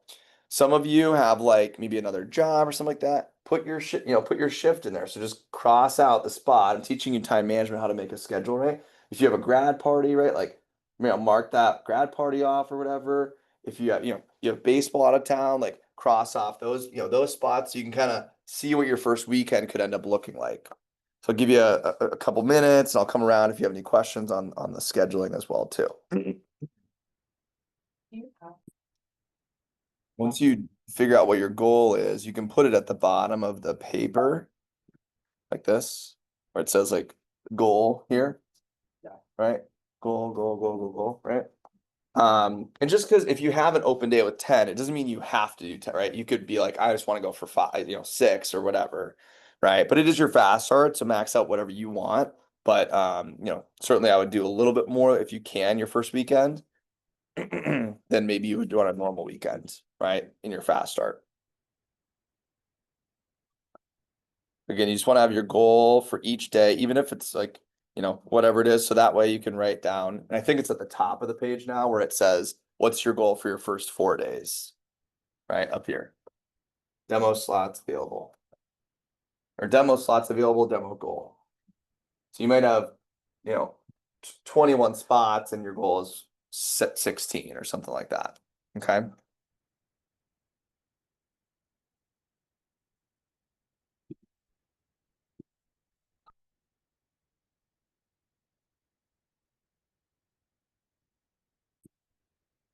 All right. Does everyone have your first kind of 4 days picked out for your goals, right? So again, if you're really busy, like this is what your first 4 days could look like. This is 2, 3, 3, 2, right? Unless you're like out of town or something like that, maybe it's a little bit different. 15 demos is like, Alexa, pause, is like 3, 5, 4, 3, right? 15's not like, that's not that busy. 17 to 20, you're probably pushing yourself, a little bit more there. It's about 5, 5 average or 4 average, right? And then, maxing it out is, something like that, right? Be like 20, 28 or 32, I guess, if you didn't do church or anything on Sunday, right? And again, how you choose what you choose should just be based on like your schedule and also like what are your financial goals for the weekend, right? I want you to make a full week's pay even just over the weekend. Okay. So if you have a crazy schedule, crazy busy, and you can't even do the minimum of 10, then just let me know. But like even Cole, who he's, hopefully you don't mind me sharing this, he's out of town for Saturday and Sunday at a baseball tournament, and he still has 11 spots around that between basically Friday and one Saturday morning and then the rest on Monday, right? So you can make your goal what you want to, but hopefully that kind of helps get a little bit of a schedule, right? Because you wanted to do demos when you wanted to do demos and when you're free for demos. Okay. Everybody good on scheduling? All right. I'm gonna bring Dylan up and he's gonna teach you tips for scheduling this weekend. If you guys want to follow along, go to page 18. It's a real quick page, and then we'll learn how to schedule appointments.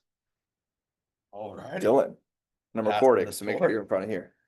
Oh, Torch. okay. There we go. All right, we'll do it popcorn style again. I'm gonna have you guys just read 1 through 17 out loud.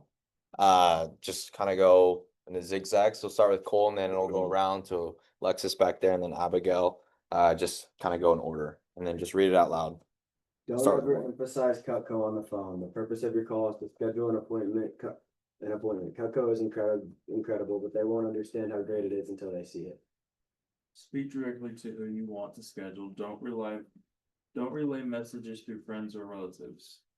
Don't text to set up appointments, not very professional, leads to miscommunication, create right habits and. Speak with the main cook on the phone, target customer, make sure their spouse will be there too. It's big.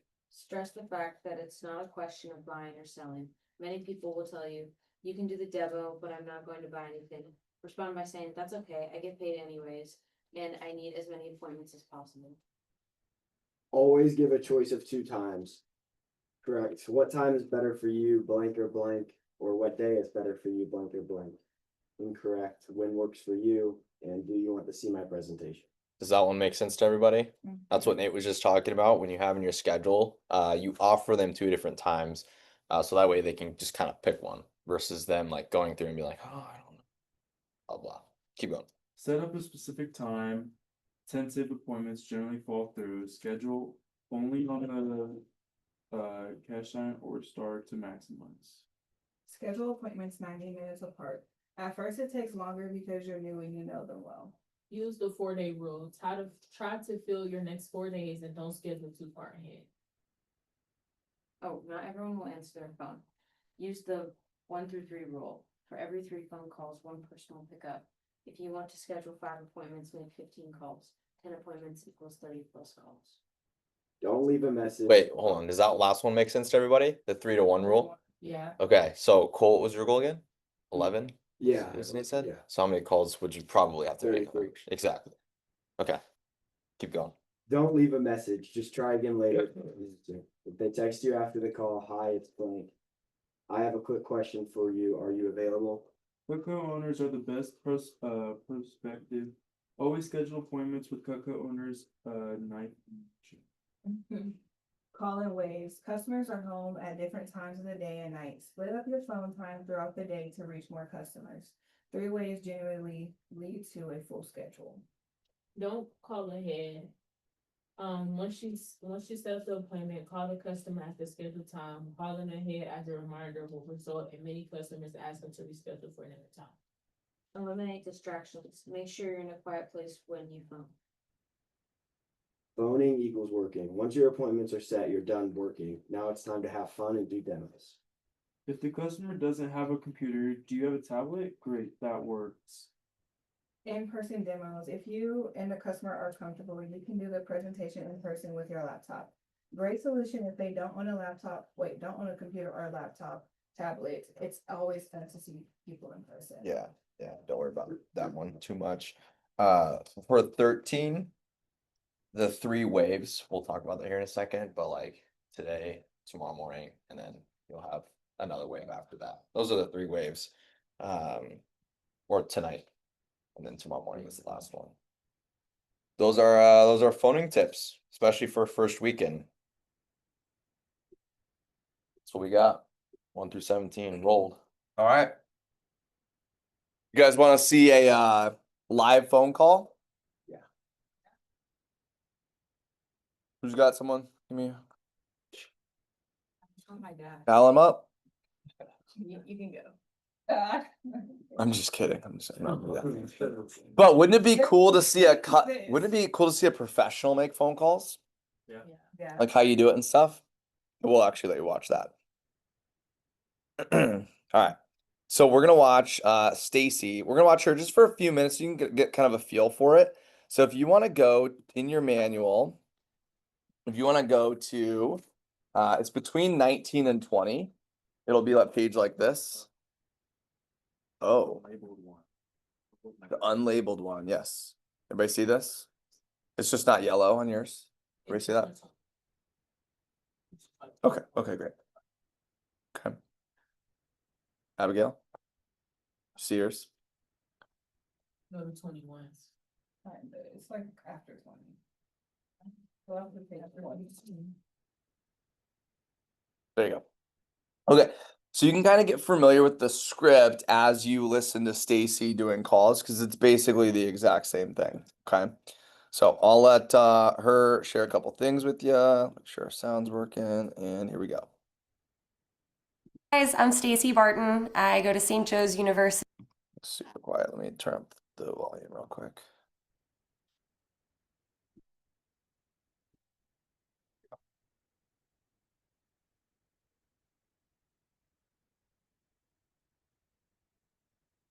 I'm an autism behavioral studies major.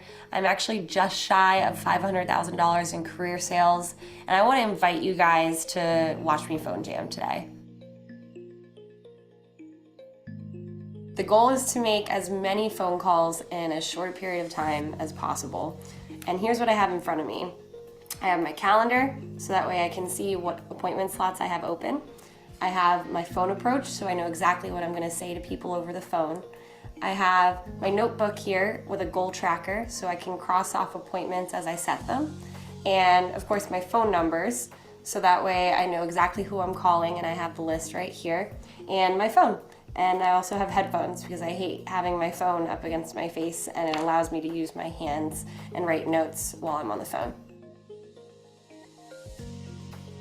You never want to do a phone time without having a goal. So I always am promoting to my customers, I need to complete X number of appointments by this date. And it's not being pushy, but it's creating urgency. So that way I don't get the whole, why don't we just do it next week? Call me back later. And then I can fill my schedule right away. So my goal changes every phone jam. When I'm in school, I might just be trying to set up 3 or 4 appointments. But right now I'm going after a really big goal. So I'm actually going after 15 appointments by Monday. And I actually keep track of all of them right here with my goal tracker. And today, I'm not leaving until I set up at least 8 of them right now.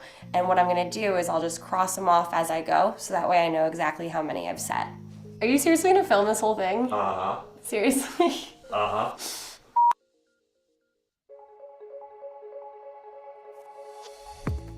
Hello? Hi, Sherry, this is Stacy Barton. How are you? Oh my gosh, Stacy, I don't believe you're calling. It's been forever. I know, it's crazy. Yeah, it's been a while. How have you been? I've been so good, but the cat just jumped up on my lap when you called. I don't think he's too happy. That's so funny. How's Charles doing? He's fine. He just got back in from outside. He's been outside working all day on the yard. What's up? Actually, well, so the reason I'm calling is I just started a great new job showing Cutco. And as part of my training, I'm required to put on some initial training appointments.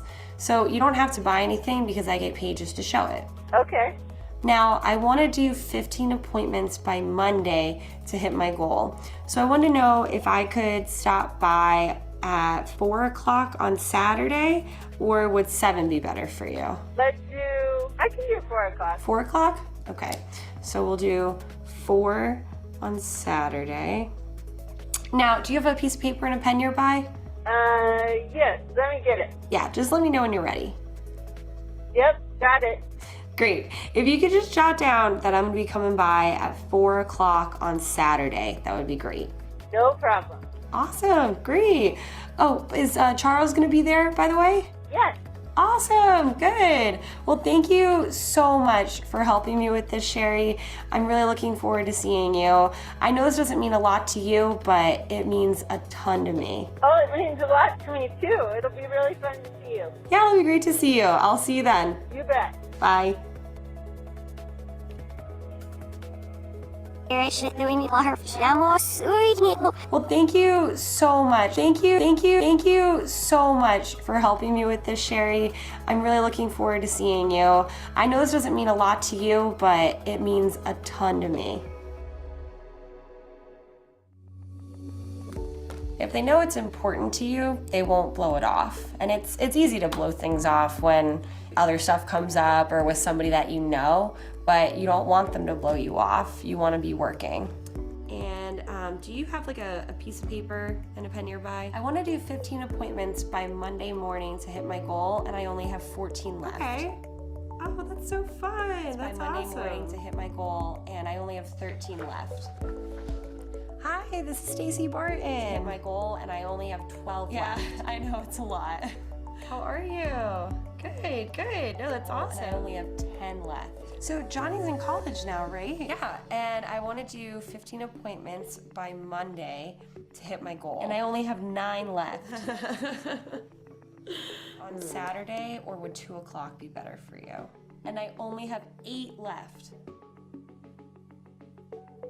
Now, if they're busy the first 2 times that I offer, no big deal. I relate with them. I tell them, hey, I totally get it. I know what it's like to be busy. And I just offer 2 more times for them.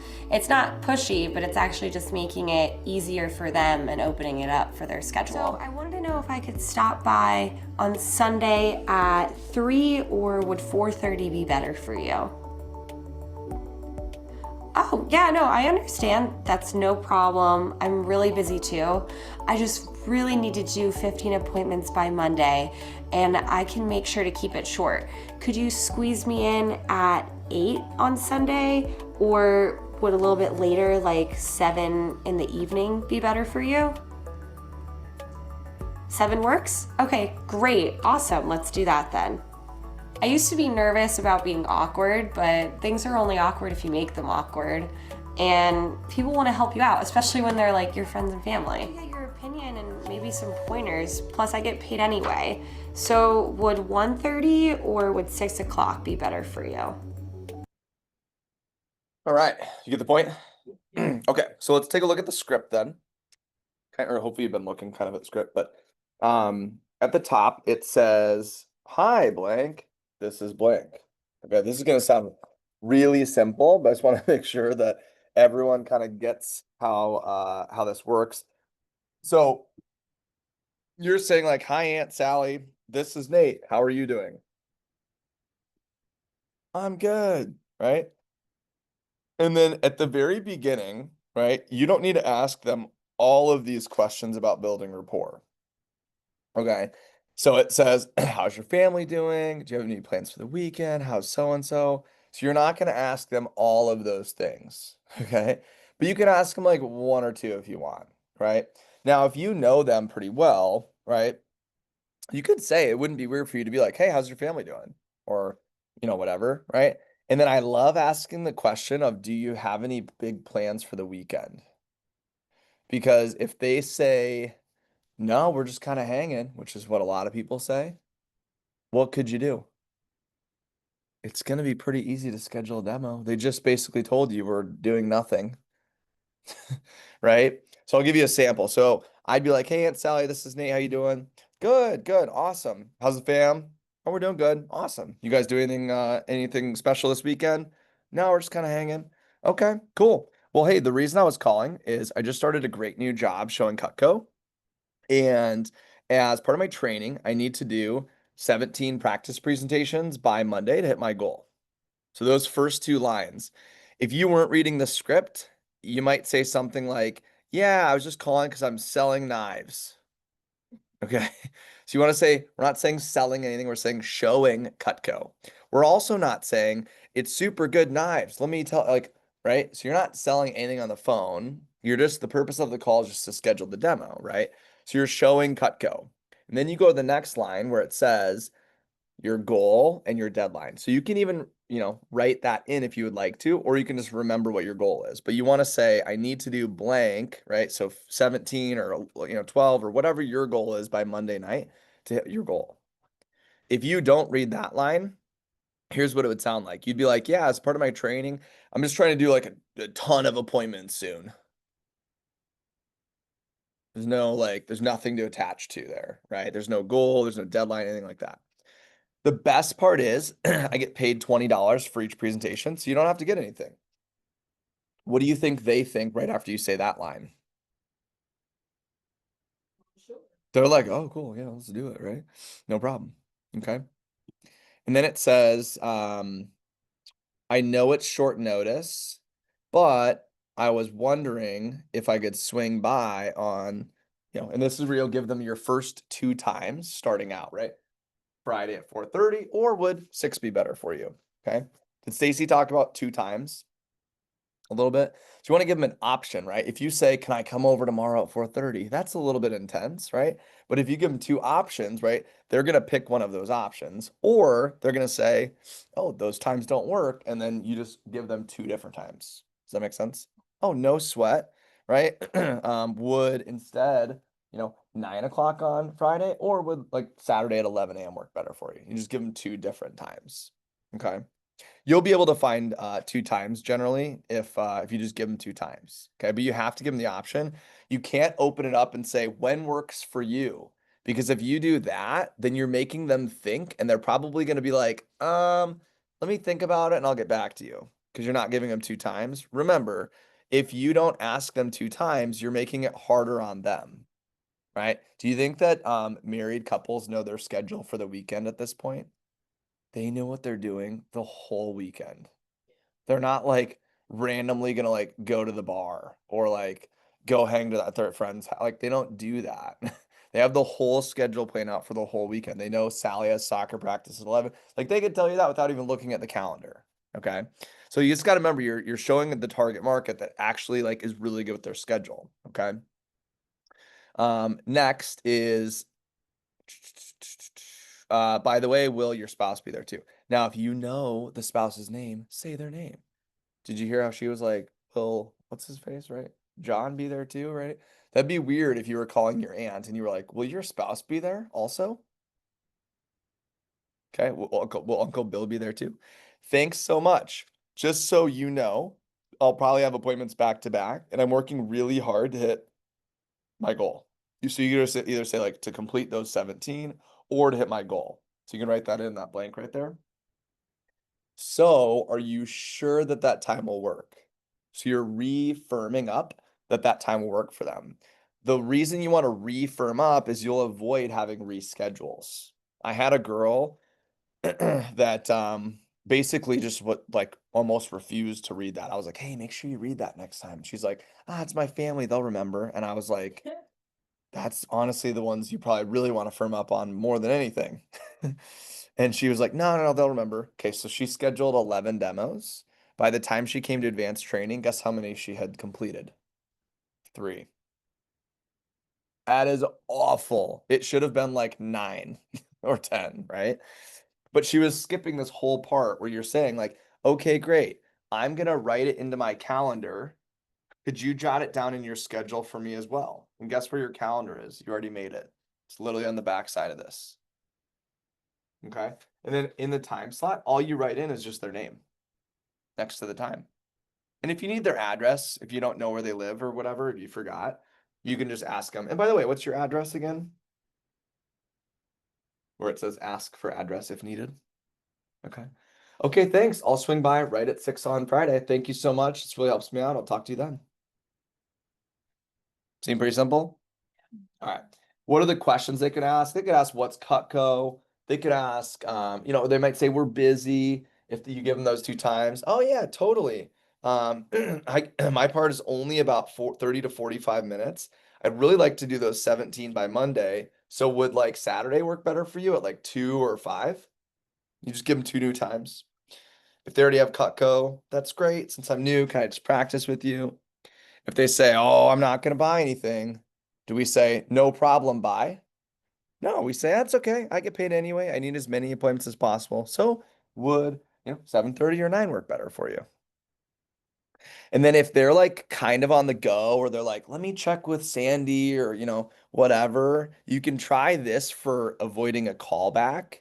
And it just says like, hey, do you mind, Rick, while we're on the phone, could we just pencil something in for now? And like, if it doesn't work when you check with her, you could just give me a call back and we could find another time. Would that work? So that way you kind of like get something on the books a little easier than playing phone tag. Any questions on the phone approach? All right, let's role play. So what I want you to do is the first time, I want each of you just to pick a time. Okay, you can be like Aunt Sally for everyone or whatever you want to call it. Okay. And don't be super goofy. I want you to like legit get a chance to practice. Okay. But book the demo the first time, each of you. Okay. And then the second time, give them an objection. So an objection like, oh, we were really busy, but just one.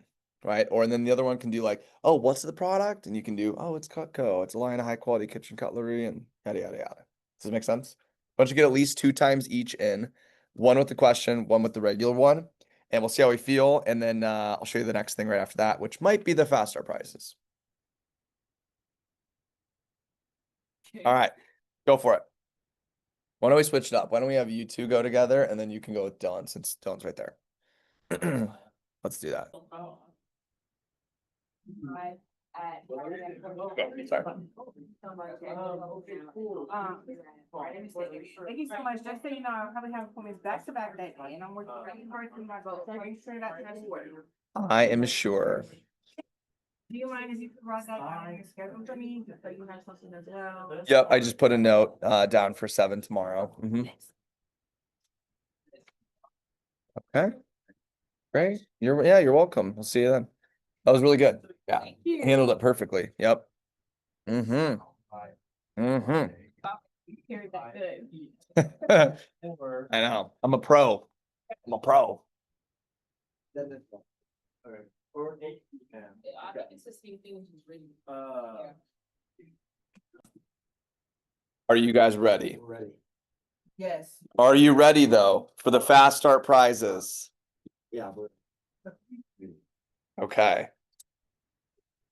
Here we go. Okay, so this is in your first 10 days. Okay. Fast Start prizes. First prize. Now, if you like what you hear, and you got to give me some energy here, but if you like what you hear, you can say level up. Okay. All right, you want to hear the first prize? Here we go. Kind of stalling. It's like it's for her to get back up. oh, All right. First prize, she'll get cut up, is make one Cutco owner sale by Monday at midnight, and you get a red table knife to keep forever. All right. Your first level is oh, 2 orders by Monday at midnight, and you get the veggie peeler. Mm-hmm. At the first or the second level, the first knife. Okay, at 1,500 in sales, you're over your first promotion. You get the spatula spreader. Woo. At 2,500 in sales, you get the Cutco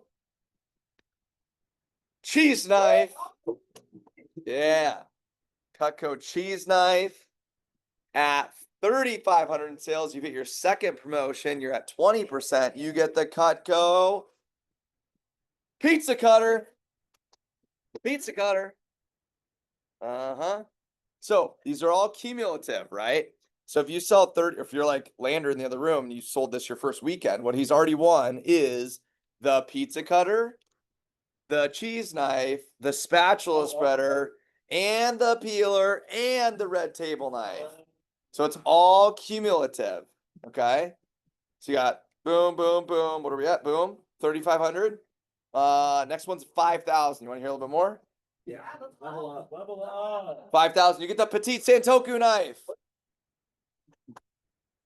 Level up. So if you're at 5,000, you've earned the red table knife. You've earned the vegetable peeler, the spatula spreader at 1,500, the cheese knife at 2,500, the pizza cutter at 3,500, and the Santoku, the 5-inch we went chopped with earlier at 5,000. At 7,000, you get the Level up. butcher knife. And at 8,000, you get the slicer, the bread knife, bread, cakes, all that good stuff. Now at $10,000 in sales, you get a Cutco 10K fast start, which there's a lot of like, cool bragging rights to that. You're on the wall, so to speak. And you also get a kick butt dinner with me. So I'll take you to a nice dinner where I spend $100+ a plate. And you get all of the Cutco prizes as well too. Okay, so it's about $950 worth of Cutco, plus you get a kick butt dinner, plus you made $2,000 in 10 days. So that's what a 10K fast start is like. You get the works. It is freaking awesome. Okay. Now there's a little bit more if you want to hear a little bit more. Level up. All right, at 12,500, you get the Homemaker completion set, which is the paring knife, petite chef, carver, carving fork, and the turning fork all in one.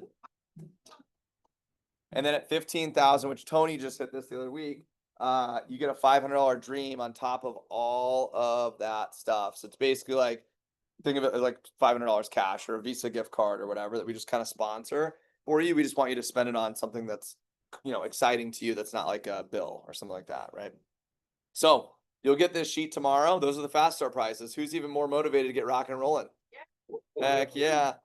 All right. Next thing I'm going to show you how to do is line up your peeps in your app. So if you can go to your app real quick, you're going to click the phone now button.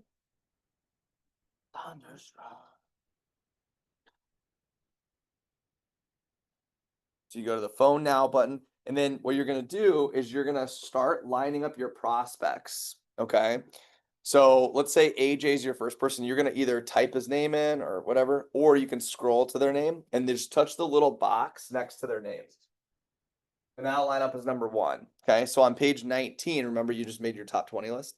So on page 19, you can literally just go through, line them all up. Just make sure you don't click this X right here because that will delete them and then it'll like make you restart them. Does that make sense? So just make sure you keep going line by line through all of them. Okay, so go ahead and line up your top 20 peeps. Okay, let me know when you get to 20. You can just literally say 20. Okay.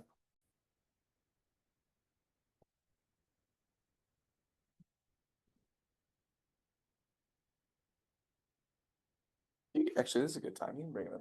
Or we're kind of lining them up. Lander, Oh, it's right there. in, just right here. Cool. What's up, dude? What's up, man? How you doing? Good. How are you? Great. Everybody say hey to Lander. Come over here. I'm recording this one. I got it. Yeah. Okay. Nobody's on Zoom, but it's Yeah. for future stuff. Awesome. Okay, so Lander started literally he was in the last training class. Okay. We're just getting lining up our first people for our first phone calls. Awesome. Do you remember how you were feeling at this point getting into phoning? Were you excited? Were you nervous? Were you A little bit of both for sure. a little bit of both? Yeah. Cool. And let's fast forward. After training, how long did it take you to make your hit your first promotion? How many appointments? I mean, I had a unique situation, but it was my second appointment. I had Second my appointment? my first promotion. Yeah. Cool. And then how long did it take you to hit 3,000 in sales, which is your second promotion? My third appointment the next day. Yeah. Next day. Mhm. Cool. And then you're now at, roughly? My total CPO, Mm-hmm. 4,290, I think. That's pretty accurate. Yeah. Cool. So, and he's, just a handful of days in on the job, right? He's got the second half of his fast start, second weekend, all that stuff lined up. Do you have a quick tip for just maybe your first weekend or, for the job or something like that? Yeah. I mean, trust in the product 100%, because it's a good product, and when people realize that, they definitely want to buy. And if you ever get to a point where you don't know what to say or you're nervous during your presentation, just stick with the manual and it'll never steer you wrong. Cool. Who were your first 5 people you showed to? Because we're just lining up our first chunk of people. Yeah. I had a couple of neighbors from my old neighborhood up in Parkville, and then I think a family friend, and then a friend or my friend's parents. I think those were my first 4 or 5. Yeah. So just a batch in my close circle for sure. Mhm. Yeah. Cool. What's your favorite part about the job so far? I mean, after I got over being nervous during my presentations and whatnot, it's actually a lot of fun, building rapport with the people that you're doing your demonstrations with and everything. And it gets to be a lot of fun, actually. Awesome. Cool. Doing a Red Bull today, not a Celsius? Yeah. I just thought I'd switch it up, you know what I'm saying? Awesome. Let's give Lander a quick round of applause. Thanks for giving us a tip. Awesome. Everybody got your peeps lined up? All right. Let's go here. Okay, so take a look up here. Next thing is when you get to, and we're not going to click start just this second, okay? But when you get to making your first calls here in a sec, you're going to click the start button and then the call button. And then what pops up is after the phone call, one of a couple things, right? So you're either going to book the appointment or they're going to be like, can you call me back? Or they just didn't answer, right? Now, occasionally, would you maybe get a wrong number or something like that? Yeah, maybe once in a while, but certainly not very common, right? So let's say you book the appointment. All you do after that is you put the date and the timing of the demo, and then you put was it in person or virtual? And then you just, you don't need the email ever. So don't ever worry about an email, okay? Then once you click done, what happens is it pops up. It says go to next prospect, and then you just go to the next one and you click the call button and you just go to the next one. Remember how Stacy was just kind of going call to call, right? Or you might click scheduled callback and you can put in the time, right? And if they were like, oh, can you just try me later tonight? Then just put in 8:30 or whatever, right? If they didn't answer, you're just gonna go to the next call. We're not gonna keep calling them or whatever. We're just gonna go to the next one and they might call you back or whatever. Does it make sense so far? It's pretty self-explanatory. Okay. So we're gonna book in our like Dylan said, we're gonna do 3 different waves. We're gonna do our first wave right now. We'll get to book your first chunk. Your second wave is gonna be at home, where you can get closer to your goal. And then there's a bonus wave if you want to come in tomorrow morning. The office will be open at 8. Okay. And then we'll have a little bit of a wave in training tomorrow, just not as long as we'll have today. Okay. And then the goal is gonna be like hit your wave, hit your goal by the end of the 3rd wave in training. Okay. So what do you need right now? Number 1, you need your calendar. Okay. Which is basically on page 21, right? That's like your calendar, your schedule for your first couple days. You need your phone, which you have the numbers in, and then you just need your script, which is on the same basically like page as the calendar. So there's not a lot of like flipping or anything. It's just pretty simple. Okay, you need your phone script, and then the calendar. Okay. We all do. Couple tips. You can, I mean, if you want to move around the office, you can. Couple tips though. Don't worry about texting right now. Don't worry about a voicemail. If they say, "Can I call you back?" Just ask them if, hey, totally. When would be a good time to call you back if I don't hear from you? And then again, you're just gonna go call after call. Okay. For rapport, just keep it simple. Most of your phone calls will last like 30 seconds to a minute. You're just getting a time with them basically. You don't need to like make, the New Year's plans or whatever. Like if your grandma starts talking to you for a while, just be like, "Hey grandma, by the way, I'm still at the office actually in training. Can we catch up more on our appointment?" Just do that, okay? If it's your mom and she knows you're doing this, you can say, like, honestly, I don't care if you say, "Hey mom, does 5 work tomorrow?" It's fine with me. Or you can say, "I'm gonna practice with you on the script." But what you have to remember is like almost no one's gonna know you're reading a script if you just read and sound natural. Okay. And then all you're doing is you're just writing the person's name down in your calendar. Okay. So we're gonna focus on getting through our top 20. I want everybody to get to at least 15, but some of you will move a little quicker than others, and you might get to your top 20 peeps. Don't worry about a voicemail. You're just gonna move call to call. When you book a demo, you're gonna say JOCO. Okay, so JOCO is the abbreviation for our office, Johnson County office. So when our reps book a demo, like last night, we booked like 50 demos of the team meeting. It was just like JOCO, and all I'm gonna put is just a tally next to your name. Okay, that's all. My other tip is just smile when you dial. Everybody smile. Okay, because when you smile, you can't sound negative. Does that make sense? Okay. So that's that. Now, once you've made your first 3 calls, come see me. I don't care if you booked 3 in a row or if the first 3 didn't answer. Just let me know once you've made 3 calls. Just come see me up here. I'll be mostly up here for most of this. Okay. So I'm gonna give you like 90 seconds if you want to find the spot that you're good with. You can go anywhere in the office, just obviously not outside of the office. Okay. And then if you want to procrastinate or like do a couple scrolls or a couple Snapchats, get it out of your system before we get rocking. Okay. We're gonna try to start at 5:42 on our first call. Capiche? All right, capiche. Go for it. And if you don't want to wait 2 minutes, you can just go for it. That's fine too. But whenever you book one, you're gonna shout out JOCO. Yeah, I'll keep tunes going. Yeah.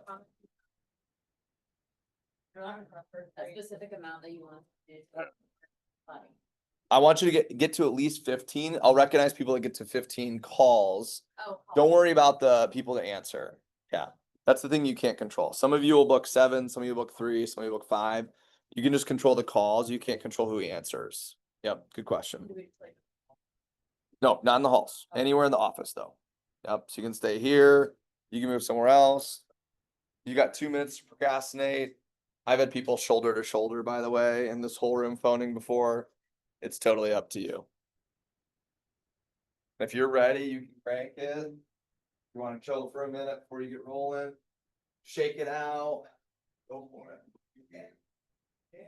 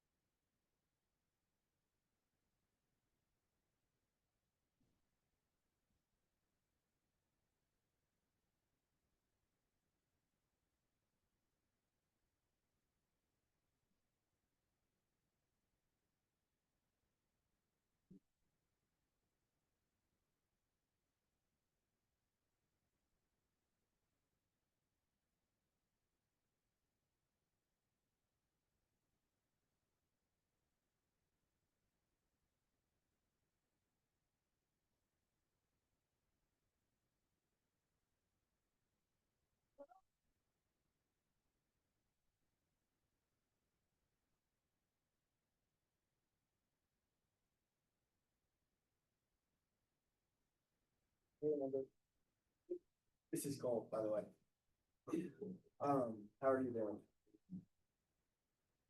Yeah. Oh, I forgot I did. I hope it's so soon. How's it going? Well, the reason I'm calling you is because I'm just starting a new job with showing Cutco, and as part of my training, I need to do 11 practice presentations on Monday to hit my goal. And the best part about it is they pay $20 for each presentation, so you don't have to go. And I know it's short notice, but I was wondering if I could have a Zoom call with you at some point soon and show you the product. And would tomorrow at 7 work? Friday at 7?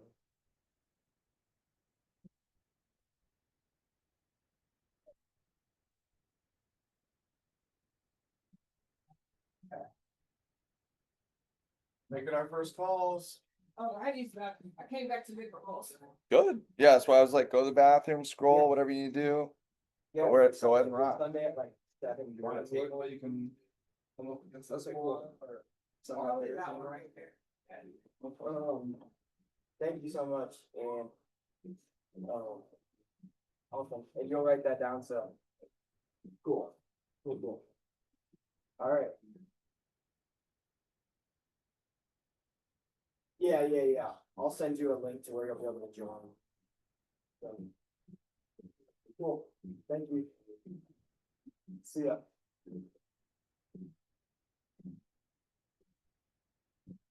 Coco. Sound good? Was that a Zoom one? Yeah. Nice. There's my sister who's like away from the family. Nice.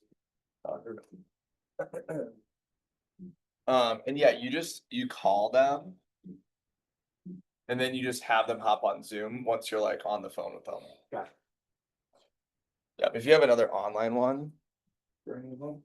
This is James, yeah, for it. It's pretty much. You just ask them to get for like the top of the. Okay, basically, that's what. No, this is really. Otherwise, sound good? But I have a few questions. All right, let's ask a lot. You probably covered some of them. All right. Is there any? Yesterday. Okay. Also, I don't have anyone right now. Oh. I'm trying to get numbers. I'm not gonna. What's up, Tom? Hey, this is Cole. How are you doing? Right now. Yeah, right. Oh, okay, gotcha. Yeah. What are your prospects? The reason I'm calling you is because I just started a new job at Cutco, I told you about. You can look that. And, as part of my training, I need to do 11 practice presentations by Monday to hit my goal. So, would, or tomorrow at, So these are people that I selected that are in the mixed category, not exactly at all. Oh, in person. Okay, so like I have my dad and my mom. That's all good. I have my aunt. Your mom, dad, you practice with them? My dad won't give me any fun with this. You're I know we don't play tomorrow at the state. And then, so I have. Okay. Don't worry about it. We actually have to. I don't have. So, to- could I, I have my we aunt could here. do, are you free anytime Monday? Okay, all day. So would, 1:30 or those start with, it's like, the ones you do have the whole report on your hand? That's my thought. Okay, thank you so much. I'll see you then. I don't have my close now. Thank you. Can you See ya. some of these women? Go. Guys, I saying, you can maybe find their hands wide. Well, it's so true. Or is your, you have nothing, you have nothing. Okay. Mom.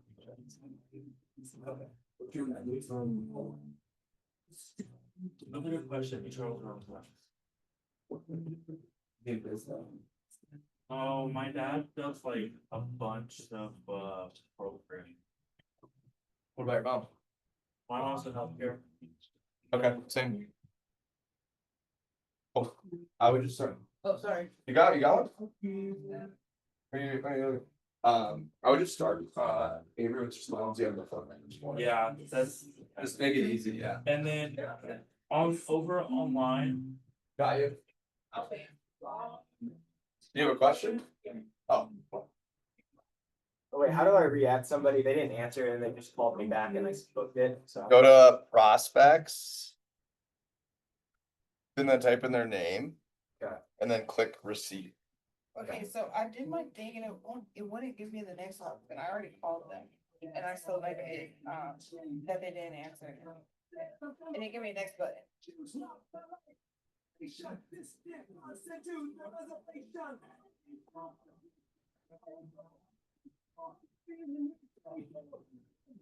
just have the magic touch.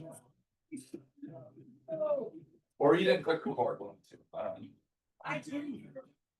Yeah, maybe that's what it was. Yeah.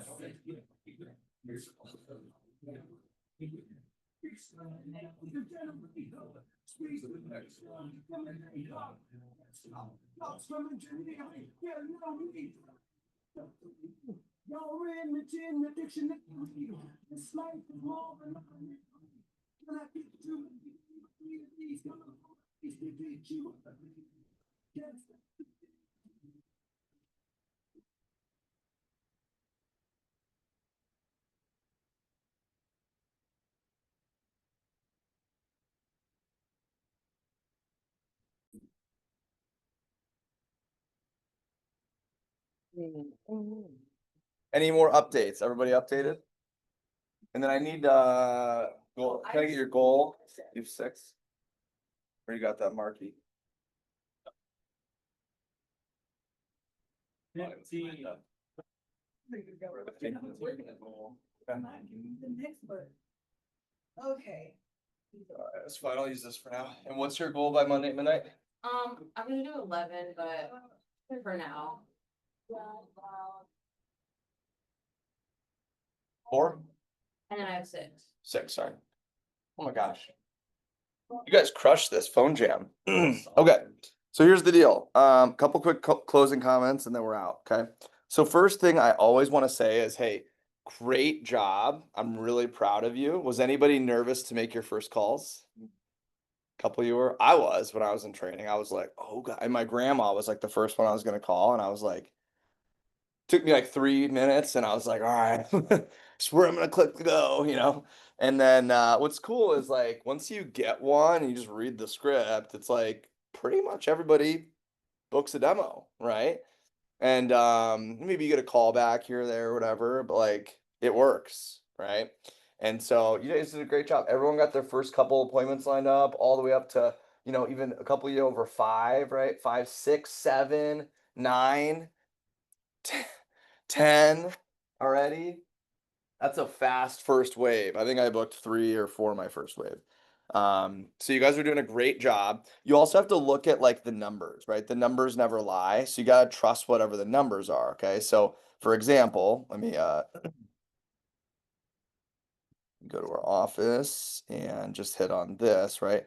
So you got to look, you know, Alexis, maybe you're doing yours a little bit differently. Cause I know you had people not answer, right? Yeah. A few of them. Okay. How many calls did you make? Do you know? Like just phone calls? It was like 15-ish, right? So you just had a high answer rate, right? And that happens once in a while, like somebody gets a crazy amount, and it was a lot of your family and stuff, so that makes sense. You know, Cole, you had 8, but you made 18 calls, dude. Awesome job. You got over 15 calls, right? And so you're booking an appointment every 2.3 calls, which is above average, right? Every 3 is kind of average. That's it's fine for now. And Raya, again, you actually have the most average like across the board results that you could have, or you at 6, I guess, so maybe it hasn't updated, but 6 for 16 calls every 3, right? You made 16 calls, great job. Right? And if you didn't get to that many calls, right? That's why, you're at where you're at. Does that make sense? Yeah. Okay, so you just gotta trust the process. You just gotta trust the calls. Okay, so your first wave again is ideally I just wanted you to focus on getting 15 calls in. And a lot of you guys got there. If you didn't, you're a little slower. Hey, no problem. You can always pick it up the next wave or whatever. Right. Tonight, you want to get your second wave in to book another couple. Okay, so if it's 3 to 5 for you, great. You should judge your second wave based on how many you need. Okay, so for example, a couple of you, right, if you're at 6 and you want 15, you probably need the second wave because if you wake up tomorrow and you're at 10 or maybe even 12, my gosh, it's gonna be so easy to hit your goal. Does that make sense? Or like Cole, I mean, dude, if your goal's 11 and you're at 7, you don't need a huge third wave or second wave, excuse me. Right. And then tomorrow morning we'll have a time to book a few more in training. It just won't be. We had a little longer wave tomorrow or today. We'll have a shorter wave tomorrow. Does that make sense? But if you get 45 calls and you'll book 15 plus demos, the odds will play themselves out. Okay. Tony made like 58 phone calls in training. He booked like 17 demos or something, and then he was off to the races. Right. So it's just the work ethic part. Just also keep in mind, like what you can't control is who answers, right? We had a guy, David. I'm gonna tell you the story of David. Not from the Bible, but this guy named David, he booked or he called 20 people his first phone wave. He was like a 30, 40-year-old guy. And one person answered and they asked him to call back. So he left training with 0 booked up. How do you think he was feeling? Yeah. And then after training, he was just like, I'm not gonna be a, whatever downer, and he booked 10 demos before he came in the next day.